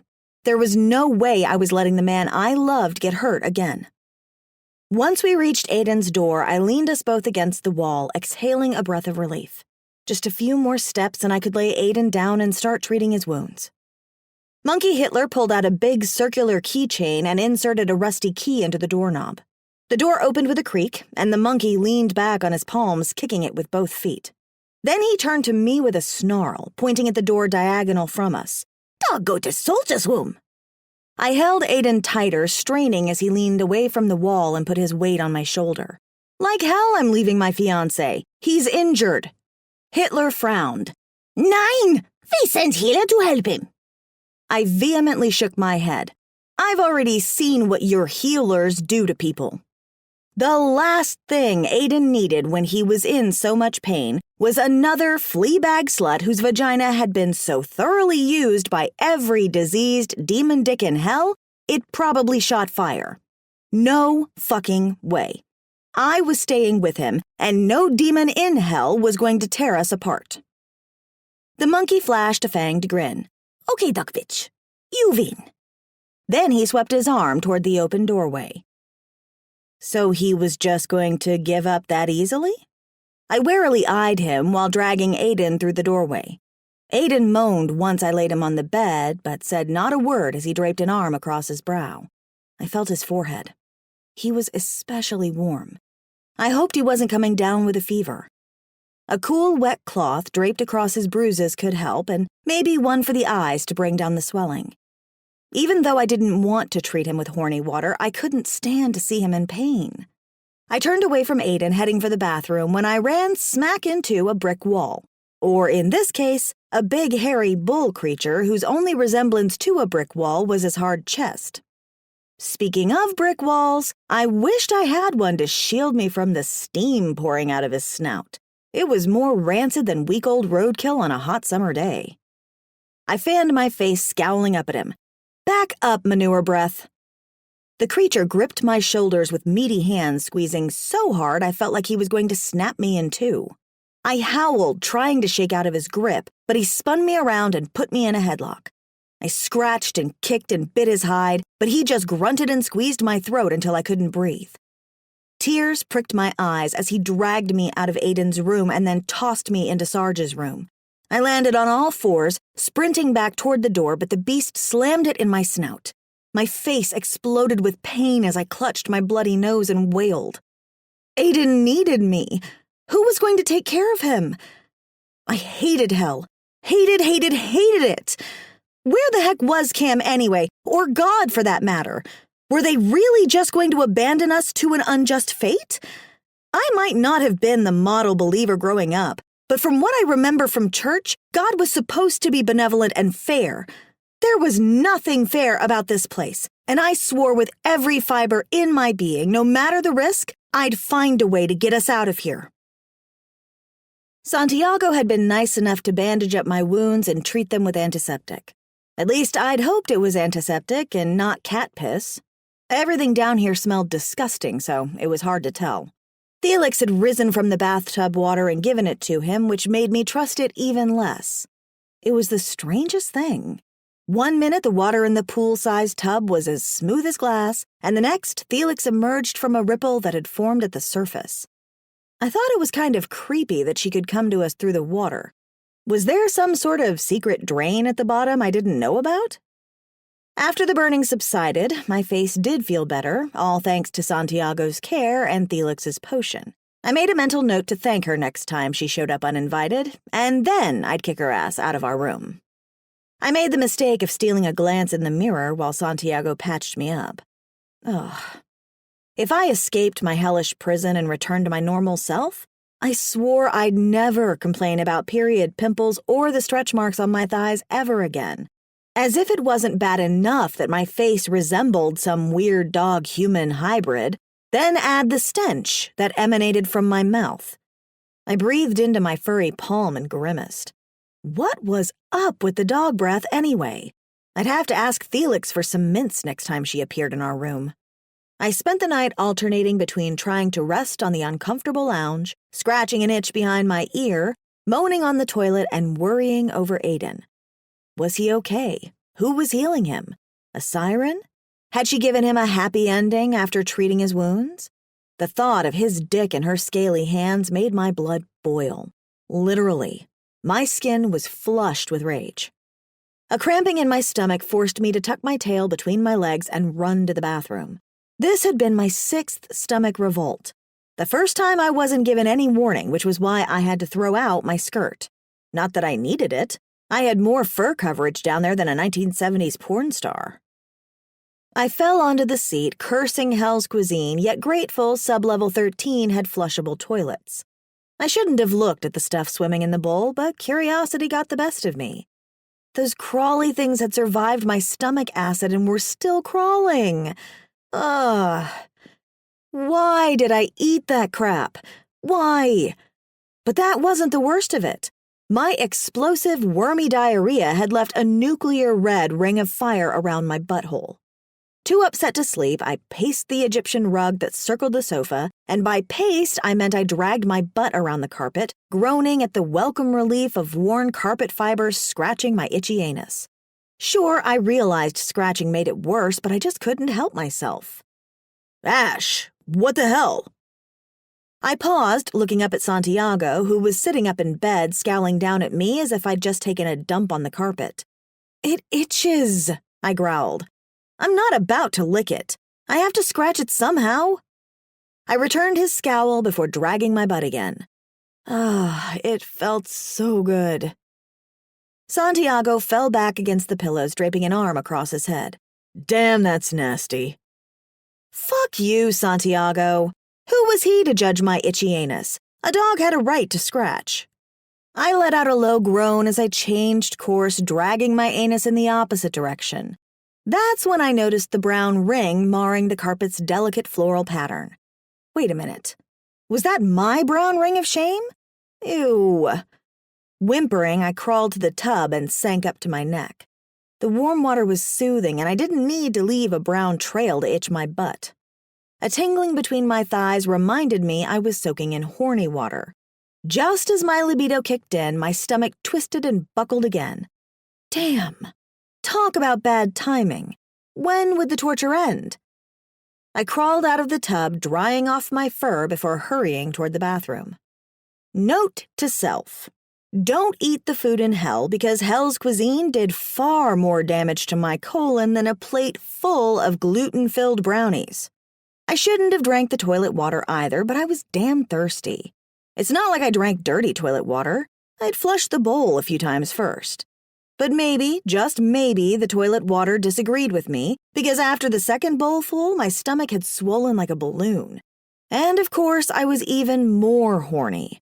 I thought about alternating between moaning on the toilet and humping the stuffing out of the sofa pillows, but even my sex drive had its limits. Being a dog sucked. I missed the old Ash. I was pretty sure the old Ash would have turned down the squirmy maggot dinner and toilet water. Somehow, I got the feeling tonight was going to be a long night. Chapter 9. Aidan O'Connor.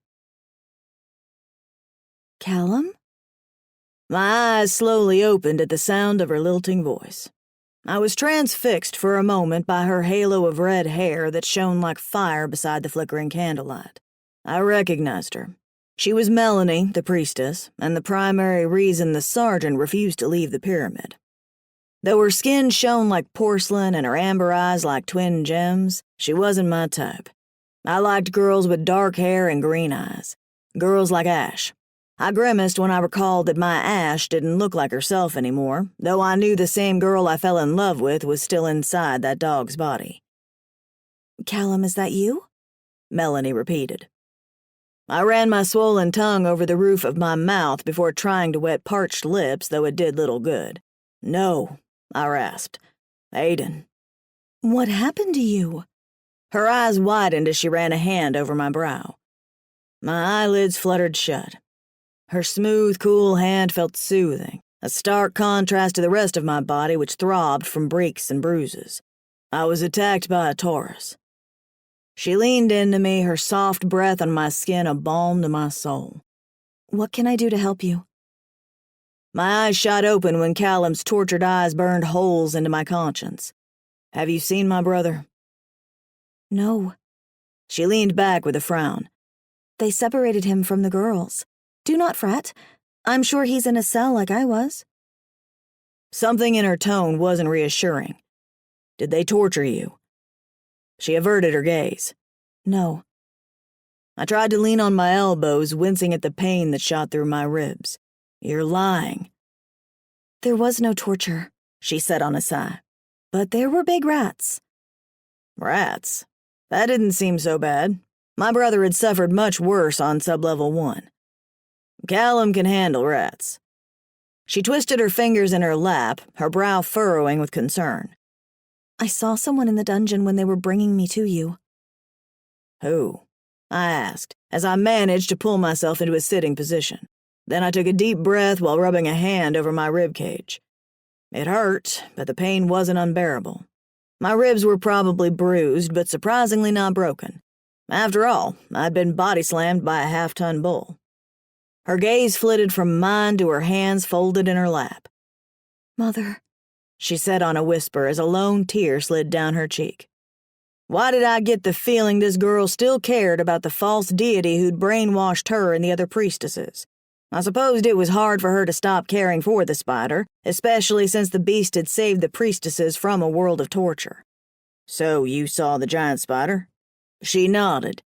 "And she's still in spider form, though none of us took on demon form." That was strange. How was she still in demon form, and what had the devil intended for her? Why would she be in the dungeon? I asked. Melanie's pale skin took on a grayish pallor. "It looked as if they were harvesting her demonlings." Harvesting? As in breeding the creature to create eight-legged demon babies. That explains why we were chased off the elevator by spiders. "So were we." Melanie covered her face with her hands, her chest rapidly rising and falling as she silently cried. Finally, she looked at me through tear-soaked eyes. "She begged me to help her, and I did nothing." As sorry as I felt for the girl, I felt not 1 ounce of pity for the spider mother who'd tried to feed my loved ones and me to a soul-eating dragon.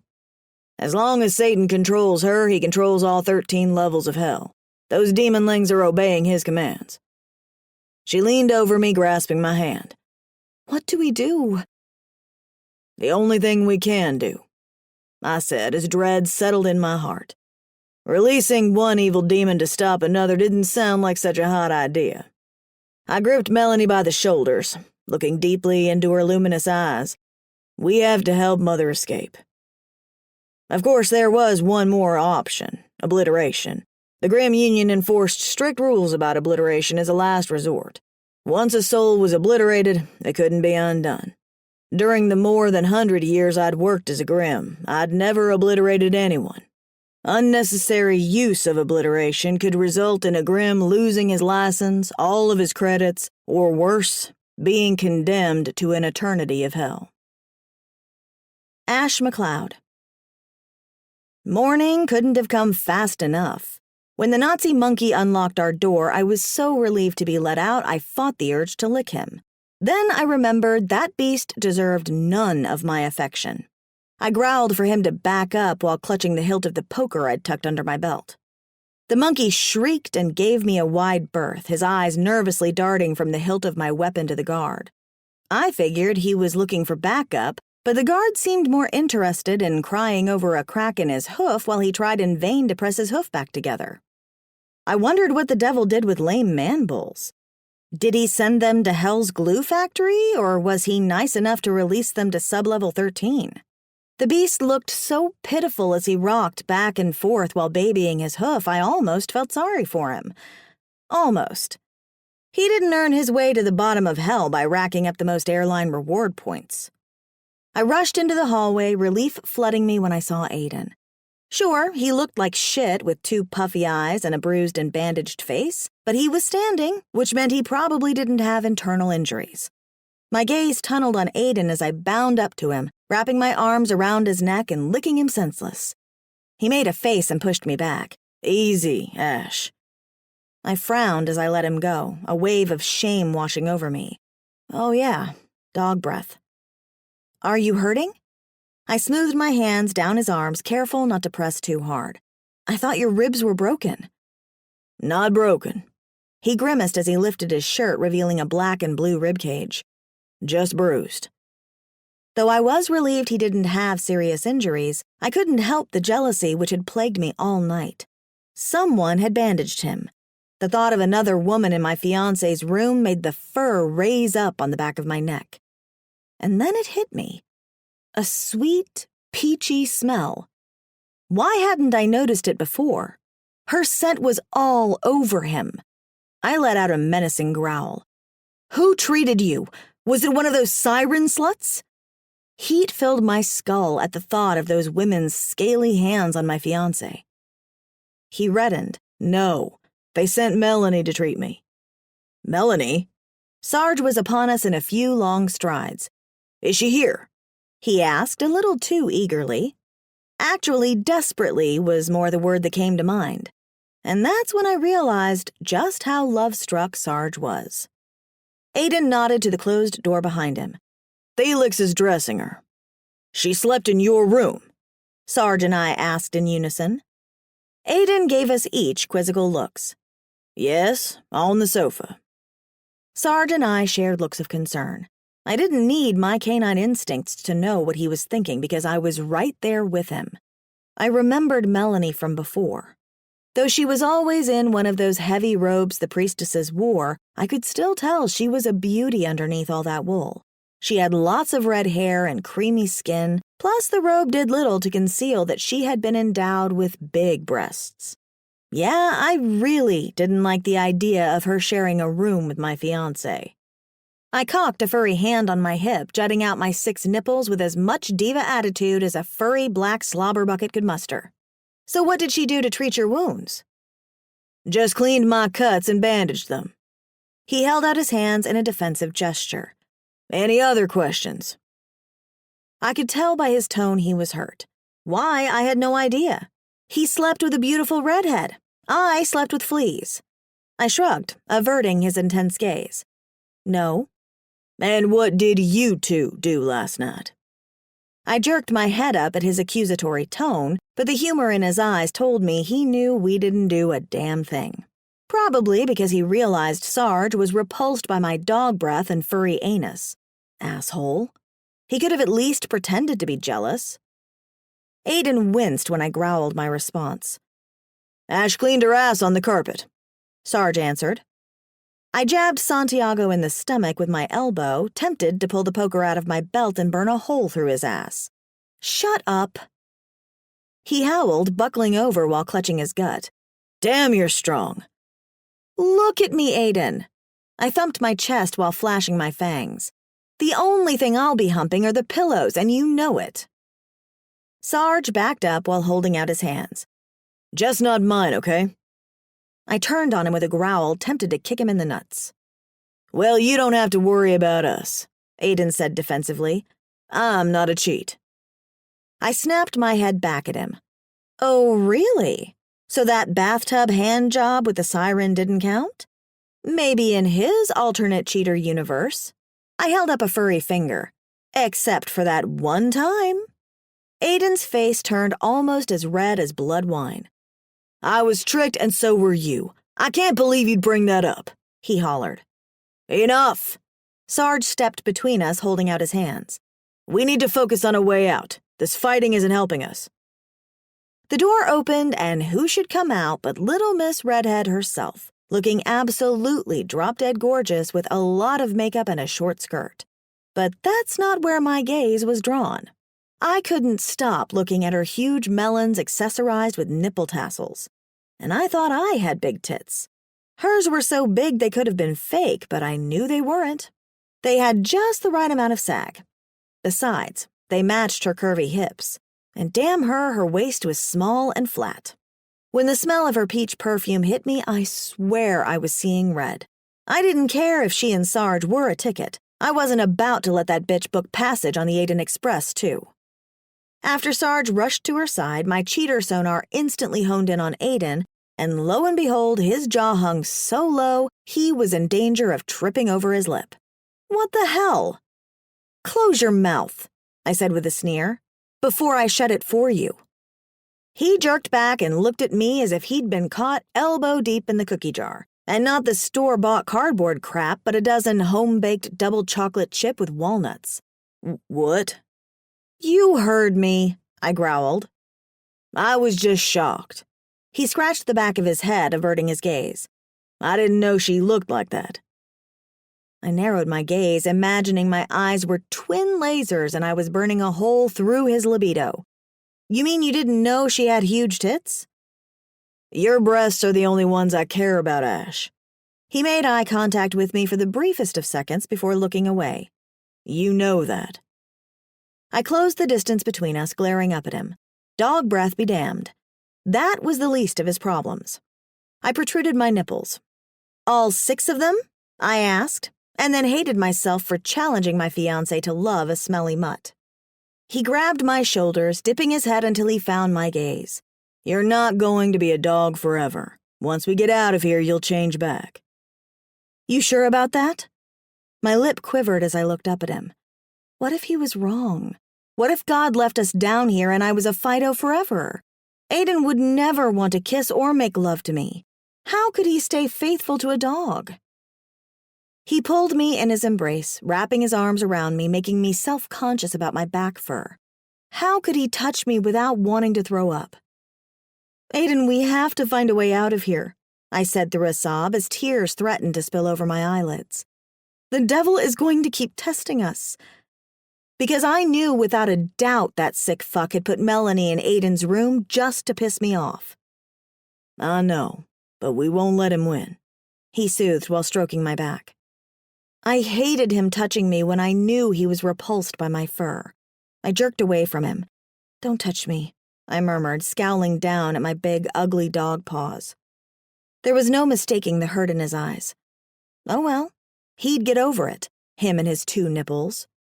He held out a hand to me, a plea in his voice. Ash. I spun around and marched toward the dining hall with the other freaks. Might as well get breakfast over with. I'd probably lose my inhibitions and eat the squirmy meat again while Melanie scowled down at her food and refused to eat it like an unhairy normal person. Gah, my afterlife sucked big fat devil dong. Chapter 10. The devil was waiting for us at the foot of the stairs, a wicked, knowing gleam in his eyes. Ah, there are the happy couples. I marched up to him, pounding my furry chest. Happy? I waved down at my ugly body. You call this happy? He arched a slender brow. Those cats would have shred you to pieces in your mortal state. You should be thanking me. I meant to gasp, but instead an odd retching noise came out of my mouth and I sounded like I was ready to cough up a hairball. If it wasn't for you, I wouldn't be in this hellhole. My hotel is paradise compared to outside. He nodded toward a big glass window. If you wish to see a real hellhole, that can be arranged. I gulped down a lump of bile, staring at the window as the devil's heated eyes bore into me like flaming pokers. Those virtual bunnies were still playing in the field. I kept waiting for one of them to bust out a chainsaw and slice off the heads of his little friends. Aiden tugged on my elbow fur. Ash, come on. The devil shooed me away as if I was a stray dog. Technically, I guess I was. Yes, do go on to the lower tables, he said with a haughty air while turning up his nose. I thought you and I would make good friends, Ashley, but I've grown tired of your whining. Besides, this redhead is far prettier. He wrapped an arm around Melanie's shoulder, pulling her toward him. Then he gave Aiden a knowing glance. I'm sure the gentleman would agree. Oh, nice try, Turd Nugget, but I knew the game he was playing. Putting Melanie in Aiden's room was no accident. Melanie looked ready to pass out from fright. Her eyes were as wide as saucers and her face had gone deathly pale. Sarge puffed out his chest while hobbling up to Satan, getting far too close in the demon overlord's face. She stays with me, he said with such a commanding air even Satan looked taken aback by his tone. The devil's jaw dropped as he blinked at Sarge. Then his beady eyes narrowed, his lips thinning. Does she now? Soldier, you need to acquaint yourself with my rules, especially rule number 3. Go on now. He waved Sarge away. I'll give her back to Mr. O'Connor when I'm finished with her. Aiden tugged Sarge's elbow. Come on, Santiago.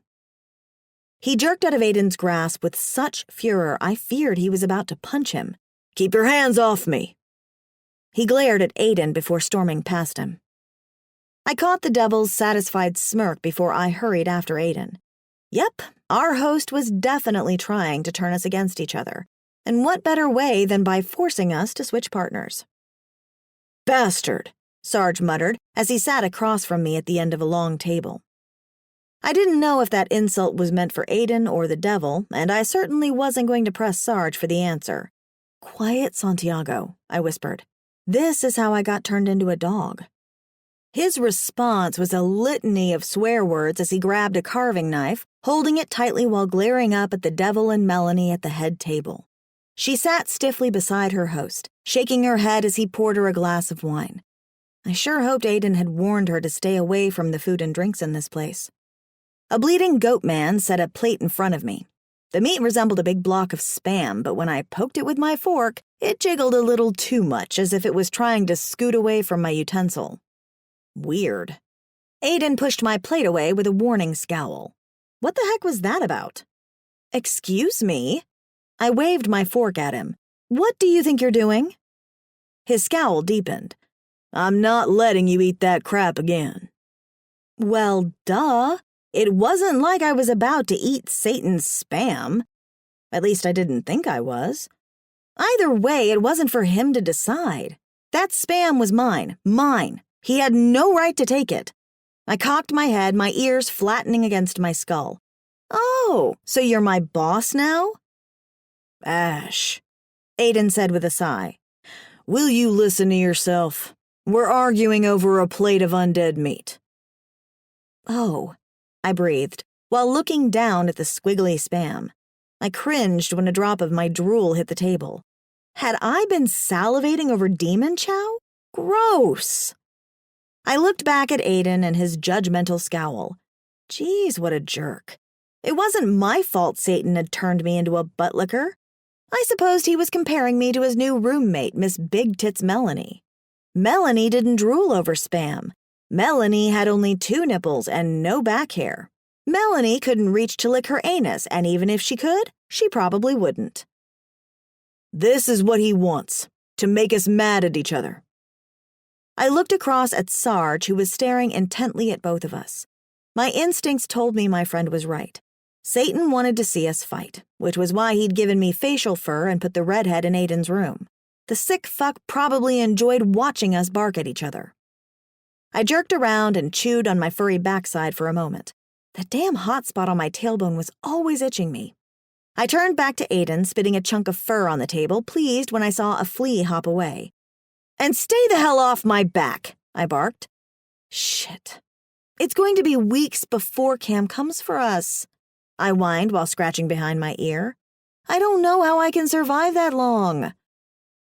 Aiden looked at me as if I'd grown 2 heads. Geez, what did I do wrong now? I covered my ears, howling when an annoyingly loud horn blared from the head table. Whimpering, I looked up to see a guard blowing into a shell. Satan held up a glass of red wine, smiling down at me.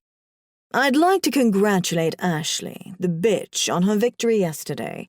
She took on 3 cats and won. His beady eyes narrowed to 2 points, honing in on Aiden as if he had a target on his chest. Though it was no surprise, since her knight in shining armor brought her a weapon, even after I'd ordered him to his room. I swallowed hard as the crowd went silent. Well, shit.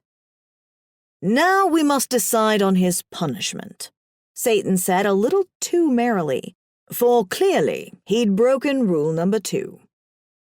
The crowd erupted into a cacophony of chants. Outside, outside, outside. No! I wailed, feeling as if my chest was caving in on itself. Aiden sat silently beside me, his face blood red and his body as stiff as a corpse. The crowd went silent when Satan raised his hand. Ordinarily, I send guests who disobey me outside. He grabbed Melanie by the elbow, jerking her against him. Since I'm feeling in a charitable mood today, I've devised a different kind of punishment.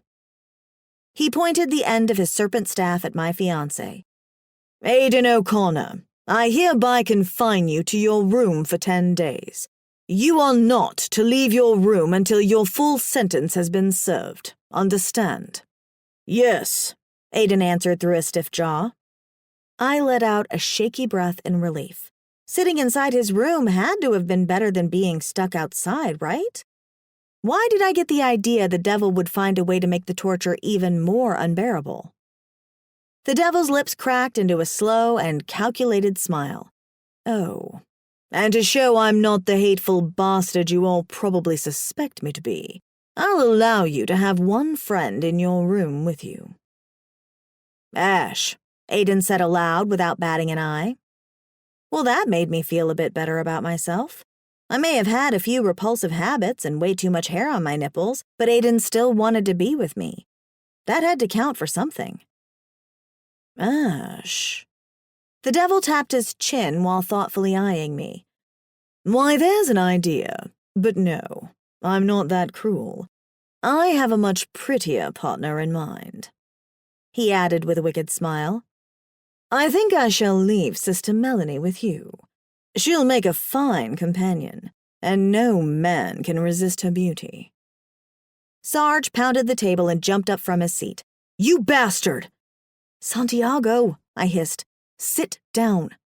The last time I'd smarted off to the devil, he'd given me a tail and floppy ears. I didn't want Sarge meeting that same fate, or worse. The devil jutted his arm out, pointing the wand directly at Sarge. And you, my one-legged friend, I'm afraid you must be punished as well for disrespecting your gracious host. You shall be Santiago, the three-legged dog.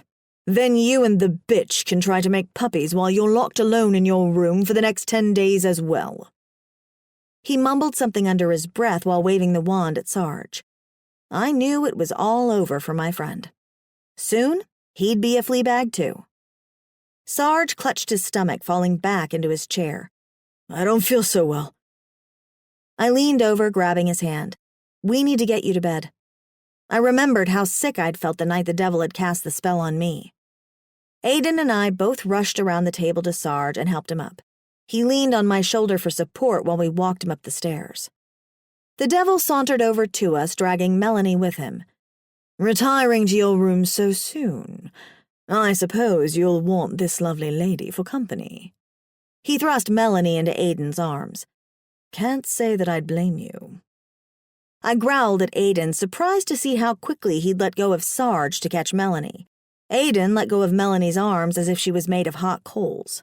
I wasn't fooled. "Are you okay?" he asked her. She nodded as silent tears streamed down her face. Oh, give me a break. All she had to do was sit by Satan for a few minutes. I had to endure him a lot longer than that.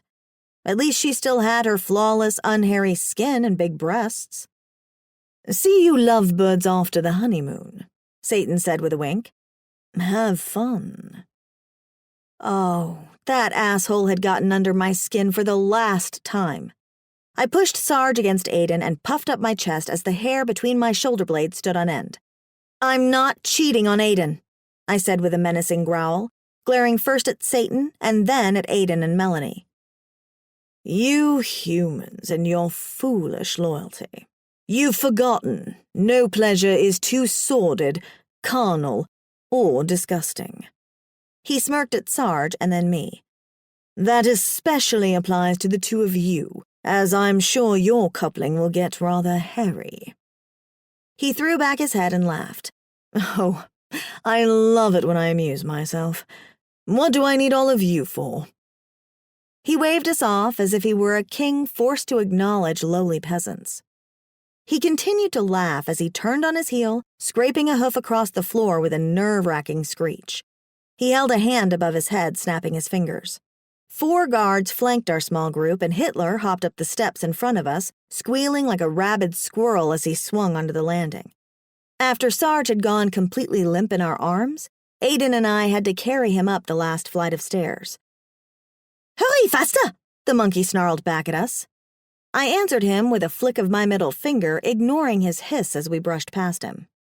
Aiden helped me drag Sarge to the bed. I frowned down at my friend whose skin had gone clammy. I feared he was in for a rough day. At least he didn't eat the Spam. The carpet had enough drag racing stains on it. "You go now!" The monkey blew spittle in Aiden's face while swinging from the top of Sarge's canopy bed. Aiden answered Hitler with a punch to the gut, sending the primate careening across the room with a squeal. The bull guards grunted behind me, and I knew Aiden was out of time. I caught sight of Melanie hovering in the doorway. Was she anxiously waiting on Aiden, or was she concerned for Sarge? I looked up at Aiden with watery eyes, not knowing how we could be parted for that long. "Aiden, I searched his bright blue eyes, unable to say more. It was kind of hard to get romantic at a time like this, and not just because a big bull beast was breathing steam down my neck. I knew I looked hideous to Aiden. How exactly was he supposed to sweep me into a loving embrace and give me a passionate goodbye kiss? Aiden squeezed my shoulders, his intense gaze searching mine. "We'll get through this. I know we will." "I know I will." I was unable to keep the sarcasm out of my voice. I thought of the way Melanie had vulnerably cried on Aiden's shoulder. I was certain she'd need to be comforted once they were alone. The sirens would probably try to tempt him again, leaving him confused and horny with no one to console him but Melanie. Would he be able to control his passion? His eyes flashed with pain as he squeezed me harder. "Ash, I'll be loyal to you. I swear it." He spoke so fervently I almost believed him. I hung my head, unable to look into his eyes as a lone tear slid down my snout. "Just remember that I love you." He tipped my chin, forcing me to look him in the eyes. And I love you. I always will. I hope so, I mumbled. I shook out of his grip. I didn't want him touching me. I was too hideous. Melanie, don't go, Sarge groaned before turning over. My heart wept for him. Would Sarge ever win Melanie's heart, or would we both lose our loves to the devil's manipulations? After all, the devil didn't think sins were sordid, carnal, or disgusting, but they could certainly be hurtful. Aiden O'Connor. Aiden, are you okay? I cast a glance behind me as Melanie settled a hand on my shoulder. I didn't want to be rude, but I couldn't give the girl the wrong idea either. I leaned far enough forward that she had to let go. Yeah, I will be in a minute. I wiped my misty eyes with the back of my hands as I stared at the sky beyond the balcony. The view from my room was breathtaking, waves crashing to the shore beneath a towering cliff. I knew it was another screensaver, but I appreciated not having to look upon the malformed and tortured faces of the damned. Much to my dismay, Melanie walked around the sofa and sat beside me. Her peach perfume enveloped me and teased my senses. Though instead of wanting to sleep with her, I'd pine for Ash all the more. For her wedding gift, I'd bought her a perfume that smelled like strawberries, knowing how much she loved strawberry margaritas. I'd packed it in my suitcase. I frowned as I realized the spiders had probably destroyed it. Melanie twisted the edge of her satin belt around her finger, her lips turning down in a pout. I'm sorry about what happened to Ash in your wedding. Thanks. I shrugged. I should have been relieved that she'd remembered I had a fiancé, but her concern seemed warm enough. I'm sure once you escape, she'll transform back. I cringed. I certainly hoped so. I didn't fall in love with Ash's beauty. I fell in love with her quirky personality and loyal, caring heart. I loved her even though she was a furry black mutt. But would she forever be stuck in that form? I wanted a wife who'd take care of me, but fetching my slippers wasn't the care I'd had in mind. Still, I wouldn't turn my back on her no matter her physical fate. You mean when we escape? I corrected her. There weren't going to be any ifs. I refused to accept that this was to be my fate. If I couldn't find a way out, God would surely come save us, wouldn't he? She frowned, looking down at her lap as she twisted the sash around her fingers. I'm not escaping from here. I'm already damned. You don't deserve to be down here, and if God or Cam won't free you, I thumped my chest. We will. She vehemently shook her head. I don't want to jeopardize your chance of escaping. There was a tremor in her voice, subtle, yet strong enough for me to feel the undercurrent of fear. She truly didn't want to be left down here. This woman seemed too kind to have been damned to hell. She cared more about our safety than her own. I wondered, not for the first time, what sin she'd committed to have been struck down. My twin brother had been sent to hell for adultery, a sin which he'd regretted for over 100 years. I'd always thought his punishment was too severe. It seemed unfair to me that a person would be forced to endure an eternity of torment based on a few bad decisions.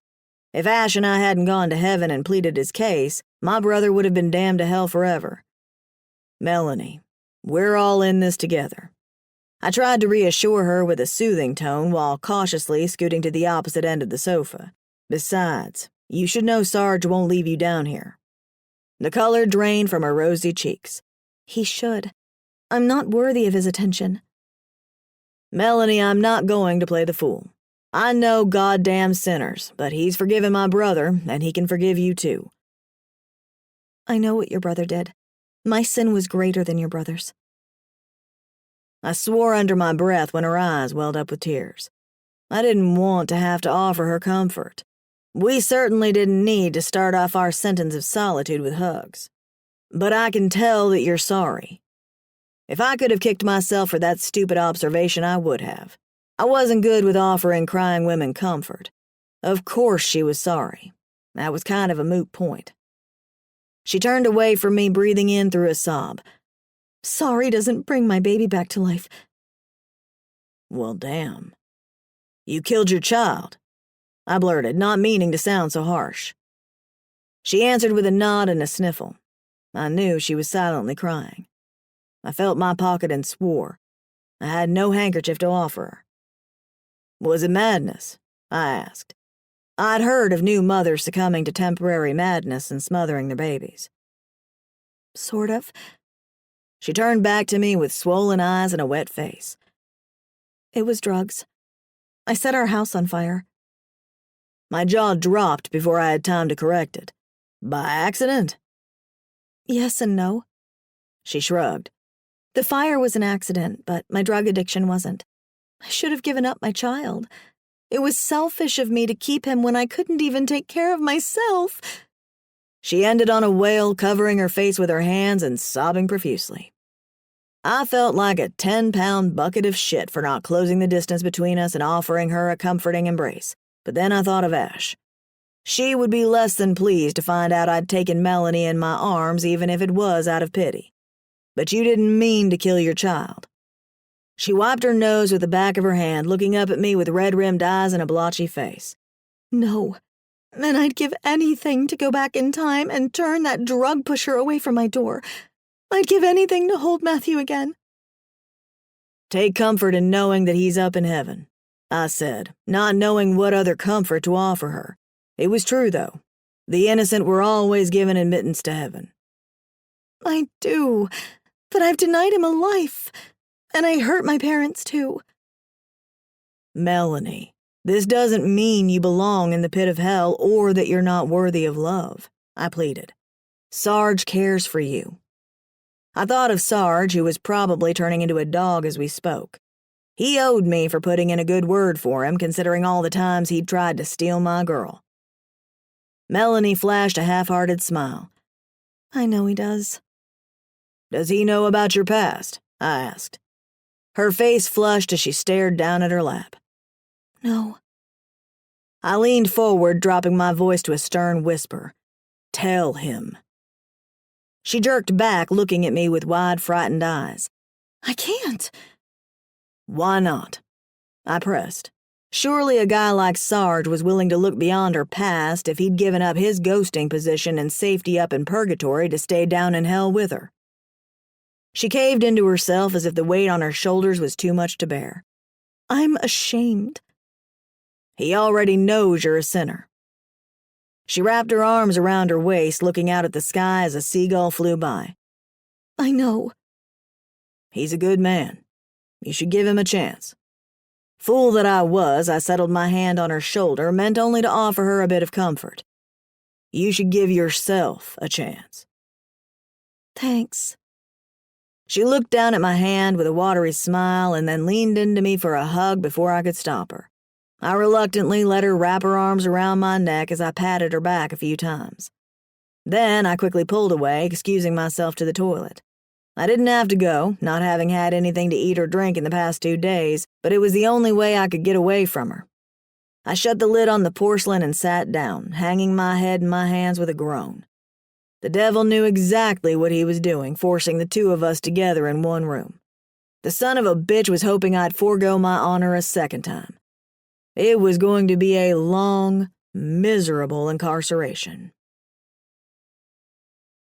Chapter 11. Ash McCloud. I awoke to the sound of waves crashing along a shoreline and seagulls calling to one another. Such a beautiful, peaceful sound. Instead of basking in the ocean breeze drifting in from my Grecian balcony, I rolled over with a grunt, yelping in pain when my big snout hit a hard spot in the sofa. I wasn't supposed to be a dog, and I certainly wasn't supposed to be here. I was supposed to be Mrs. Aidan O'Connor, sipping strawberry margaritas with my new husband in a hammock on our magical Purgatory Beach vacation. I slowly sat up, rubbing the sleep from my eyes, my gaze focusing on the pool-sized bathtub overlooking the ocean. My tailbone itched so badly it burned, a grim reminder that I was infested with fleas. I could jump in the pool for a refreshing swim and a cool drink.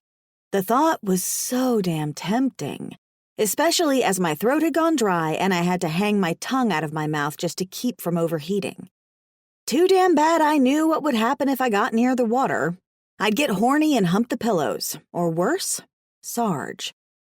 Speaking of Sarge, he'd finally stopped complaining about his stomach sometime during the night, and we'd both drifted off to sleep.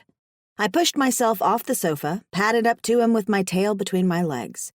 Had Satan truly turned him into a dog? If so, I sure hoped he didn't freak when he woke up. I pushed back the curtain on his canopy bed and blinked down at the creature snuggling into his pillow. What the hell was that thing? A gremlin? Sarge?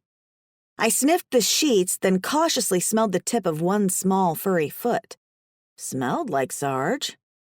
I poked his side and then jerked back. He jumped up with a bark, landing on 3 legs, his lips pulled back in a ferocious snarl. Oh man, what was this thing? He was more dog than I was, only about 2 feet long with 2 legs up front, 1 in back, and 1 stump, short brown fur, and big pointy bat ears. Really, the only thing human about him were his big brown eyes that reminded me of Sarge.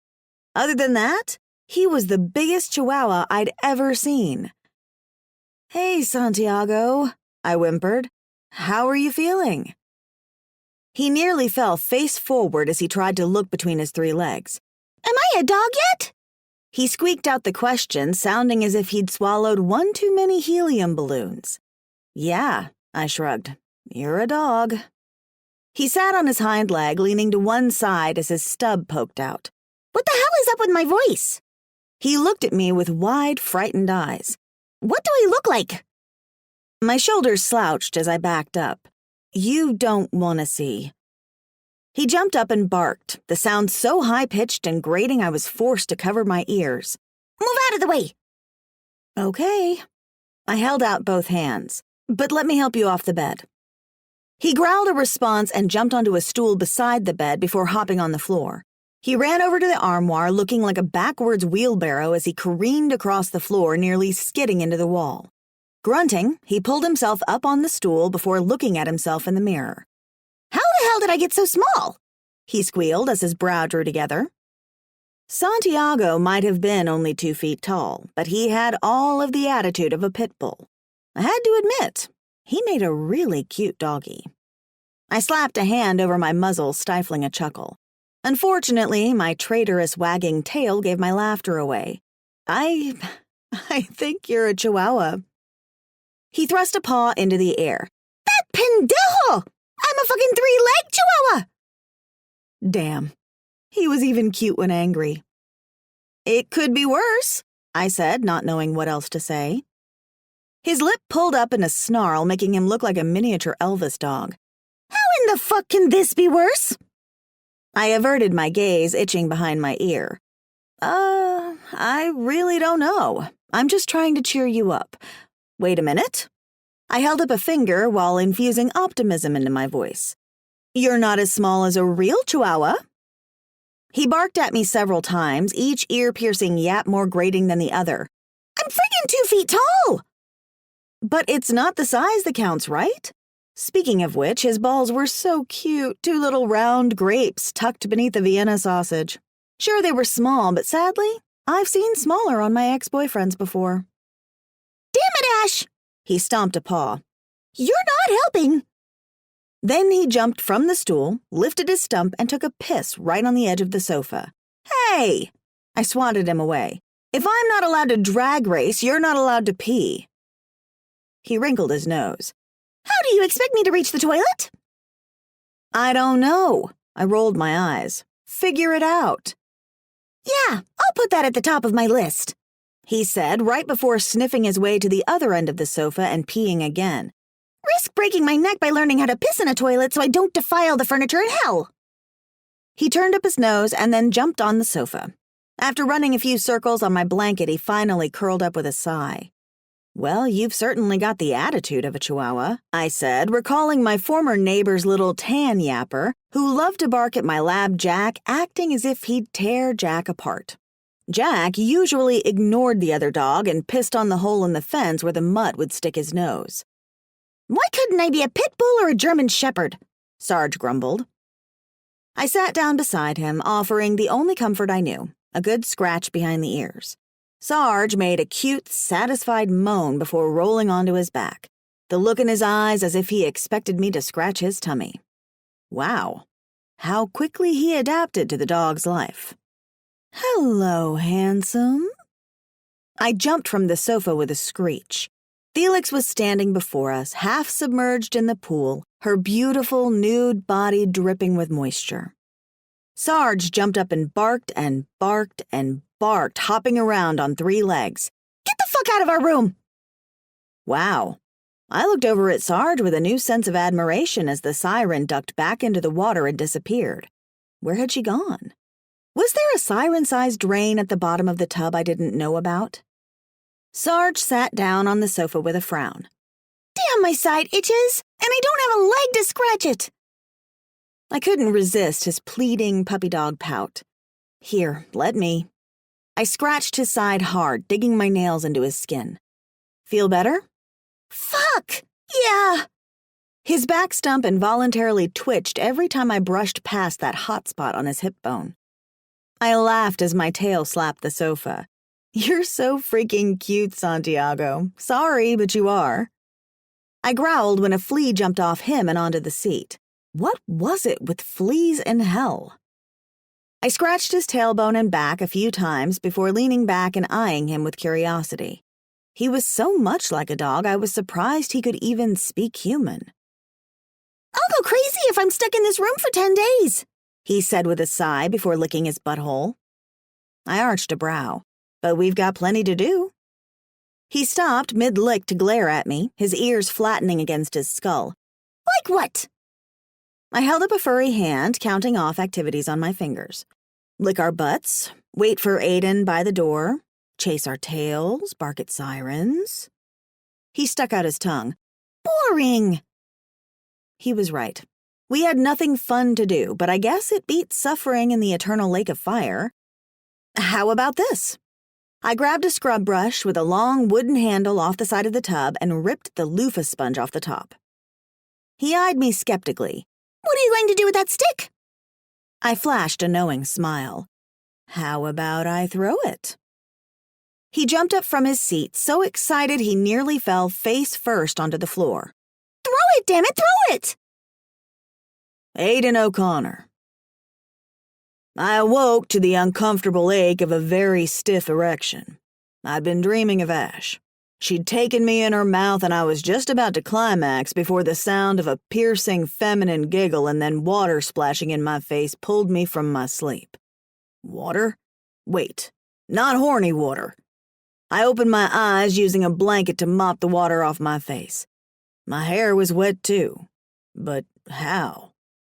When I rolled onto my side, I saw 3 nude women in the bathtub.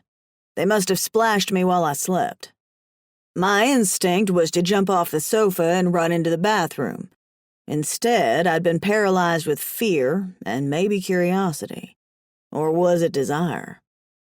I thought about waiting until my erection subsided before taking action, but holy hell, there was no way I was getting rid of it anytime soon. Melanie was spread eagle on the side of the tub while one siren bent over her, her face buried in between Melanie's thighs. The other siren hovered on bent knees above Melanie's face, rolling her nipples between her fingers while Melanie's tongue darted in and out of her dripping cavity. Melanie moaned and bucked as the siren's tongue delved in and out of her, and I knew she was on the verge of exploding. I thought about pulling them apart, but I feared they'd wrap their lips around my erection before I could stop them. I got up and rushed to the bathroom, making quick work of my erection before reluctantly going back out to the bedroom. Melanie was screaming now, bucking hard against one siren while the other dripped juices into Melanie's mouth. I knew there would be no easy way to tear them apart. I covered my ears and screamed, "Leave this room, sirens!" They both looked up at me with widened eyes and heavy pouts. "I said leave," I bellowed. When they snarled at me, I jutted a foot forward. "You are not welcome here." They glared at me before sliding away from Melanie, sinking beneath the water and disappearing. Melanie sat up on her elbows, her large breasts heaving and her nipples tight and pebbled. Her lips were wet and swollen. her mass of hair fanning out around her porcelain skin in crimson waves. "What just happened?" she asked, as if in a daze. That damn erection of mine came back with a vengeance. I shifted uncomfortably before grabbing a towel off a nearby bench and draping it over her nude body. You were tricked by the sirens. "Oh," she said, before falling back against the tiles. "But it felt so wonderful." She lifted one leg, slipping her hand beneath the towel. "So very wonderful." I turned my back on her. I'm sure it did. "Perhaps you could finish what they started?" Her plea was like a blade twisting deep in my sanity.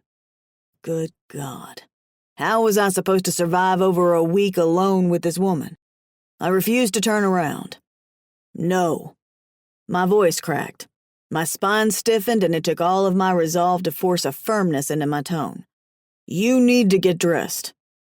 Then I walked back toward the bathroom to take care of my erection for a second time. "Aiden, are you going to come out of there?" The tremors in Melanie's voice were audible even from behind the door. I looked up as the door handle gently rattled. Are you dressed? I asked. "Yes. I'm so sorry for what happened. Please come out. I won't try anything again, I promise." Though she sounded sincere, I was still skeptical, and not just of Melanie, but of myself. After taking matters into my hands 3 times, I still couldn't shake the desire to sink into her wet heat as that torturous image of Melanie and the sirens replayed in my mind.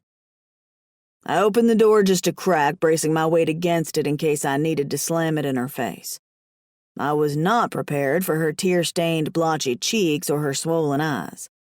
Pity overshadowed my desire, but only for a moment. Soon, the two emotions were warring with each other.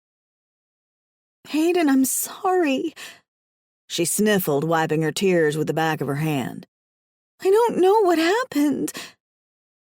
I heaved a frustrated groan. I knew exactly what happened. Now, if I could only stop that nightmare scene from replaying in my mind. You were seduced by sirens. She wrinkled her pert nose, and for the first time I noticed her slight smattering of freckles. "I don't even know what sirens are." They work for the devil.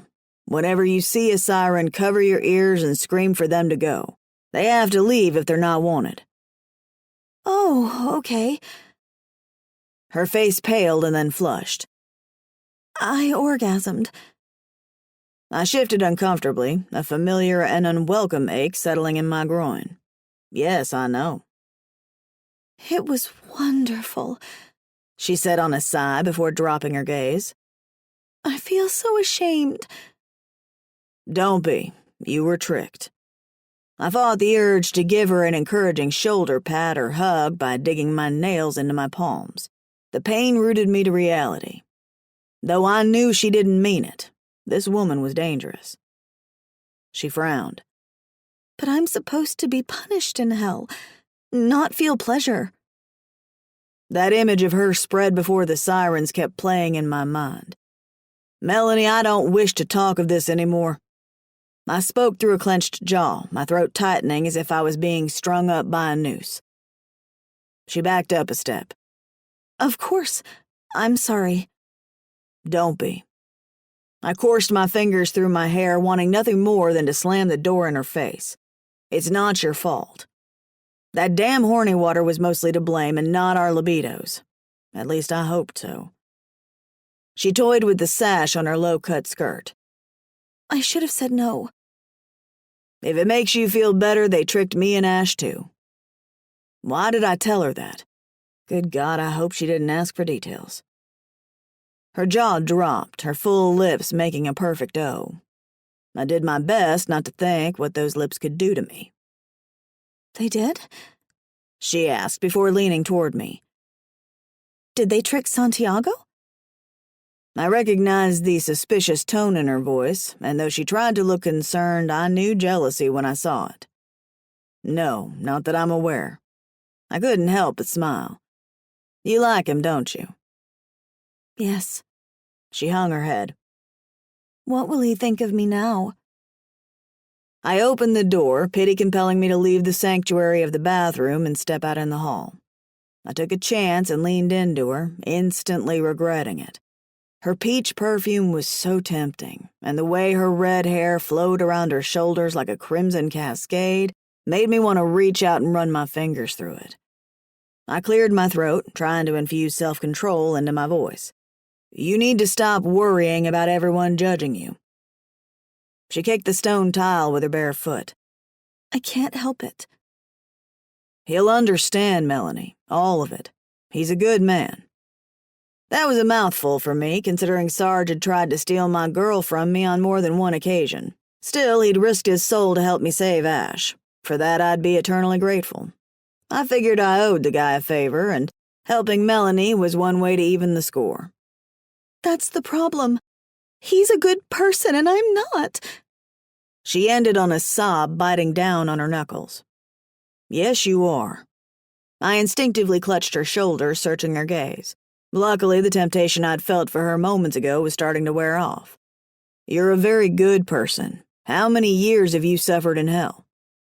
She looked up at me with a watery gaze. I don't know. Time passes slower down here. I died in 1987. You've suffered long enough.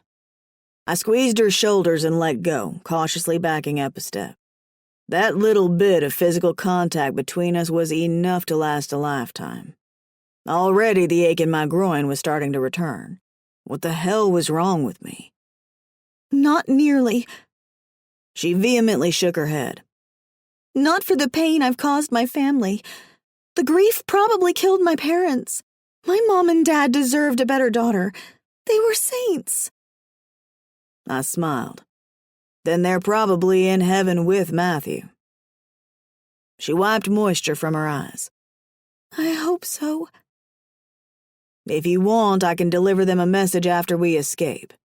I instantly regretted offering my services. What if her parents had become addicted to heaven's amnesia cheesecake as my parents had done after they'd discovered my twin brother had been damned to hell? Or what if they resented their daughter for her poor choices and turned me away? She sucked in a sharp breath. You'd do that? I forced a smile. Of course. Too late to go back on my word now. Oh, Aiden! She squealed before throwing her arms around my neck. Thank you! I stiffened beneath her touch as heat flamed my skin. This was too much. Her body heat, her alluring scent, her soft skin. I quickly broke away, wiping a bead of sweat off my brow. Melanie, it's not that I don't think you're a wonderful person, but I think we should abstain from hugging from now on. She frowned, coursing a shaky hand through her wild hair. Of course. You're trying to stay faithful to Ash, and you don't need any more temptation. No. I heaved a sigh of relief, so happy she understood my predicament. I don't. She turned up her chin, her full lips hinting at a smile. And I'm trying to stay faithful to Santiago. A mixture of joy and relief infused my heart. He'll be happy to hear that. A glimmer of doubt flashed in her eyes before she pasted on another smile. Fingers crossed you're right. Ash McLeod. Talk about boring. After wearing each other out all morning with a game of fetch, Sarge and I literally had nothing to do but groom ourselves. Sarge sat on the floor licking his tiny balls while I curled up on the sofa growling as I itched a hot spot on my ass. Why did fleas like that particular part of me so much anyway? I bit off a chunk of fur, whimpering at the ever-widening bald patch, and spit the fur on the floor. 3 fleas hopped across the tile. I took pleasure in squishing them with my paw. Then my ass started to burn, and I knew their cousins were revolting. Hello, lovers. How would you like to play with us? We're awfully horny. I jerked up, baring my teeth as 2 naked sirens stood in the bathtub. How the hell did they get in our room? I would have plugged the drains, but I wasn't about to get into a tub of horny water ever again. The sirens giggled, splashing us both. I yelped, but it was too late. Water landed in my open jowls and splashed my eyes. Damn it! Horny water! I should have ducked for cover as soon as they emerged from the tub. Sarge didn't seem to mind getting wet as he ran them off in full attack mode. Arf, arf, arf! You're not welcome here, I yelled. Go and don't come back. Though I knew that request would fall on deaf ears. They'd be back, and we'd tell them to piss off again. After they disappeared, Sarge pissed all over the carpet. And not just in one spot, but everywhere, kicking up his legs after each drop-off. Then he trotted over to the tub and started drinking. Sarge! I hollered. That's horny water! He lifted up his head, his ears pinned back. I don't care! I need more ammo! You dumbass! I growled, throwing a sofa pillow at him. When he bit into the pillow, I thought he was going to shred it to pieces. Imagine my surprise when he started humping the stuffing out of it, growling with each thrust like that pillow was his bitch. Oh, dear God in heaven, please save us from this insanity. I grabbed an undefiled pillow and ran to the bathroom, sliding onto the floor and clutching the pillow to my chest while fighting the urge to rub it between my legs. What the hell was wrong with me? Oh yeah, horny water. I breathed out a slow and shaky breath, forcing myself to think of something else. The first image that popped into my mind was Aiden's bright blue eyes and rugged, dimpled smile. He was so damn sexy. I still couldn't believe that beautiful piece of man-meat was my fiancé. I only hoped one day we'd be able to get married. I thought about Mr. Head's warning that being with Aiden would feel like a noose after 50 years. And that's when I came to the realization Mr. Head was full of shit. Being without Aiden was more like being stuck in a noose. I was so frightened for us and so lonely I felt as if the air was being sucked from my lungs. Instead of worrying about the possibility of our marriage turning sour, I felt sorry for Mrs. Head for getting stuck with such a douche, and I made it a point to find her when I got back and tell her she didn't have to spend eternity in a loveless marriage, that she had the right to move on. Me, on the other hand, I knew where I belonged, with Aiden. I wondered what was going on in his room. Had the sirens splashed water on him and Melanie? Would he be able to stay faithful to me with so much temptation? Even if we escaped this place to the safety of purgatory with our souls intact, would our hearts be crushed? I tried not to allow that day the sirens had tricked us taint our love for one another, but I couldn't help but feel our relationship would never be the same. No, it couldn't be the same. There would always be the day we'd succumbed to temptation. But that didn't mean this blemish on our fidelity had to weaken our marriage. I hoped if we survived our trials and tribulations, we'd come out of this stronger. For despite everything that had happened, I still loved Aiden beyond anything. That had to count for something. Chapter 12. I bounded outside as soon as Monkey Hitler unlocked my door, so thankful to finally be free of that room.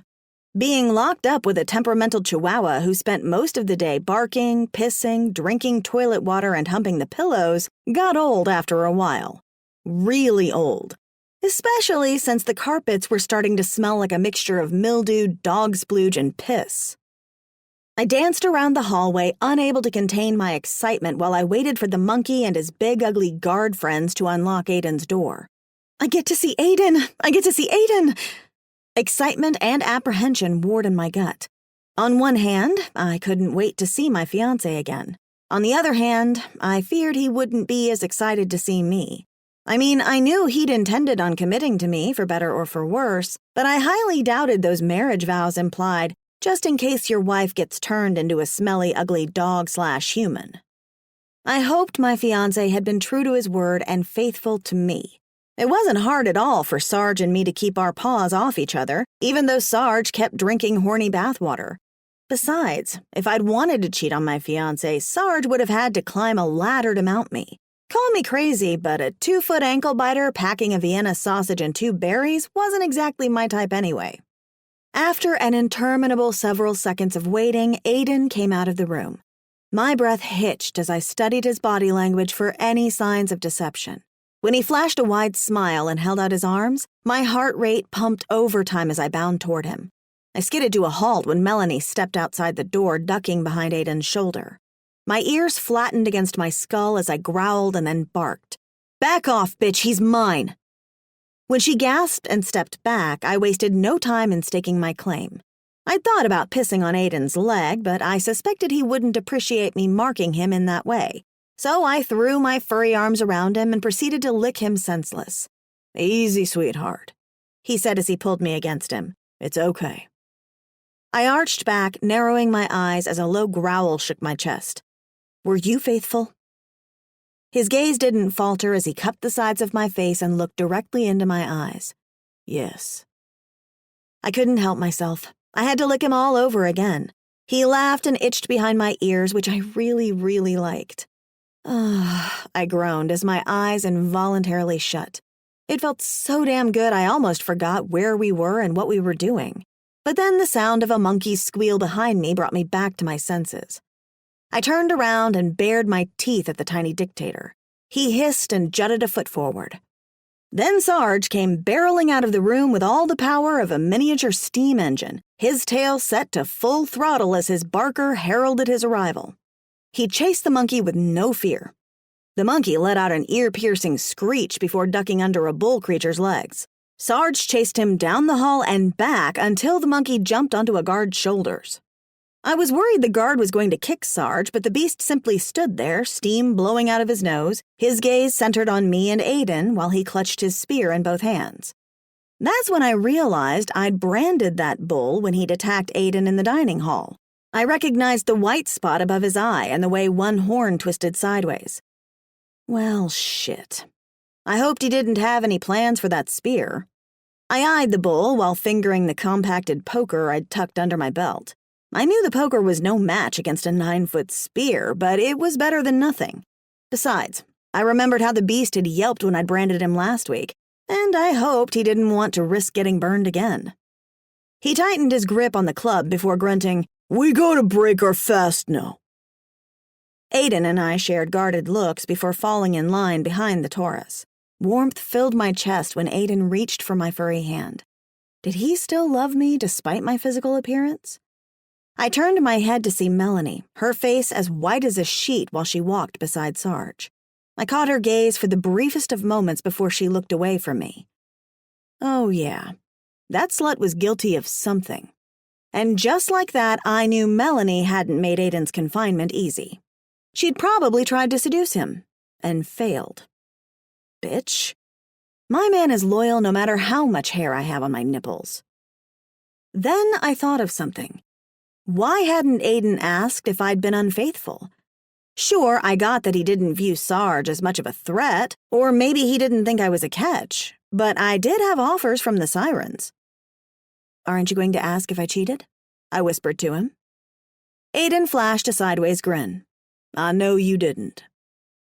I didn't know whether I should have been elated he trusted me or deflated because he assumed nobody wanted to have sex with me. "You do?" "Of course, and not just because you're man's best friend." He let go of my hand, then wrapped an arm around my shoulders. "Because you're my best friend." He cupped my chin, looking deep into my eyes. "And I love you." My tail drooped as I fought the urge to look away. Even though I have dog breath and I drank from the toilet? He squeezed me tightly. "Ash, no force of heaven or hell could make me stop loving you." I saw no repulsion reflecting back at me. Only love. Oh, Aiden. I turned into his embrace.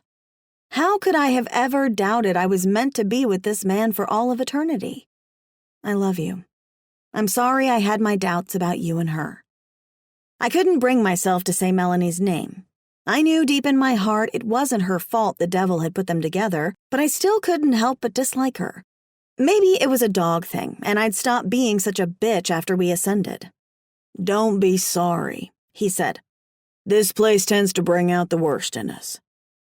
Boy, that was the understatement of the century. I had a furry anus and a raging case of fleas.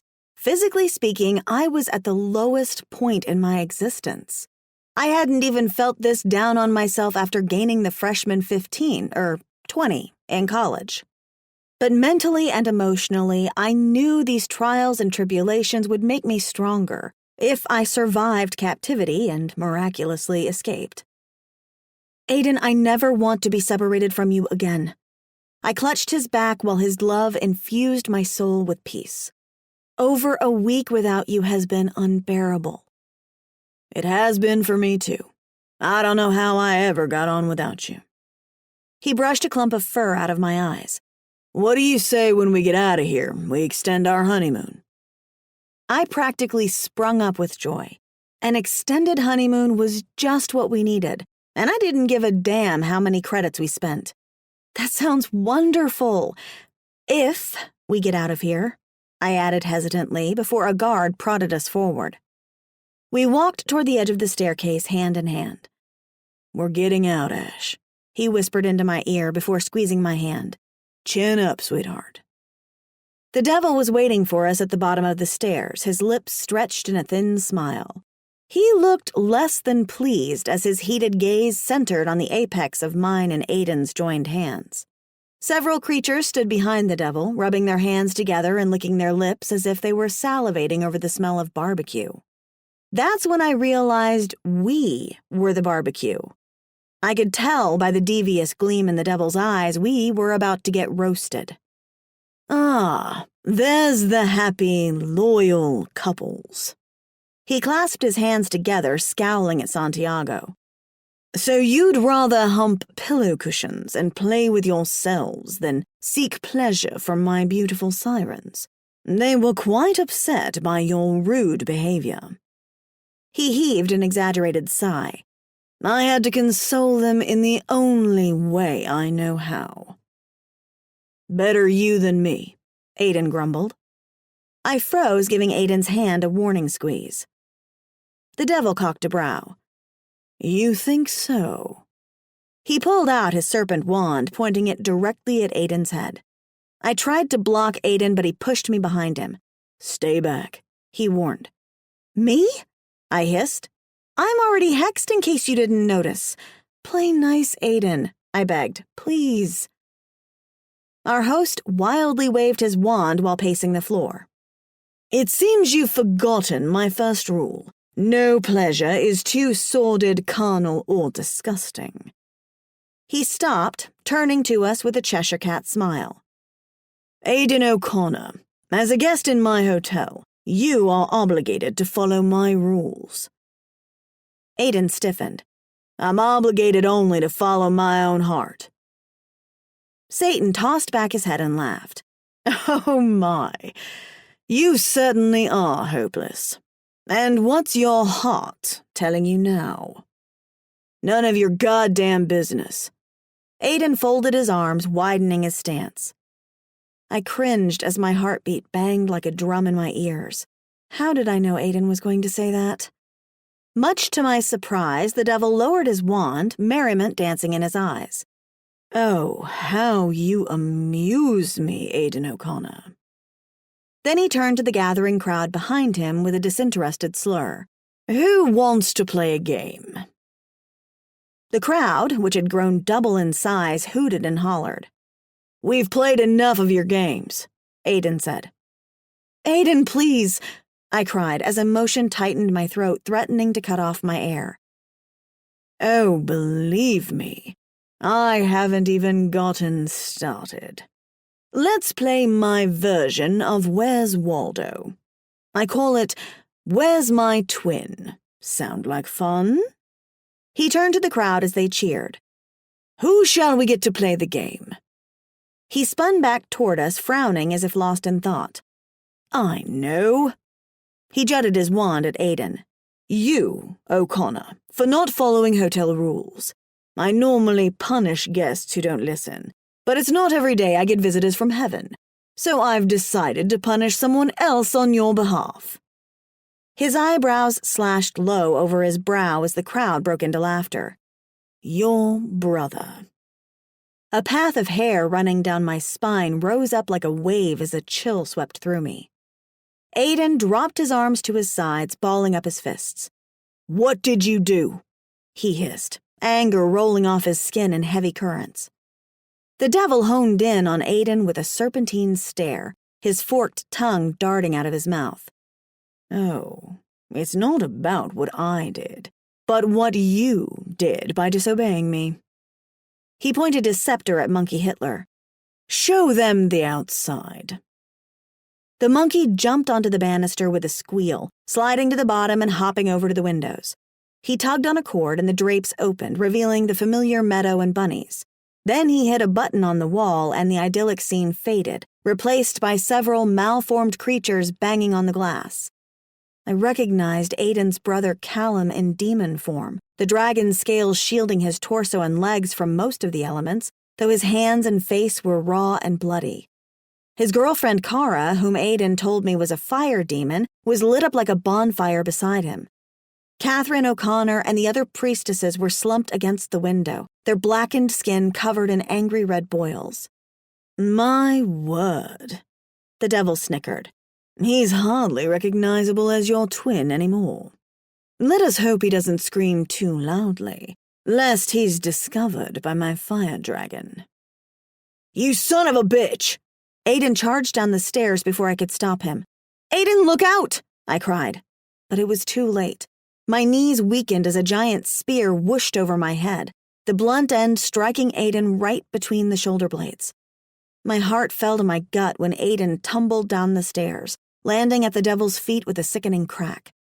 Panic set my instinct into overdrive, and I leapt down to Aiden, tears streaming down my snout as I flipped him over. Blood poured from his nose as his eyes rolled into the back of his head. Aiden? I lifted his limp body into my arms. Aiden! Melanie knelt beside me, placing a hand on his forehead. Hands off, bitch! I barked in her face, snarling until she backed up. She's just trying to help, Sarge squeaked before sniffing Aiden's hair. He's not dead, just unconscious. He's already dead, I snarled. All of us are. I held Aiden against me, kissing his brow, and I don't need her damn help. Oh, how intriguing. The devil tapped his pointed chin, his top lip curled up in a cross between a sneer and a smile. A four-way lover's quarrel. He nodded to the guards beside him.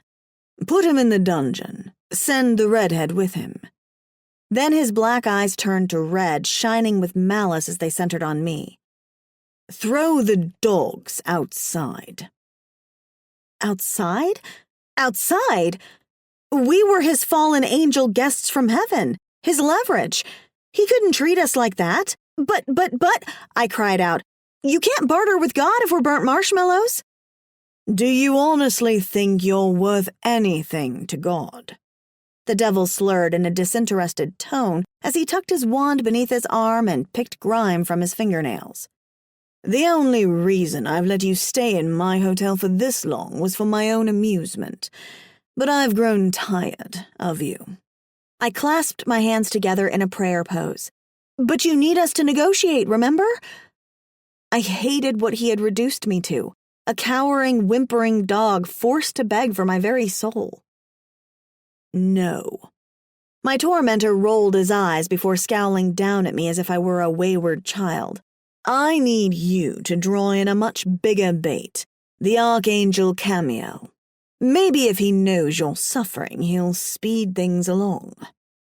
No! I screamed as I was ripped away from Aiden by two strong hands.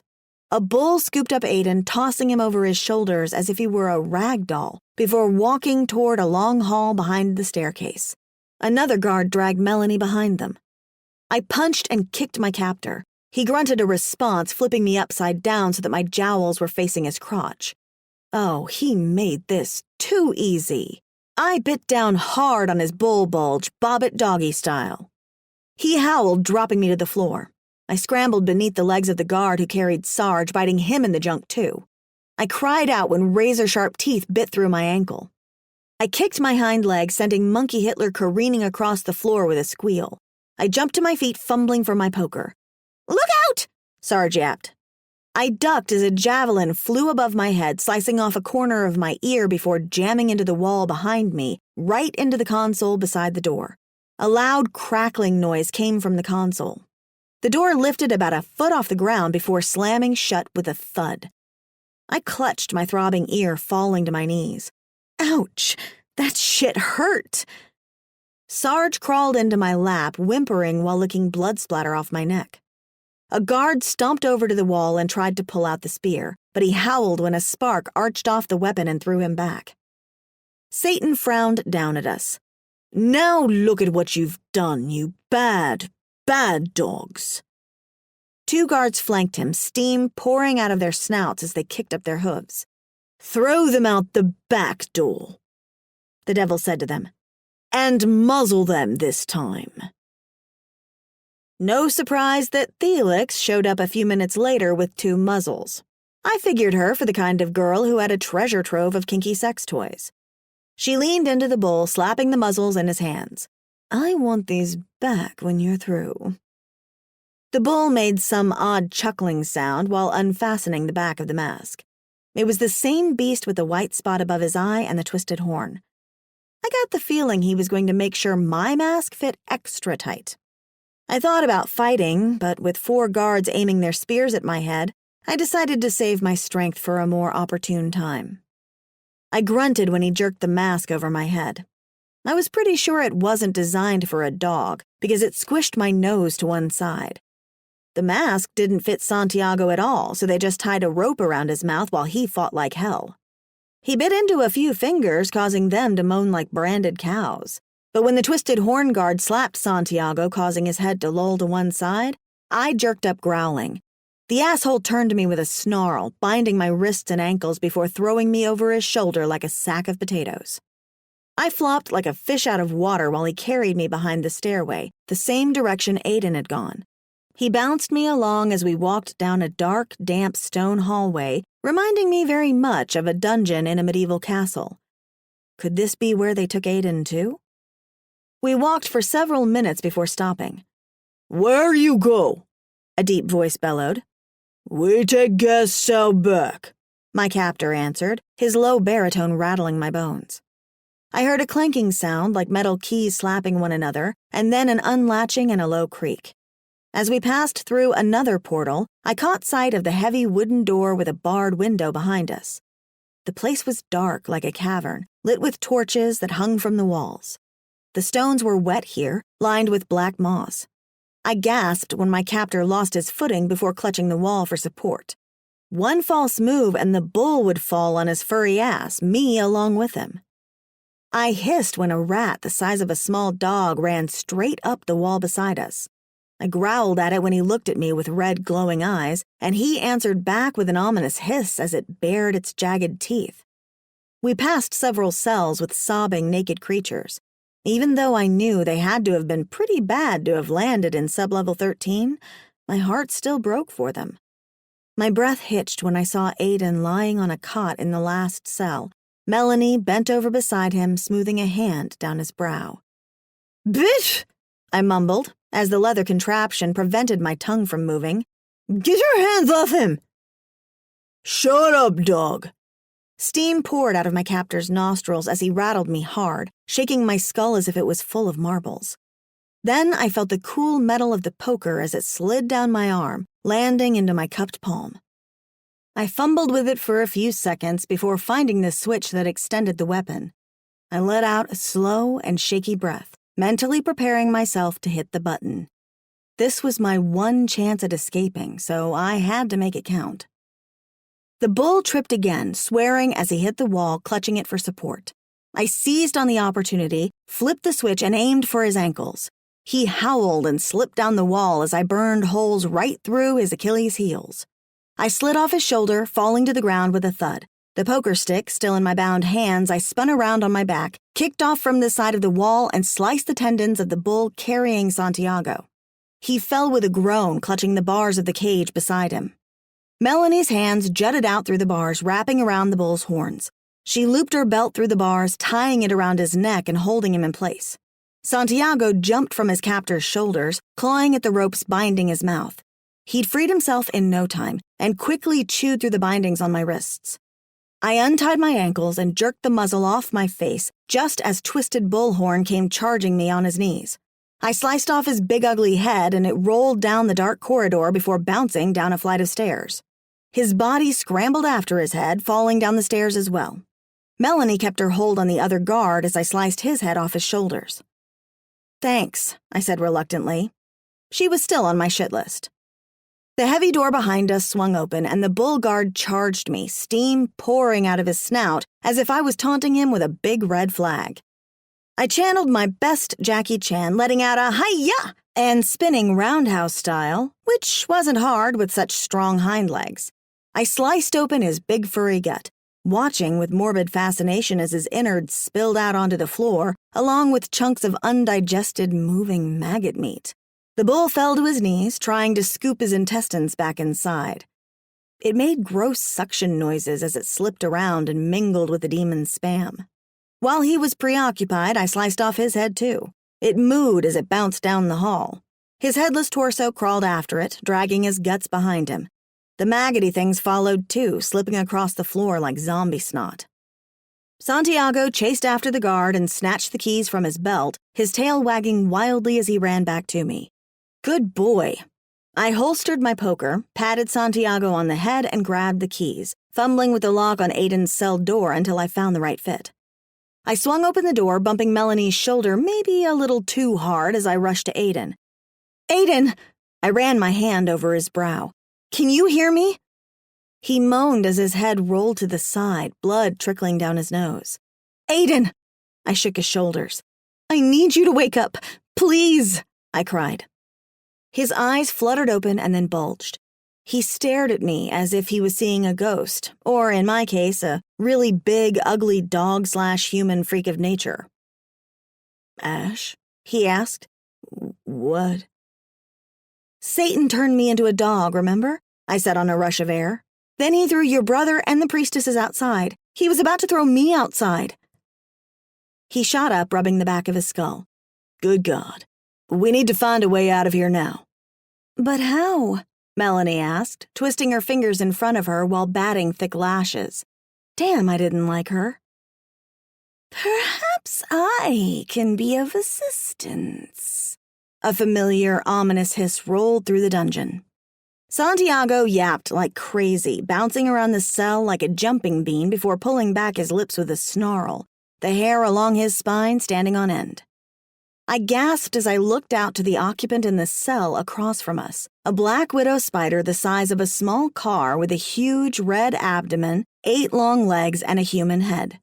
She swung from a contraption that somewhat reminded me of the sex swing my grandfather tended to lend Aiden and me, her legs bound by chains that draped from the ceiling, her abdomen hovering over what looked like a vat. What kind of torture device was this? And why was the spider not in human form like the rest of us? I'd assumed the damned only took on demon form when outside. Melanie walked to the edge of our cell as if on a cloud, clutching the bars while gaping at the giant spider. "Mother?" "Yes, child, it is me." The beast flashed an odd smile, and it took me a moment to realize those big, ugly pincers that used to protrude from her mouth had been severed, leaving behind 2 ugly stumps. Ouch. She waved a leg at Melanie. "If you would come to me, I could help you." I clutched the keys tightly by my side, jutting a foot forward. "Don't trust her, Melanie." Santiago let out 3 little barks, followed by a low whimper. "My instincts tell me it's a trick." Aiden stood, hobbling over to the bars. "How is it that you are still in demon form when the rest of us are not?" She brought her front legs together in a prayer pose as she smiled serenely. Too serenely. "I'm not human, and never have been." "What are you?" Aiden asked. "My true name is Arachne," she answered. Aiden squinted, then shook his head. "From the Greek fable." "I am no fable." Her long neck extended before she arched back. "I am a true demon, not a human hybrid. I was driven into the underworld years ago by humans. I've lived peacefully in hell for thousands of years until you and your friends came along." When she waved at us with a sneer, I knew this bitch harbored serious resentment. There was no way I was trusting her. Santiago growled and then let out a frightened whine. I knew he didn't trust her either. "Peacefully." Aiden cocked a brow. "Is that what you call feeding hapless victims to a soul-sucking dragon?" "A small sacrifice to keep my priestesses safe. Now look at what you and your friends have done." Her chains rattled as she jutted her legs toward the vat below her. "He forces me to make babies, and then he takes them from me. I do not see them once they leave my nest. I have no idea what he's done to them, but I fear he's using them as spies. He knows they can easily traverse up and down the levels of hell." "I've seen them," Melanie piped up. "They've overrun sublevel 1. The spider went eerily still, her sharp gaze tunneling on Melanie. "He has sent them that far. Have they been harmed?" Melanie looked down at Sarge, whose ears flattened against his skull as he whimpered. "Yes," Melanie said with a nod. "Many have been destroyed." The spider's luminous eyes filled with tears as she let out a spooky wail that made her sound like a dying horse. "And I bet the devil didn't even shed a tear." She flashed Melanie a pitiful look as tears streamed down her face. "Help me," she begged. Melanie fell against the bars with a wail. "Oh, Mother." Aiden grabbed Melanie's shoulder, pushing her behind him before puffing up his chest. "There's nothing we can do for you, Spider." For some reason, that little protective act made my fur stand on end. Geez, why was I still jealous? "There's something I need to show you," the spider said before grabbing her chains and pulling herself up. I gasped when her squishy abdomen lit up like a Japanese tea lantern. What had happened to all the protective armor that covered her body? I cringed when I saw patches of metal stuck to her abdomen. Had someone ripped it off? Ouch. My eyes widened when a distinctive shadowy shape floated within her womb before settling against her abdomen wall. "Masav!"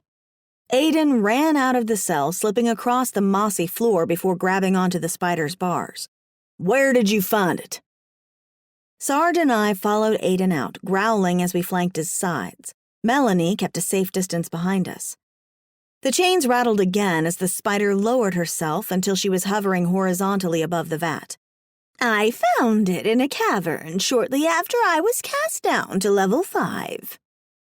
"How did you end up here?" Aiden asked. "I kept getting knocked down. The lower the level, the bigger the demons." She flashed a slanted smile.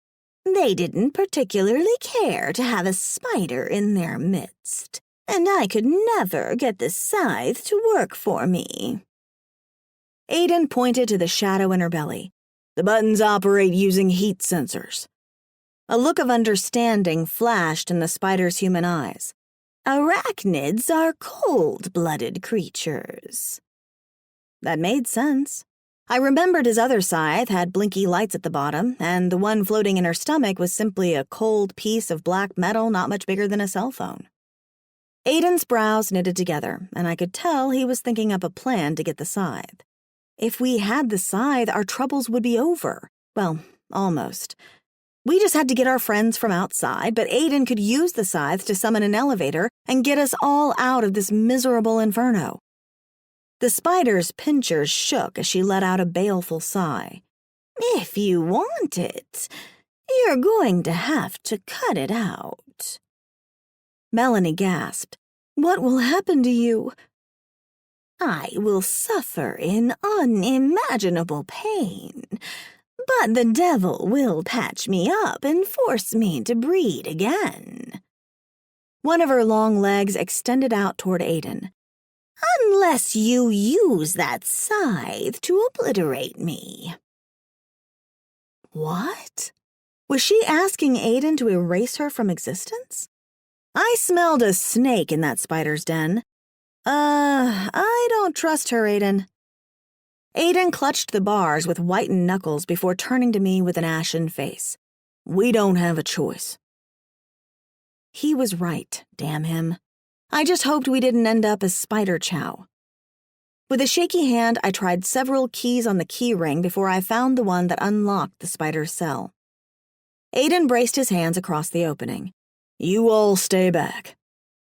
Then he turned to me with grim determination in his eyes. Ash, please tell me you have the poker.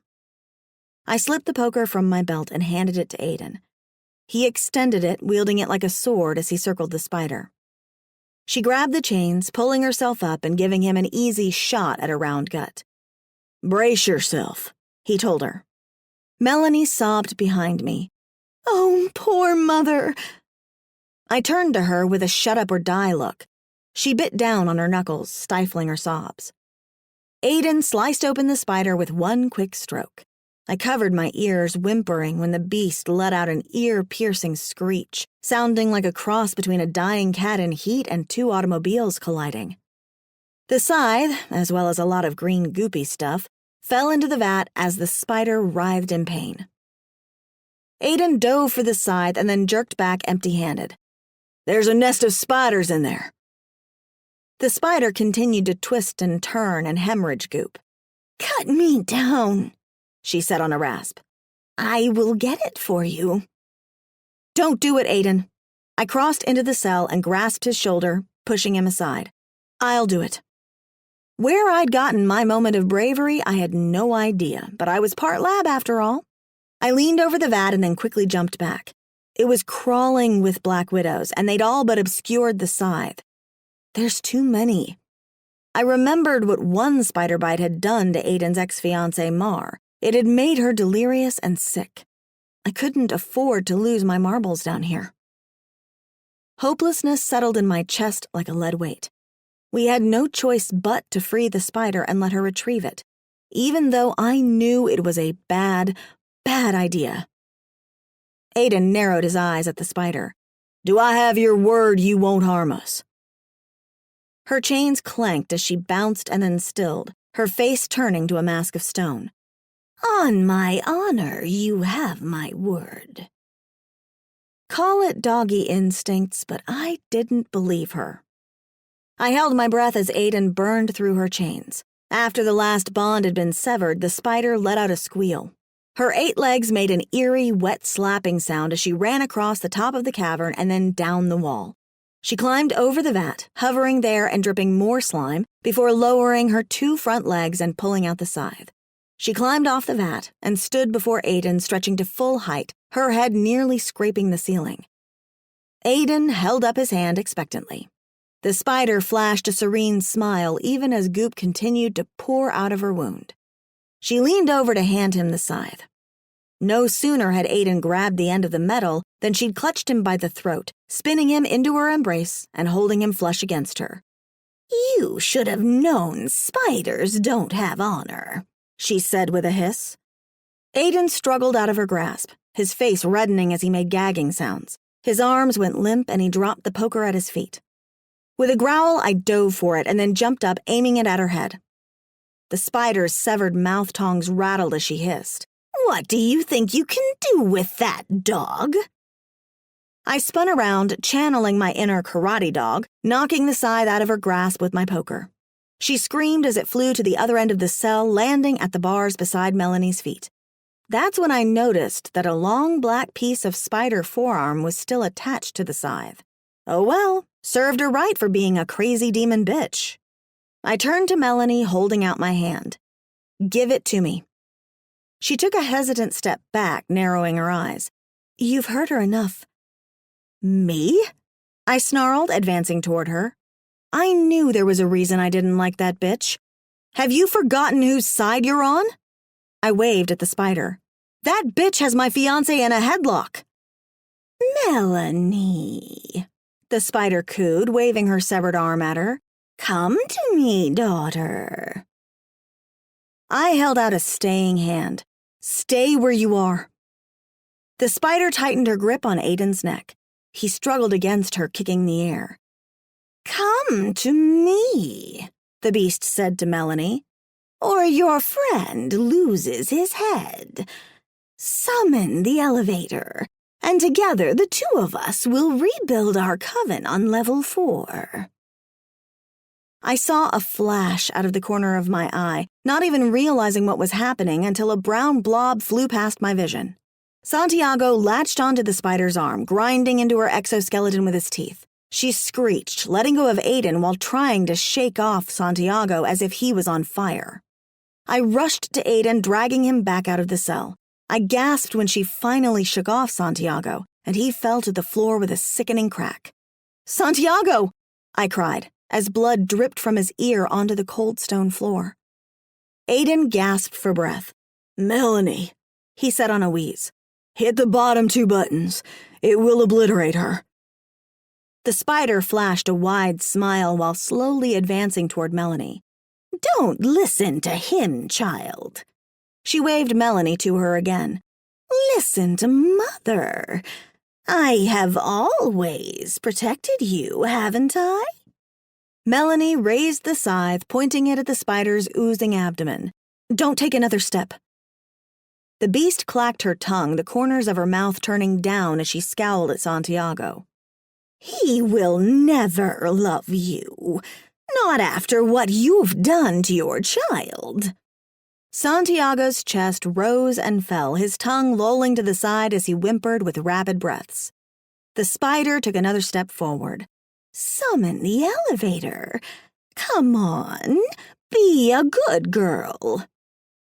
Before I could scream at Melanie to obliterate the bitch, she jutted her arm out with a roar. The scythe extended to the length of a baton, and a stream of blue shot out, zapping the giant spider. The creature let out a blood-curdling scream before bursting into millions of silver dust fragments. Aiden slid up the bars, limping toward the wall. He slipped a torch from its sconce and dropped it into the vat. A plume of green smoke erupted from the tank as horrifying screams from thousands of baby spiders rent the air.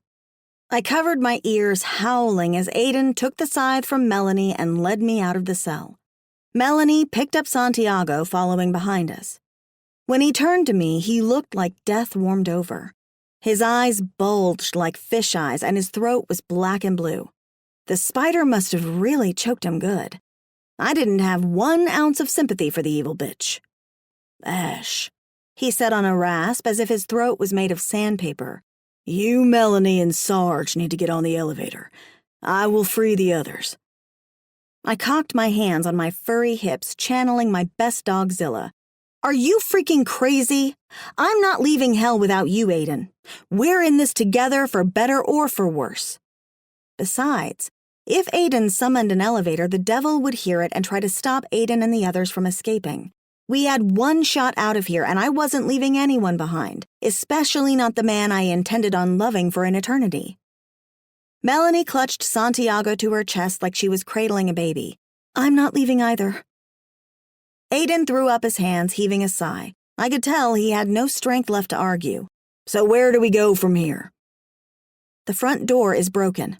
I thumbed toward the stairs where the guards had fallen. "We need to take the back door." "All right, let's go find that exit." Aiden coughed into his fist before rubbing his chest with a groan. I knew he had to be in pain. I couldn't wait to get him out of here and back up to purgatory where he could drink a real glass of water without needing to hump any pillows. Not that he'd been a pillow humper. At least, I didn't think he had. And after I fixed him up, I couldn't wait to put on that ring and exchange our vows. I was more than ready to say I do to that man and put this horrific ordeal behind us. After we hit the bottom of the stairs, Aiden zapped the headless guards. We found the doorway down a narrow hall. The back door was smaller than the front, the size of a single door, though the frame also appeared to have been made of steel. It had a small circular window, the kind I've seen on a cruise ship. I knew it had to be the exit to the flaming pit because the view outside had more hopping bunnies. What was it with the devil and bunnies? He had a serious fluffy fetish. I hit the button by the window, jerking back when flames rose up and licked the glass. How the hell were we supposed to walk through that? Aiden coughed into his fist again before turning to me with a drawn mouth. I sucked in a sharp breath as the fire's reflection danced in his eyes. "Are you ready?" he asked. I looked over my shoulder at Melanie. She squeezed Santiago to her chest while silently nodding, her eyes as stoic as stone. Geez, she made being brave look so easy. Wait.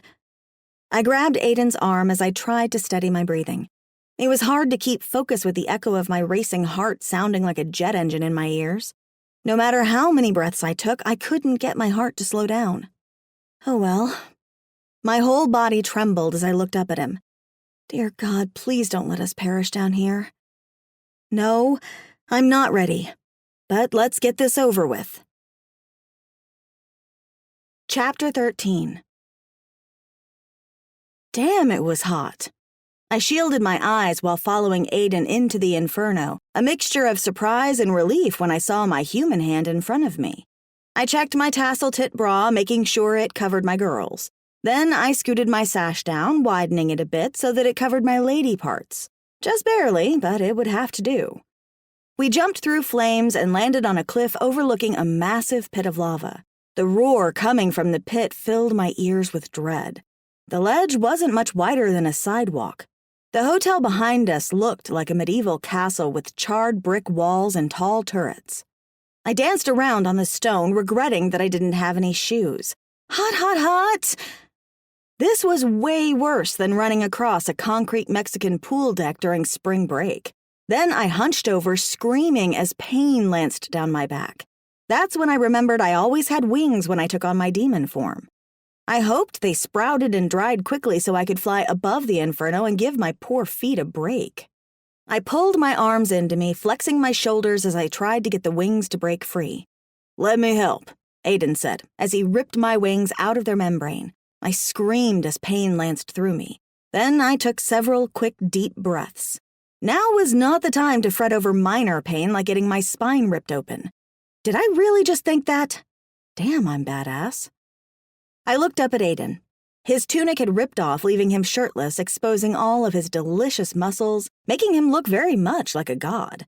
He also had beautiful feather wings, except instead of looking like a big yellow birdzilla like me, he was blue. Really blue. Hubba hubba, Papa Smurf. Whoa, I pointed to him. You're very blue. I wonder what your power is. I coughed into my fist. The air was so dry it sucked all the moisture from my lungs. Someone help him, please! I spun around and gasped. Melanie was on fire, literally. Her whole body was lit up in flame, and Santiago was curled up by her feet. He was also in demon form, a hulking, giant green monster. Oddly, Melanie wasn't screaming or writhing in pain. She just stood there, kind of looking like a flaming statue. "Are you okay?" I asked, which in hindsight I realized was kind of a stupid question. We were in the fiery pit of hell, burning up like roasted weenies. None of us were okay. "Don't worry about me. I'm a fire demon." She spoke through the flame, her tone taking on a hollow echo. "Just help him." She nodded to Santiago. "Sarge, wake up," Aiden said, and then doused him with water. Hang on. Water? Aiden hovered over Santiago, water pouring out of his hands as if his arms were fire hoses. I could scarcely believe my eyes. Aiden's demon power was water. Well, that will certainly come in handy down here. Much to my relief, Santiago shook his head and sat up, rubbing the water from his eyes. Then he looked down at his big, green, and very naked body and jumped up, his heavy balls slapping his thighs with the movement. "Damn, it's hot." I averted my gaze, trying not to get too much of an eyeful of his green giant junk. I didn't get stuck in Hell's Inferno to get distracted by Shrek porn. I checked Melanie to see if she was ogling him, but it was hard to tell with all the flames surrounding her. That shit had to seriously burn.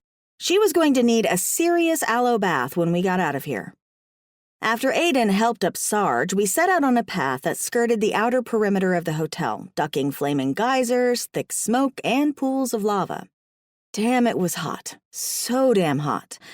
I felt as if my insides were melting. Come to think of it, they probably were. We were literally inside an oven. Luckily, Aiden made the trek around the hotel a lot easier by splashing water on the path and on my blistered feet.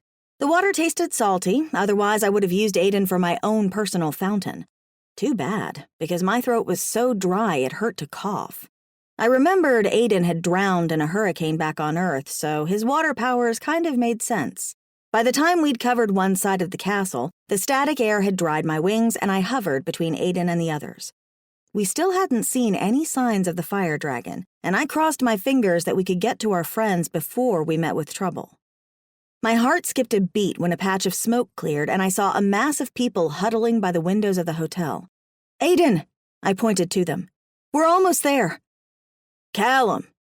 Aiden waved his hands wildly and then took off at a run. We all chased after him. "Oh my God, we're almost there! We're going to make it!" "Stop! Stop!" Callum yelled. What? Didn't he want to be saved? Aiden skidded to a halt a few feet away from a bubbling stream of lava that cut through the path. It was weird how the stream twisted and turned almost as if it was a snake. And then the lava rose up, sprouting like a geyser until two distinct horns formed, followed by a long snout. Oh, crud. Aiden spun around, his eyes as wide as saucers. "Run!" My heart practically leapt out of my chest as I tore off at a run, my wings pumping me forward. Melanie and Santiago weren't as fast as Aiden and I, and we overtook them after a few paces. I looked over my shoulder to see the dragon bearing down on them. Instinct fueled my actions as I spun around, jumping from the ground and flying backwards while unleashing a bolt of lightning from my palms. The spark shot out of me like a cannon, slicing through the dragon and arcing into the sky. The dragon's fire displaced, shooting out of his head and neck, the flames fizzling out into embers. Aiden flew beside me, hitting the dragon with a wave of water. The dragon cried out again, sinking back into the river. "Hurry, before he comes back!" Aiden waved us back to the crowd. After Aiden and I flew over the stream, we waited for Melanie and Santiago to jump. Melanie screamed when her foot landed at the edge of the river, but she limped forward, waving off Santiago when he tried to help her. She was still on fire, after all. We were all coughing on smoke fumes by the time we reached the others, but they were far worse for the wear, their skin blackened with soot and covered in burns. Aiden hugged his brother and then wasted no time in activating his scythe, slamming it on the ground and then watching the sky for the elevator. "Everyone get ready," he called. I quickly scanned the faces in the crowd. All of them looked familiar, the priestesses we'd saved from Sublevel 4. Weird, because I knew I'd seen other souls pressing up against the glass. Had they already been eaten by the dragon? And if so, why hadn't our friends been eaten? A sinking feeling settled in my gut. I tugged on Aiden's arm. I think this is a trap." A magnificent thunderbolt rent the air above us and a giant, gleaming silver elevator fell from the sky. It landed on the ledge with a thud, the shiny door sliding open. Aiden and Callum helped the priestesses on board. Melanie's fire was thankfully extinguished when she stepped onto the landing. "Is that everyone?" Aiden yelled above the din. "No!" Callum pointed beyond Aiden's shoulder. "Catherine!" Ugh. I gritted my teeth as I saw a lone figure huddling by the window. Aiden's bitch ex-wife Catherine had been left behind. I was so tempted to leave her, but I knew her mother Mar, along with her boyfriend Boner, would risk their souls to come down and save the bitch. Then we'd have to come back and save them. After I got on that elevator, no freaking way was I ever going down to hell again, and I didn't care how much they remodeled Sublevel 1. After today, I was sticking to positive digits. If any of our friends in hell wanted to see us, they'd have to slum it on Purgatory's level 10, and God strike me down if I ever complained about the mold again. At that moment, nothing sounded more heavenly than a soak in my bathtub with the rust ring around the faucet and then a long, hard sleep on our mattress with the squeaky springs. Aiden turned to me. "Get on the elevator. I'll go get her." "Like hell you're going after her without me." I flew toward her without a backward glance. "Get the bitch and go home," I chanted. "Get the bitch and go home." Aiden O'Connor. "Ash, look out!" The dragon's fiery tail rose up from the scorched earth, whipping toward Ash. She spun around, ducking as the flaming whip flew above her, narrowly missing her head. The rest of the beast rose up from the earth, resurrected from the vapors like a phantom. She hit it with a thunderbolt and flew back while it advanced. I threw wave upon wave at the creature, soaking it until it was no more than smoke vapors. I smiled inwardly at how easy he'd been to defeat, until Ash let out a blood-curdling scream pointing behind me. Another dragon, twice the size of the first two, hovered above me. I threw a stream at it, dissecting its neck. He roared as his head lolled to the side, but then his flames fused back together and he continued his advance, his tail lashing dangerously close to the elevator while the passengers inside cried out in terror. "Go!" I screamed as another dragon jutted up from the flames. Thankfully, my friends actually listened. The elevator door slid shut and the gleaming silver cube shot into the sky and hopefully toward Sanctuary. There was no telling how far they'd get with spiders on the loose, but anywhere was better than here. "Well, just great!" Ash cried out. "There goes our ride home." "Not our only ride," I called over my shoulder. I still had the scythe, so I could easily summon another elevator after I dusted some more dragons. I hit both dragons with wave after wave, reducing them to blobs of smoke. I ran toward Ash. She'd already pulled a sobbing Catherine to her feet. I grimaced when Catherine turned her back to me, exposing a shriveled-up snake hanging limp down her back. I'd forgotten about her demon form. My once beautiful ex-wife was hardly recognizable, covered in blisters and soot. Not that she didn't deserve a little bit of torture after the life she'd led, but this punishment was extreme even for her. "Come on," I said to Ash. "Let's go home." I hit the elevator button on my scythe, surprised when the lights on the wand blinked and then faded. I shook it hard, my heart sinking to the pit of my stomach when the scythe made not a sound. Usually it would light up or buzz, something to let me know it was working. As water from my hair and clothes dripped onto the baton, I was struck with the sickening realization. I'd shorted out my scythe. Holy hellfire. "Aiden, why isn't it working?" Ash cried. "I don't know." I shook it again. "I think the salt water shorted it." "Bravo! Well done."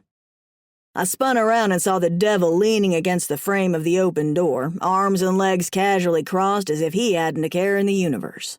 He waved toward the bubbling rivers of lava crisscrossing in front of the hotel, rivers which I knew would swell again with monsters. "You've defeated my dragons." He flashed a wolfish grin, one that enhanced the cold, calculating look in his beady eyes. "I knew you could do it. Won't you come in where it's cool inside?" I shook water off my scythe, trying not to let him see the panic which split my chest in two like a cleaver. "That's okay." "No?" He arched a thin brow, nodding behind me. "Are you sure?" I looked over my shoulder, horrified at the sight. At least 10 more flame dragons were emerging from the streams, their long necks stretching toward the black sky. "We can't take them all, Aiden." Ash's voice shook with fear. "On second thought," I grumbled, while helping Ash carry Catherine inside. The Tara's guards shut the sliding metal doors just as the dragons were about to converge upon us. How convenient for the devil. Ash was right. We had stepped into a trap. We laid Catherine on the floor, propping her up by the wall. She moaned before curling into a ball, the smell of her burnt flesh making my gut roil. I was shocked and angered to see my lovely bride-to-be transform back into a dog. Ash looked down at her furry hands and back up at me, horror reflecting in her big puppy eyes. "Don't worry, sweetheart." I squeezed her hand, trying to keep my tone upbeat. "We'll be out of here soon." Well, my plan worked out differently than expected. The devil paced a slow circle around the pentagram tiles on the floor. He turned to me with a scowl. "Where did you get that scythe?" I squared my shoulders. "None of your damn business." Shadows darkened his features. Now I knew what happened to my spider. He snapped his fingers and I was rushed by 3 bulls. I didn't stand a chance. They had me in a headlock and the scythe out of my hands in no time. "Let him go!" Ash cried. How was I supposed to fight 3 supernatural giants while listening to my fiancé hysterically sobbing? As soon as they let me go, I started swinging, hitting one of them in the gut and then howling when my knuckles throbbed in pain. It was like hitting a brick wall. The devil took the scythe from the guards, turning it over in his long, bony fingers. "Your friends are very lucky to have escaped. Too bad they didn't wait for you." He didn't give a damn about my friends. It was clear by his mocking tone. If anything, he was disappointed that he wouldn't be able to use them as leverage against me. I turned up my chin, my spine stiffening. I'd rather they were safe. Which was true. Though I'd have loved my brother's help defeating the devil, there was nothing more nerve-wracking than worrying over loved ones while trying to keep my own hide from burning in the fiery pit. "Of course you would. You're such a selfless fool." He looked at my fiancé with a wide smile. "Oh, Ash, you made such a beautiful bird. I almost regret turning you into a dog. Almost. Cheer up. It shouldn't be much longer before Camiel comes for you. Once I put the Archangel outside, I will release one of you to deliver the news to God. He will not let his special one suffer." Satan obviously didn't know God as well as he pretended. "God's not going to listen, you sick bastard," I said with a sneer. "Aiden, please," Ash begged. The devil placed a hand on his chest, covering the hollow cavity where his heart should have been, a look of mock indignation on his face. "I don't understand your grudge with me, Aiden O'Connor. It's completely unwarranted." "Unwarranted?" I balled my hands by my sides, wishing so badly I could punch that smug face, but I knew he'd turn that scepter on me before I could cross the floor to him. "You turned my fiancé into a dog and abused my brothers and friends for your personal enjoyment." Ash sidled up to me, whimpering. The devil tapped his pointed chin, looking lost in thought. "Perhaps I won't include you with my bargain. I think I shall throw you outside with Camiel and leave you there for eternity." I waved my fist in his direction, anger making my blood boil. "Listen to me. There will be no bargain. God isn't going to let you into heaven." The devil crossed his arms, his dark, beady eyes turning a malicious shade of red. "Well, then I suppose you'd better get accustomed to my rules." I wasn't intimidated by his scare tactic. Never. "We shall see about that," he said with a laugh. The guards lunged for me again. I fought them to no avail. Whatever they'd planned to do to me, I was prepared to fight it. One had me in a headlock, lifting me so high off the floor my toes barely touched the ground. The other two aimed their spears at me. I waited for the torture to commence, but when two other guards grabbed Ash, dragging her toward Satan's throne, fear gripped my brain, squeezing it until I could scarcely think to reason. Ash snarled and scratched, snapping at her guards until one of them punched her in the face. She whimpered as her head lolled back. "Leave her be!" I hollered, kicking and punching the bulls who held me in place. "You have been a very naughty dog fighting my guards. It's time you learned to obey," the devil said, as he picked up a chalice, holding it over her jowls. "Blood wine." "No!" I screamed, but it was too late. He poured the contents of the goblet down her throat, the juices spilling down the sides of her neck as she struggled against him. Ash crumbled to the floor when the guards released her. Satan looked at me with a triumphant smile. He handed the goblet to a guard and then held his hand over Ash's prone body. "Rise, dog." My vision tunneled on my fiancé as my world threatened to spiral out of control. Ash sat up, wiping her blood-stained fur with the back of her furry hand. "Yes, master." I quit struggling against my captor, my arms falling by my sides as a giant chasm opened up inside my soul, spinning like a vortex and sucking every last ounce of happiness from me. "Aiden O'Connor," Satan said with a sneer while pointing my scythe at my head. "You've caused me trouble for the last time, obliterating my pet spider and killing a young. Nobody has made me this angry in a long time. Not since the big man made a fool out of me and tossed me in this miserable pit." At that moment, I didn't care if he destroyed me. If Ash had become Satan's servant, she was lost to me and to herself. I knew her soul had been obliterated too. and I wanted nothing more than to join her in oblivion. Tears pricked the backs of my eyes when Satan handed the scythe to Ash. It loudly crackled, then lit back up. Obliterate him. The force of his simple command stung my heart like a whip. I closed my eyes and held my breath. How had our once beautiful romance come to this? I loved this girl with every fiber in my being, and I knew I would continue loving her even in obscurity. No! Ash's refusal rent the air like a thunderclap. My eyes shot open. Ash aimed the scythe at the ground, her back bowed over as she clutched her stomach. What? Satan bellowed, pointing his scepter at her as his face turned flame red. Are you disobeying me? She shook her head, her body shaking as if she bore an incredible weight on her back. I love him, she cried out, before falling to her knees, foam coming out of her mouth. Good God. This demon's blood had bound her to him, and her disobedience was causing her very blood to turn against her. Fight it, Ash, I cried. I love you. Satan rolled his eyes to the ceiling, heaving a dramatic sigh. You're both boring, monogamous, love-struck fools. She spit a wad of blood on the floor before looking up at him with a whimper. If you didn't want me to be loyal, you shouldn't have made me a dog. Then she cried out again, falling on her face. Oh God, it burns.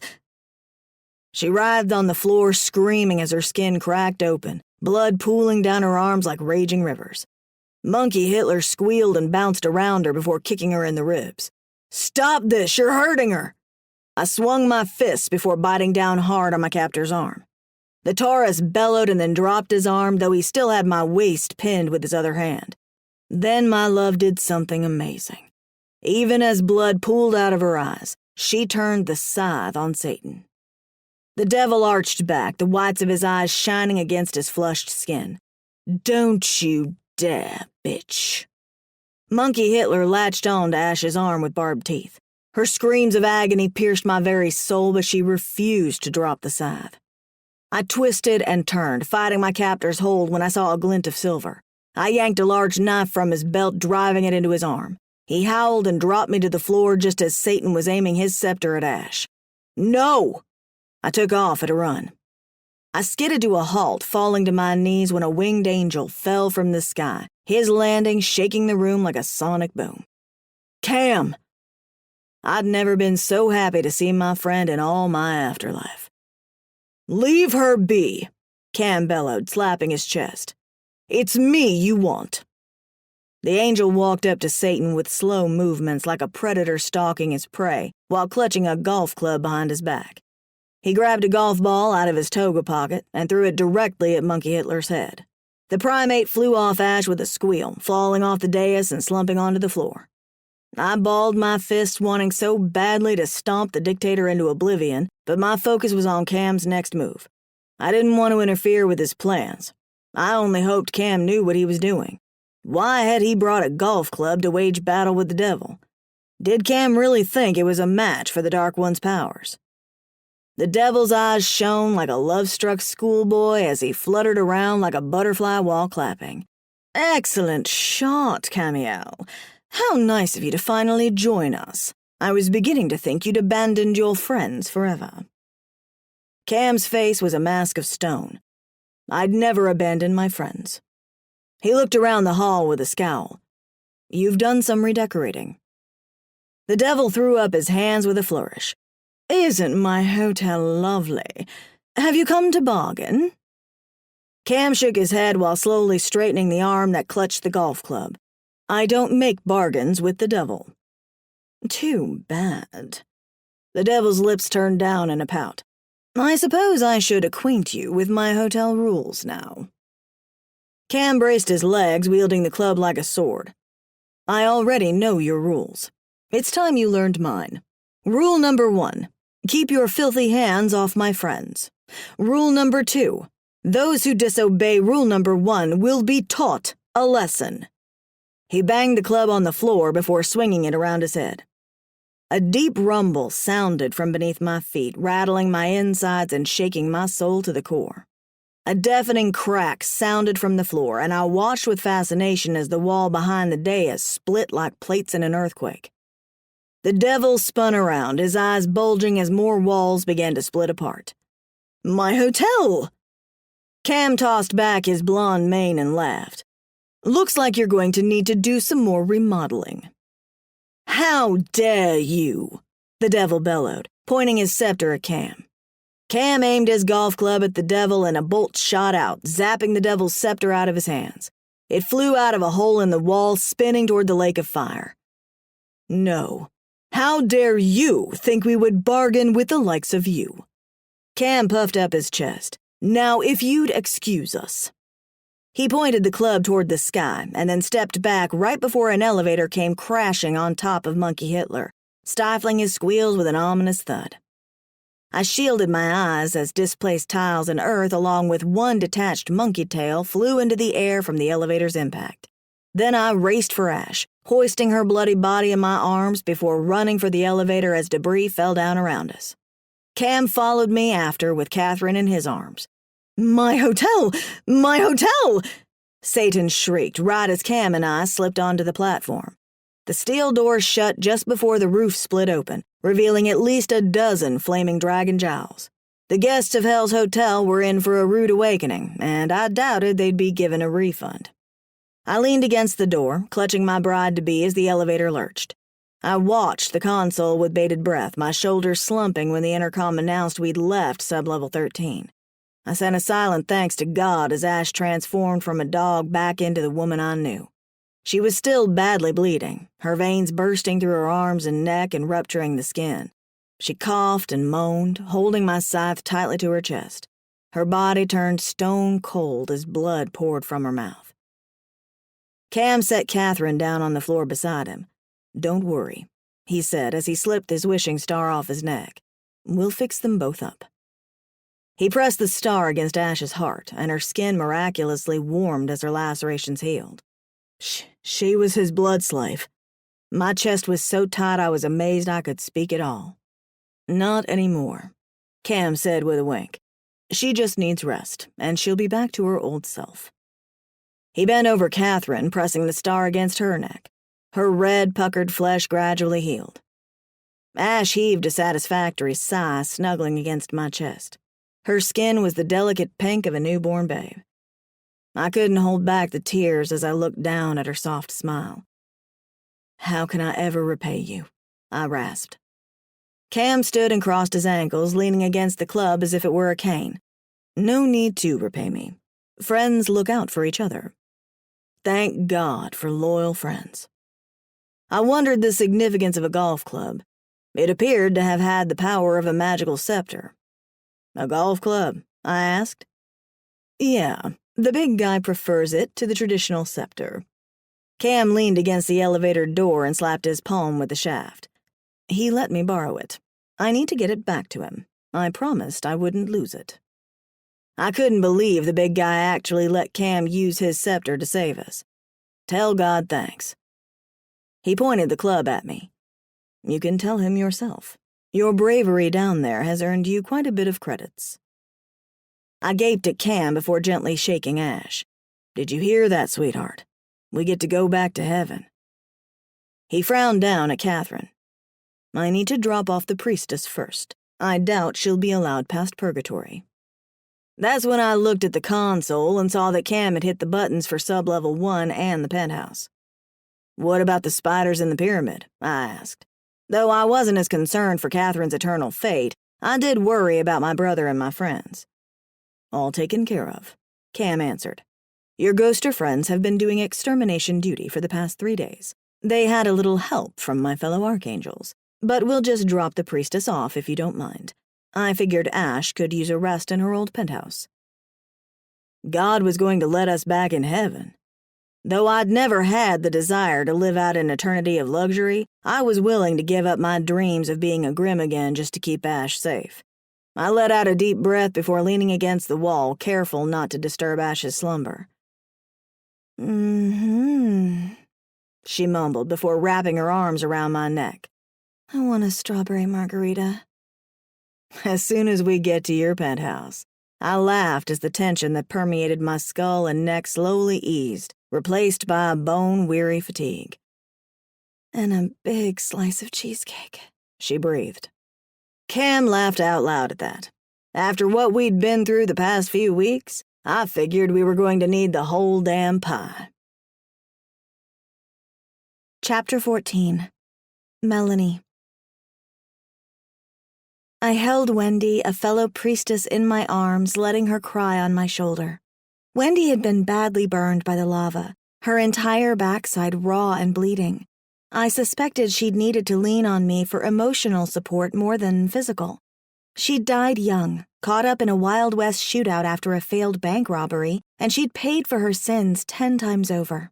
I watched Sister Cara with envy as she sobbed into Callum O'Connor's shoulder while he circled his arms around her waist. What I wouldn't give to have a man hold me like that. Mother's words echoed in my brain like the grating percussion of a brass drum. He will never love you, not after what you've done to your child. My spine stiffened as I held Wendy tight. "You're hurting me," she cried. "Sorry." I loosened my grip, resting my chin on her forehead.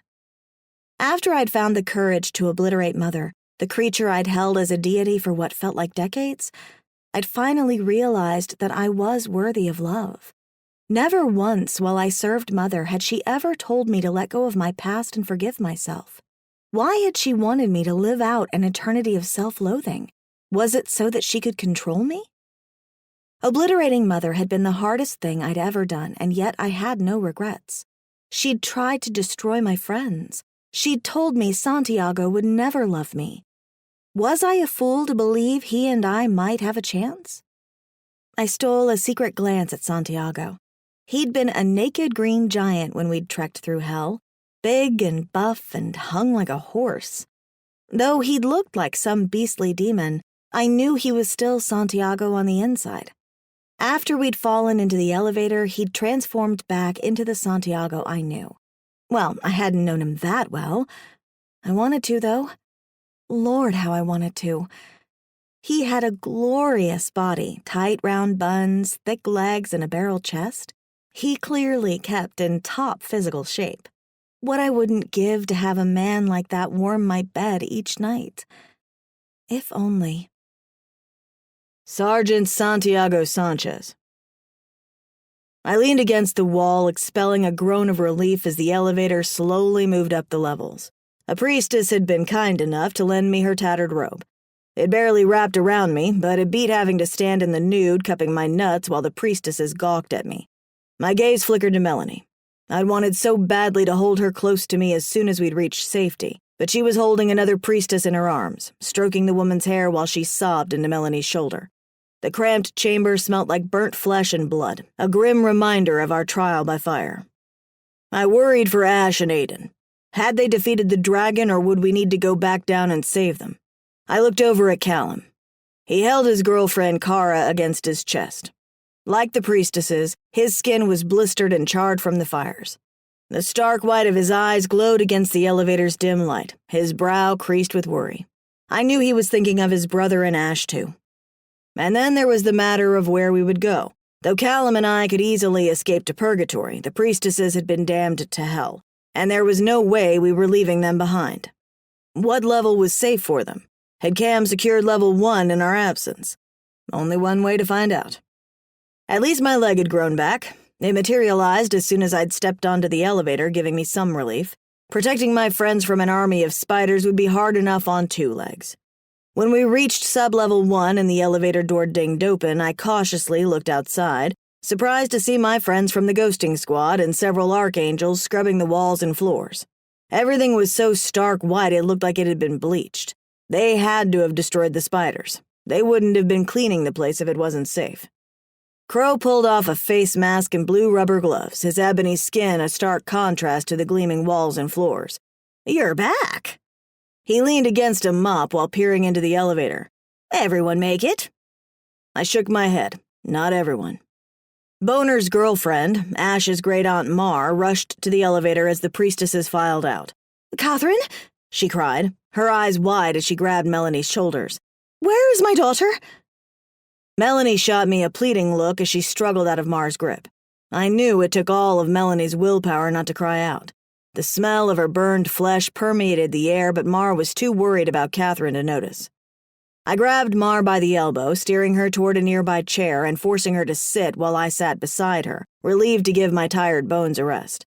I looked directly at Mar, still amazed at her resemblance to Ash. They could have been twins. They both had the same green eyes, wavy auburn hair, and pale skin. And just like Ash, her Aunt Mar had the kind of sweet face that made me want to stare at her all day. Well, at least she did once upon a time, back before I'd met Melanie. Aiden and Ash have Catherine. I tried my best to sound reassuring. They should be up any minute. In truth, I feared they hadn't escaped the fire dragon, which meant I'd need to form a rescue party and go back down there. But I wasn't about to tell Mar that. She'd be inconsolable if she knew of the danger we'd left behind. Her eyes crossed, and I could tell she wasn't easily fooled. A minute up here is days down there. I know, I grumbled, reluctant to face the truth. For every second that passed, it was less likely that Aiden and Ash had escaped the dragon. I grasped her shoulder, trying to give her my most reassuring smile. We'll give them a few more minutes and then we'll go after them. She shot up, wagging a finger in my face. We should go after them now. Mar's boyfriend Boner knelt beside her, his long strawberry blonde hair falling over one eye as he took her hands in his. Don't worry, babe. Cam is with them now. I jerked back. Cam went down. Boner nodded. Moments ago. I clenched my fists as a jolt ripped through my body. The devil was setting a trap for him. He knows. He has God's scepter, Boner said casually with his typical fuck it attitude. Have faith, he said with a wink. He stood holding a hand out to Mar. That's when I noticed he was wearing his usual surfer shorts and flip-flops while everyone else had on protective scrubs. No doubt he didn't give a shit about spider germs. This was the same guy who frequently wore recycled underwear and ate week-old pizza after it had been sitting out in his room. He and his prim and proper girlfriend couldn't have been more unevenly matched. Then again, I supposed Melanie and I weren't matched well either. I'd died fighting for my country, after all, and she'd killed her child. For the first time in days, I actually took a moment to process her confession. Did I truly want to take a chance with a girl like Melanie? I searched for her, instantly drawn to her shock of crimson hair tumbling down her back like wild strands of ivy. She was with the other priestesses at the far end of the hall. They had gathered on a bench while Melanie poured a pitcher of healing water into a bowl. She leaned over another priestess, dabbing water onto her cut, yet even from a distance, I could clearly see Melanie hadn't attended to her burns first. This came as no shock. Melanie was always putting her sisters before herself. She hardly struck me as a murderer. Whatever sins she'd committed back on Earth, surely she'd atoned for them by now. Crow walked up to me, rubbing his lower back, which was no longer hunched at an awkward angle since he'd discovered Nephilim healing water. He waved a hand behind him. So, what'd you think of the place? He handed me a water goblet. I peered inside, afraid of finding blood in the cup. I supposed I was still shell-shocked from our ordeal in hell. I was happy to see clear liquid, and greedily drank the entire cup in a few swallows. It instantly soothed my parched throat, and I knew it had to be Nephilim healing water. Good thing, too. There was no telling what kind of parasites I'd picked up down there. I wiped my mouth with the back of my hand. Looks great, thanks. Yeah. Crow's knees creaked as he sat down beside me. We done fixed the bottom floor. We done the best we could in the atrium. The priestesses need to plant again.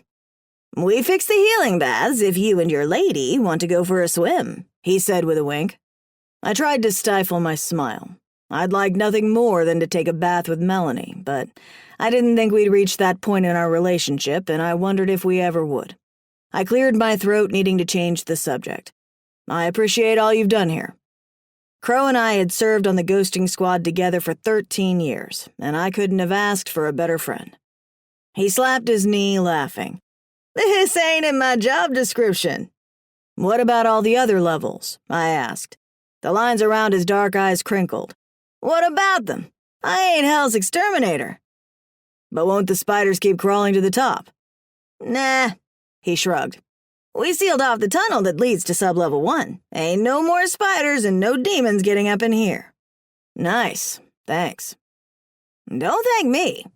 He nodded toward Mar, who was quietly crying into Boner's shoulder. It was Mar's idea. She knows Catherine ain't never getting no pass to purgatory. Yeah, probably not after what she'd done. My gaze instinctively traveled to Melanie again as her haunting words echoed in my mind. I'm a murderer, Santiago. I killed my baby boy. And again I tried to convince myself it had to have been an accident.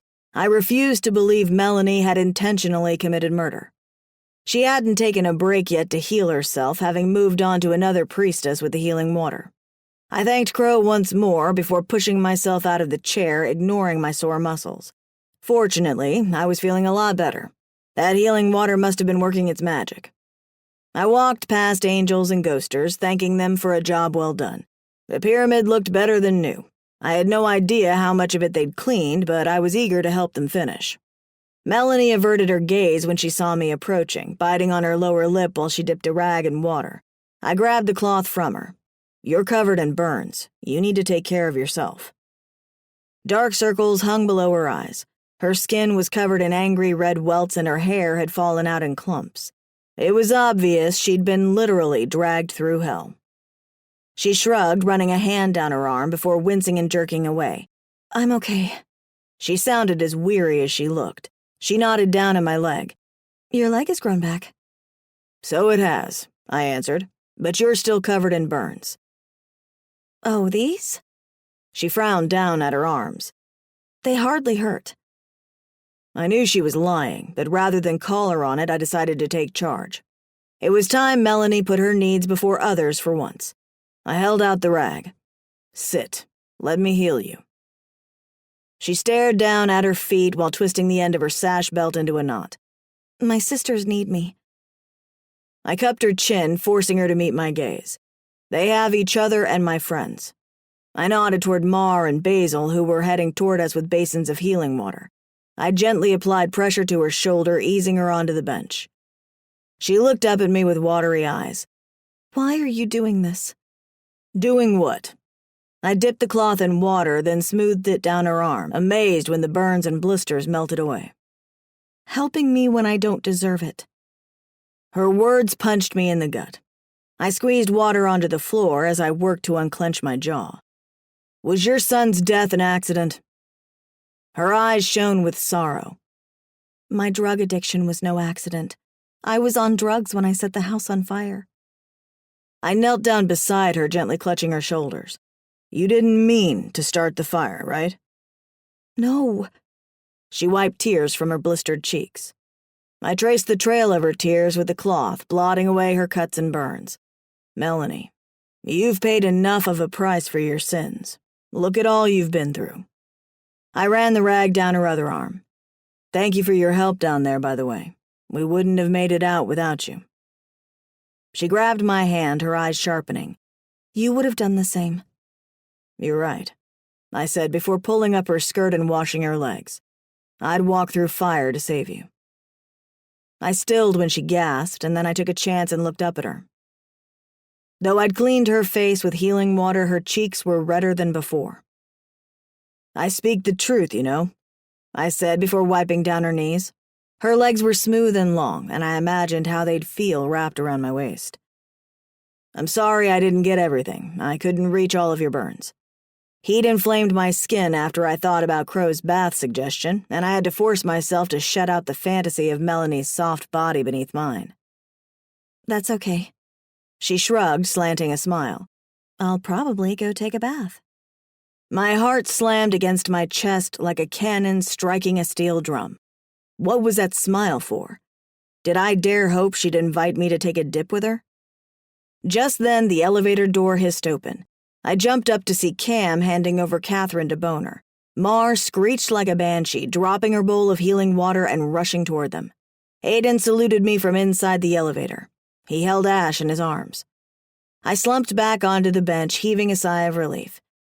Dear Lord, thank you. My friends had all been saved. I could finally relax. Boner laid Catherine across the table.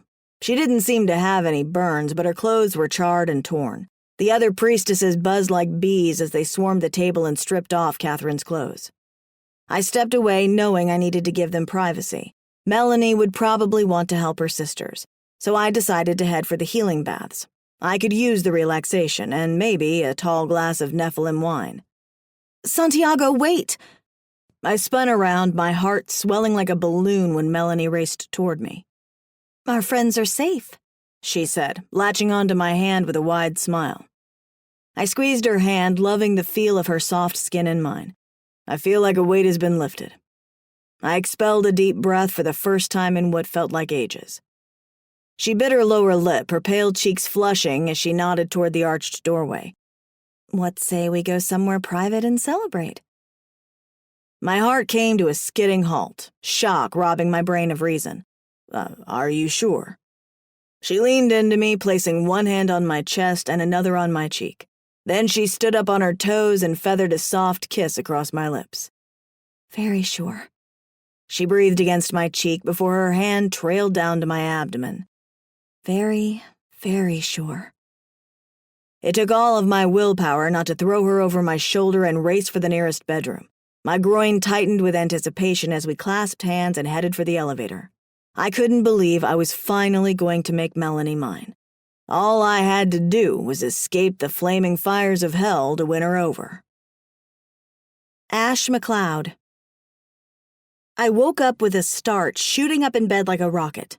I frantically ran my hands down my unhairy arms, holding my very two human hands out in front of my face. I was in bed with soft white sheets and I was wearing a plush cotton robe. Where was I and where was my fiancé? Aiden? I screamed. Aiden came racing out of the bathroom, a towel wrapped low around his hips, his beautiful chest glistening with moisture as he toweled his hair. He sat beside me, clasping my hands in his. I'm here, sweetheart. I sat up against the headboard and looked around the room, large and airy, with cream carpets and a big bay window at the end. Where are we? Though I suspected I knew the answer, my brain had a hard time processing it. You don't recognize this place. He waved to the cozy reading nook in the corner of the room right next to the minibar. We're in the penthouse. I gulped. Was this for real, or was I still stuck in hell and Satan was fucking with me? God let us in heaven? Yes. He brought my hands to his lips, kissing the tips of my fingers. We got our credits back. After we saved our friends and recovered the scythe, remember? Then a rush of memories hit me like a tidal wave. Satan's snake eyes, monkey furor, seductive sirens, slutty cats, demon chow, red ring of fire, fleas, pillow humping, blistered feet, parched throat, burning skin, blood wine, and the agony of my veins erupting like volcanoes, my insides literally boiling while I defied the devil. Yeah. Unfortunately, I did remember. I rubbed my eyes, pleased to find they were goop-free. Then I remembered this was heaven. My breath also smelled fresh as a summer's day, too. How long have I been sleeping? It's hard to tell, maybe a day. I leaned up and stretched my arms to the ceiling, laying back against the padded headboard. I feel so rested. Nothing hurts. I couldn't help but smile as I held out my arm. Look, I'm not hairy and my blisters are gone. Aiden ran his hand down my arm, causing goose flesh to rise. I'd forgotten how much I enjoyed his touch. Cam used his wishing star to heal you. That was right. Wow. We sure owed Cam a huge debt of gratitude, one I doubted we'd ever be able to repay. I vaguely remembered him falling from the sky and wielding a golf club. That was weird. He saved us with a golf club, didn't he? Aiden laughed. Yeah, but your bravery was impressive too. A shiver racked my body as I remembered what had happened after I drank the blood wine. The devil was in my mind, trying to force me to obey. The act of defying him caused such unbelievable agony, but what choice did I have? If he would have forced me to obliterate Aiden, my eternity would have been an endless chasm of misery. That shit hurt. Your veins were boiling, and yet you refused to obliterate me, Aiden said with a note of awe in his voice as his smiling blue eyes sparkled.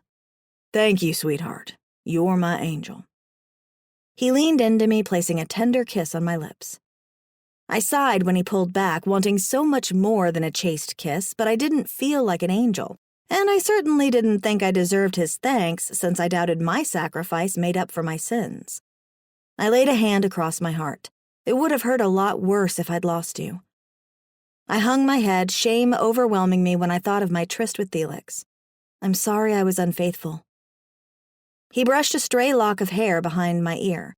You weren't unfaithful. My gaze shot to him. But the siren, I said on a rush of air. We were tricked, Ash. I don't hold you accountable, and I pray you don't blame me either. Relief flooded through me, infusing my soul with a happy glow that I hadn't felt since before our trip to Sublevel 13. I know it wasn't your fault. My throat constricted, threatening to close off entirely as memories from our captivity threatened to cut the last threads of my sanity.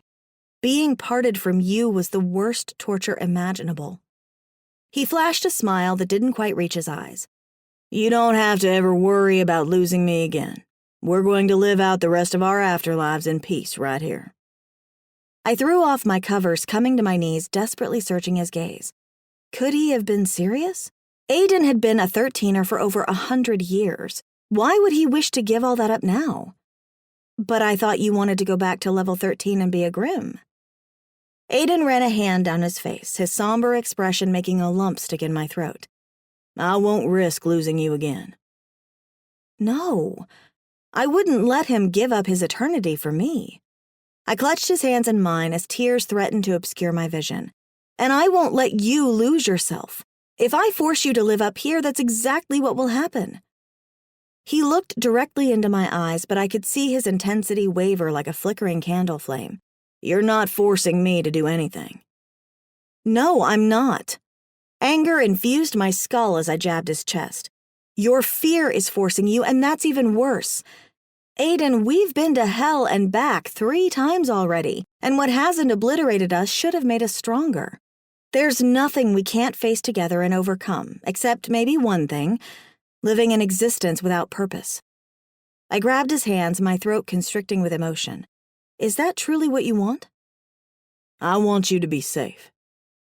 Again, his steady gaze flickered, and I knew his fear was warring with his desire. I fought to keep the desperation out of my voice. And I want you to be happy. Aiden, I remember my only afterlife goal was to get back into heaven, but that was before I was a ghoster, before my afterlife had a purpose. I beseechingly searched his gaze. Tell me that you don't miss being a Grimm. I do miss it.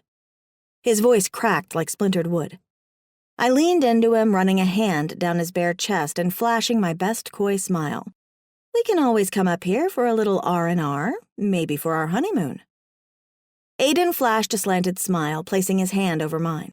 Which reminds me, we need to reschedule our wedding. I know, I said as I traced a finger down that delicious trail of hair that ran from his navel to his groin.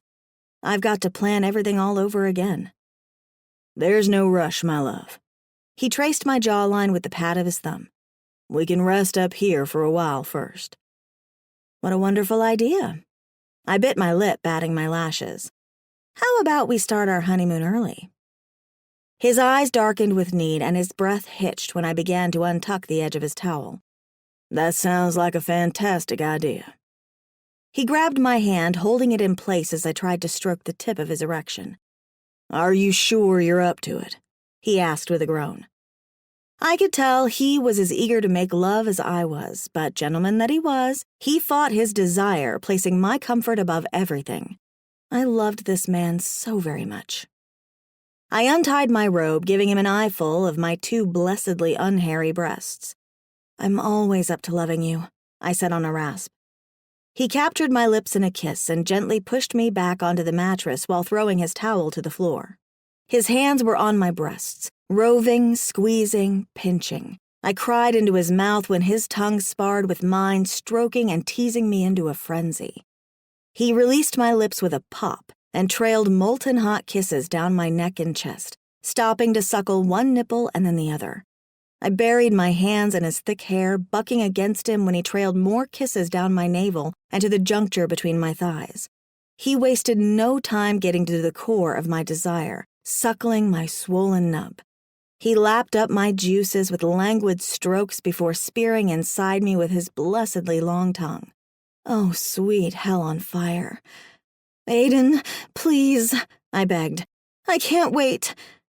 And truly, I couldn't. I'd been starved of his affection for too long. I needed this man wrapping me in a cocoon of love while tunneling into me. Aiden crawled up the length of my body, a predatory look in his eyes, his mouth glistening with the juices of his labor. He stopped to once more suckle my nipples while lovingly massaging each breast. Jolts of pleasure zinged through my body, threatening to make me explode. I opened my legs wide, wrapping them around his waist as he leaned into me, teasing my sweet spot by rubbing his slick shaft across my swollen folds.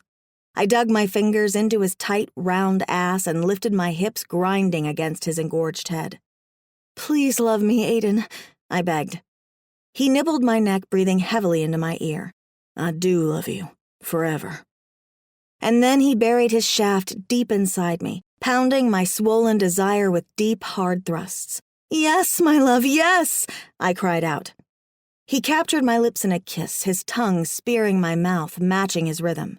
My orgasm swelled like a hot air balloon full of air, bigger and bigger until it burst with the brilliance of thousands of falling stars, sending pulses of energy coursing through my body as multiple climaxes overlapped one another. He moaned into my mouth, his shaft battering that tender spot until it swelled and burst.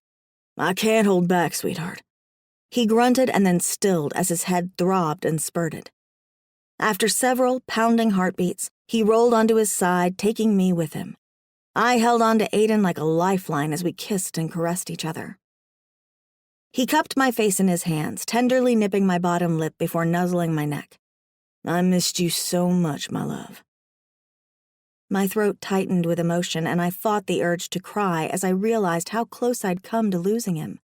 "I missed you too, Aiden. I never want to be parted again." He pulled back, stroking my jawline as his molten eyes softened. "You won't get tired of me after an eternity." Not ever. I wrapped my arms tightly around his neck, resting my head against the heart I loved more than life. I swear. I bit my lips, smiling as he surged inside of me. I lifted my head, nibbling his chin right before he flipped me over and captured my mouth in a heat-searing kiss. Then we slowly began thrusting into one another, taking our time as we reached for that pinnacle once more.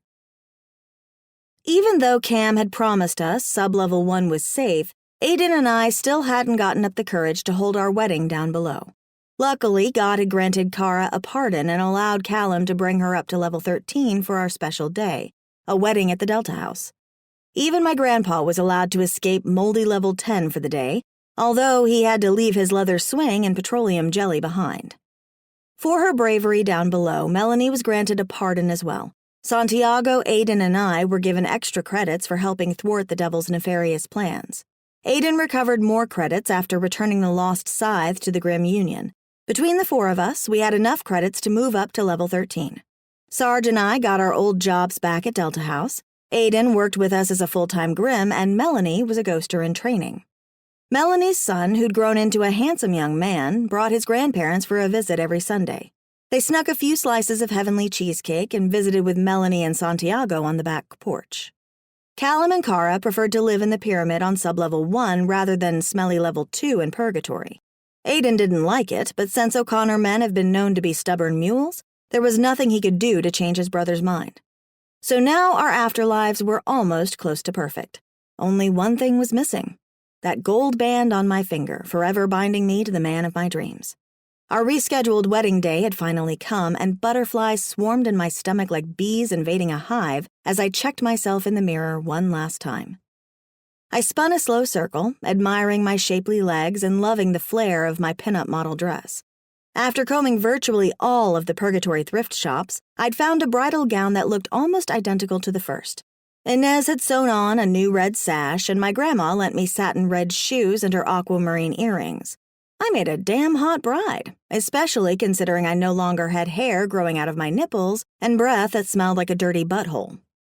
Those butterflies turned to rabid gremlins when a knock sounded on my bedroom door. My grandpa poked his head inside. "Ready, Angel?" I let out a slow, steady breath.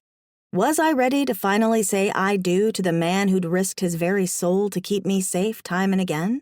The man who loved me enough to overlook my flaws and fight for our love, despite attempts from the very devil himself to break us apart? The man who held me in his arms each night while tenderly demonstrating his love? Yes, Grandpa. I tilted my chin, unable to keep from smiling. I'm ready to become Mrs. Aidan O'Connor. There was not a dry eye in the house as my grandpa walked me down the aisle made up of a strip of worn carpet and a few mismatched chairs and patched-up sofas. Basil had decorated the common room with some sort of garden fairy/60 hippies motif. The giant tie-dye cardboard butterflies hanging from the ceiling bobbled awfully close to my guests' heads, and one got stuck in my veil for a moment until my grandpa ripped it from the ceiling and tossed it across the room. The champagne fountain was in the shape of a giant mushroom, and I wasn't entirely convinced the herbs in the fondue sauce weren't actually Basil's special headache medicine. Cam stood on the podium, his hair tied back and his wings fanned out behind him. He wore a classic Grecian-style robe with gold trim, and he held a tattered copy of an original Bible in his hands. Melanie stood below Cam, wearing something that looked like a 1980s prom dress with big poofy sleeves.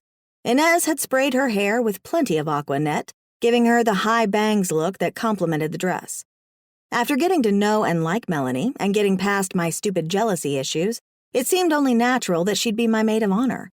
After all, we had so many fun stories and private jokes to share, like the ones about her boyfriend humping pillows and pissing on the floor. Callum stood across from Melanie, looking like a regal gentleman in his borrowed suit, but it was my handsome groom who was the focus of my attention as I walked down the aisle to Boner's folksy rendition of Here Comes the Bride on acoustic guitar. My grandfather handed me to Aidan, kissing me on the cheek before sitting beside my grandma and uncle. As Aidan and I clasped hands, I couldn't help but get lost in his smiling blue eyes. He looked so debonair in a turn-of-the-century suit and cravat. Cam cleared his throat and the murmurs in the crowd died down. He loudly cleared his throat again, and Crow threw a shoe at Boner's head before Boner finally set down the guitar. "Dearly beloved," Cam said as his smiling gaze swept the crowd, "we are gathered here today to witness the eternal bonding between two souls in love, Ashley MacLeod and Aidan O'Connor. Rather than recite a traditional marriage blessing, Ashley has asked if she could read a poem she wrote for her husband-to-be." When Aidan's eyes lit with shock, wildfire raced through my veins, heating my cheeks until they felt on fire. I hadn't told Aidan about my vows. I'd wanted them to be a surprise, and I sure as hell hoped he liked them. I pulled the slip of paper from its hidey spot between my breasts, my two very human and smooth breasts. My hands trembled as I unfolded it, and I nearly dropped it a few times.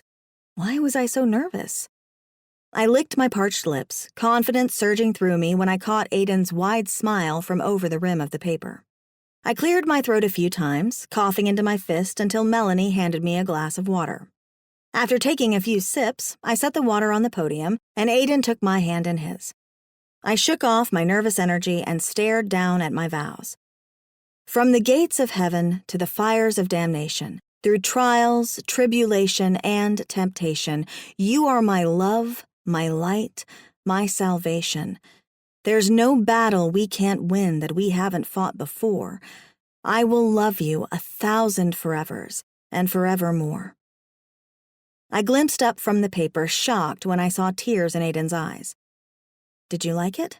I asked. He brought my hand to his lips, brushing a soft kiss across my knuckles. "I loved it, sweetheart. Thank you. I don't have any vows written down, but I do have a few by memory. I swear to love you forever, and I promise no force of heaven or hell can tear us apart again." Then he flashed me a coy smile, one that assured me he'd find a way to prove his love for me tonight. "Please bring out the rings," Cam said to Melanie and Callum. Callum handed Aidan a ring with Celtic weaves and emerald ivy. It was the prettiest piece of jewelry I'd ever seen. I took the simple gold band from Melanie. It didn't really have any special symbols, other than I'd gotten a good deal on it. Maybe too good a deal, meaning I sure hoped Aidan's finger didn't turn green and fall off. "Aidan Patrick O'Connor," Cam boomed in a regal yet angelic voice that echoed into the other rooms. "With this ring, Do you vow to stand by this woman through the flaming fires of hell, and to honor her with love and loyalty for eternity ever after?" Aiden solemnly nodded as he slipped the ring on my finger. "I do." It took all of my willpower not to jump out of my red satin shoes. The ring fit perfectly and sparkled beneath the light from the beaded chandelier overhead. Cam turned to me with a wink. "Ashley Joy McLeod, with this ring, do you promise to follow this man through damnation and back, while pledging your loyalty and love forevermore?" I didn't even bat an eye as I slid the ring down his finger. "I do." Cam splayed his arms wide, grinning ear to ear. "Then by the powers that be, I now pronounce you husband and wife." He winked at Aiden. "You may kiss your bride." Aiden pushed back my veil, which had only partially covered my eyes, swept me into his arms, and kissed me for so long and with so much passion, I started to wonder if he was trying to speed up to the honeymoon and take me right there on the floor. After we finally pulled apart, the crowd broke into raucous applause. Inez popped a cork on a champagne bottle, Callum and Santiago whistled, and Boner started playing Back in Black on his guitar. And then the blaring sirens from above our ghosting elevator tore through our serenity like 9-inch nails on a slick chalkboard. I gaped at Aiden. "What the hell? We're off duty." He frowned at me. "It must be a mistake." "It had better be a mistake," I grumbled. "We had a tropical beach honeymoon to get to, and I wasn't in the mood to go on a haunting mission, especially when there were several other ghosting units on duty that could handle the call." Sarge picked up the clunky phone that hung from the wall by the elevator, his face unreadable as he listened to the other line.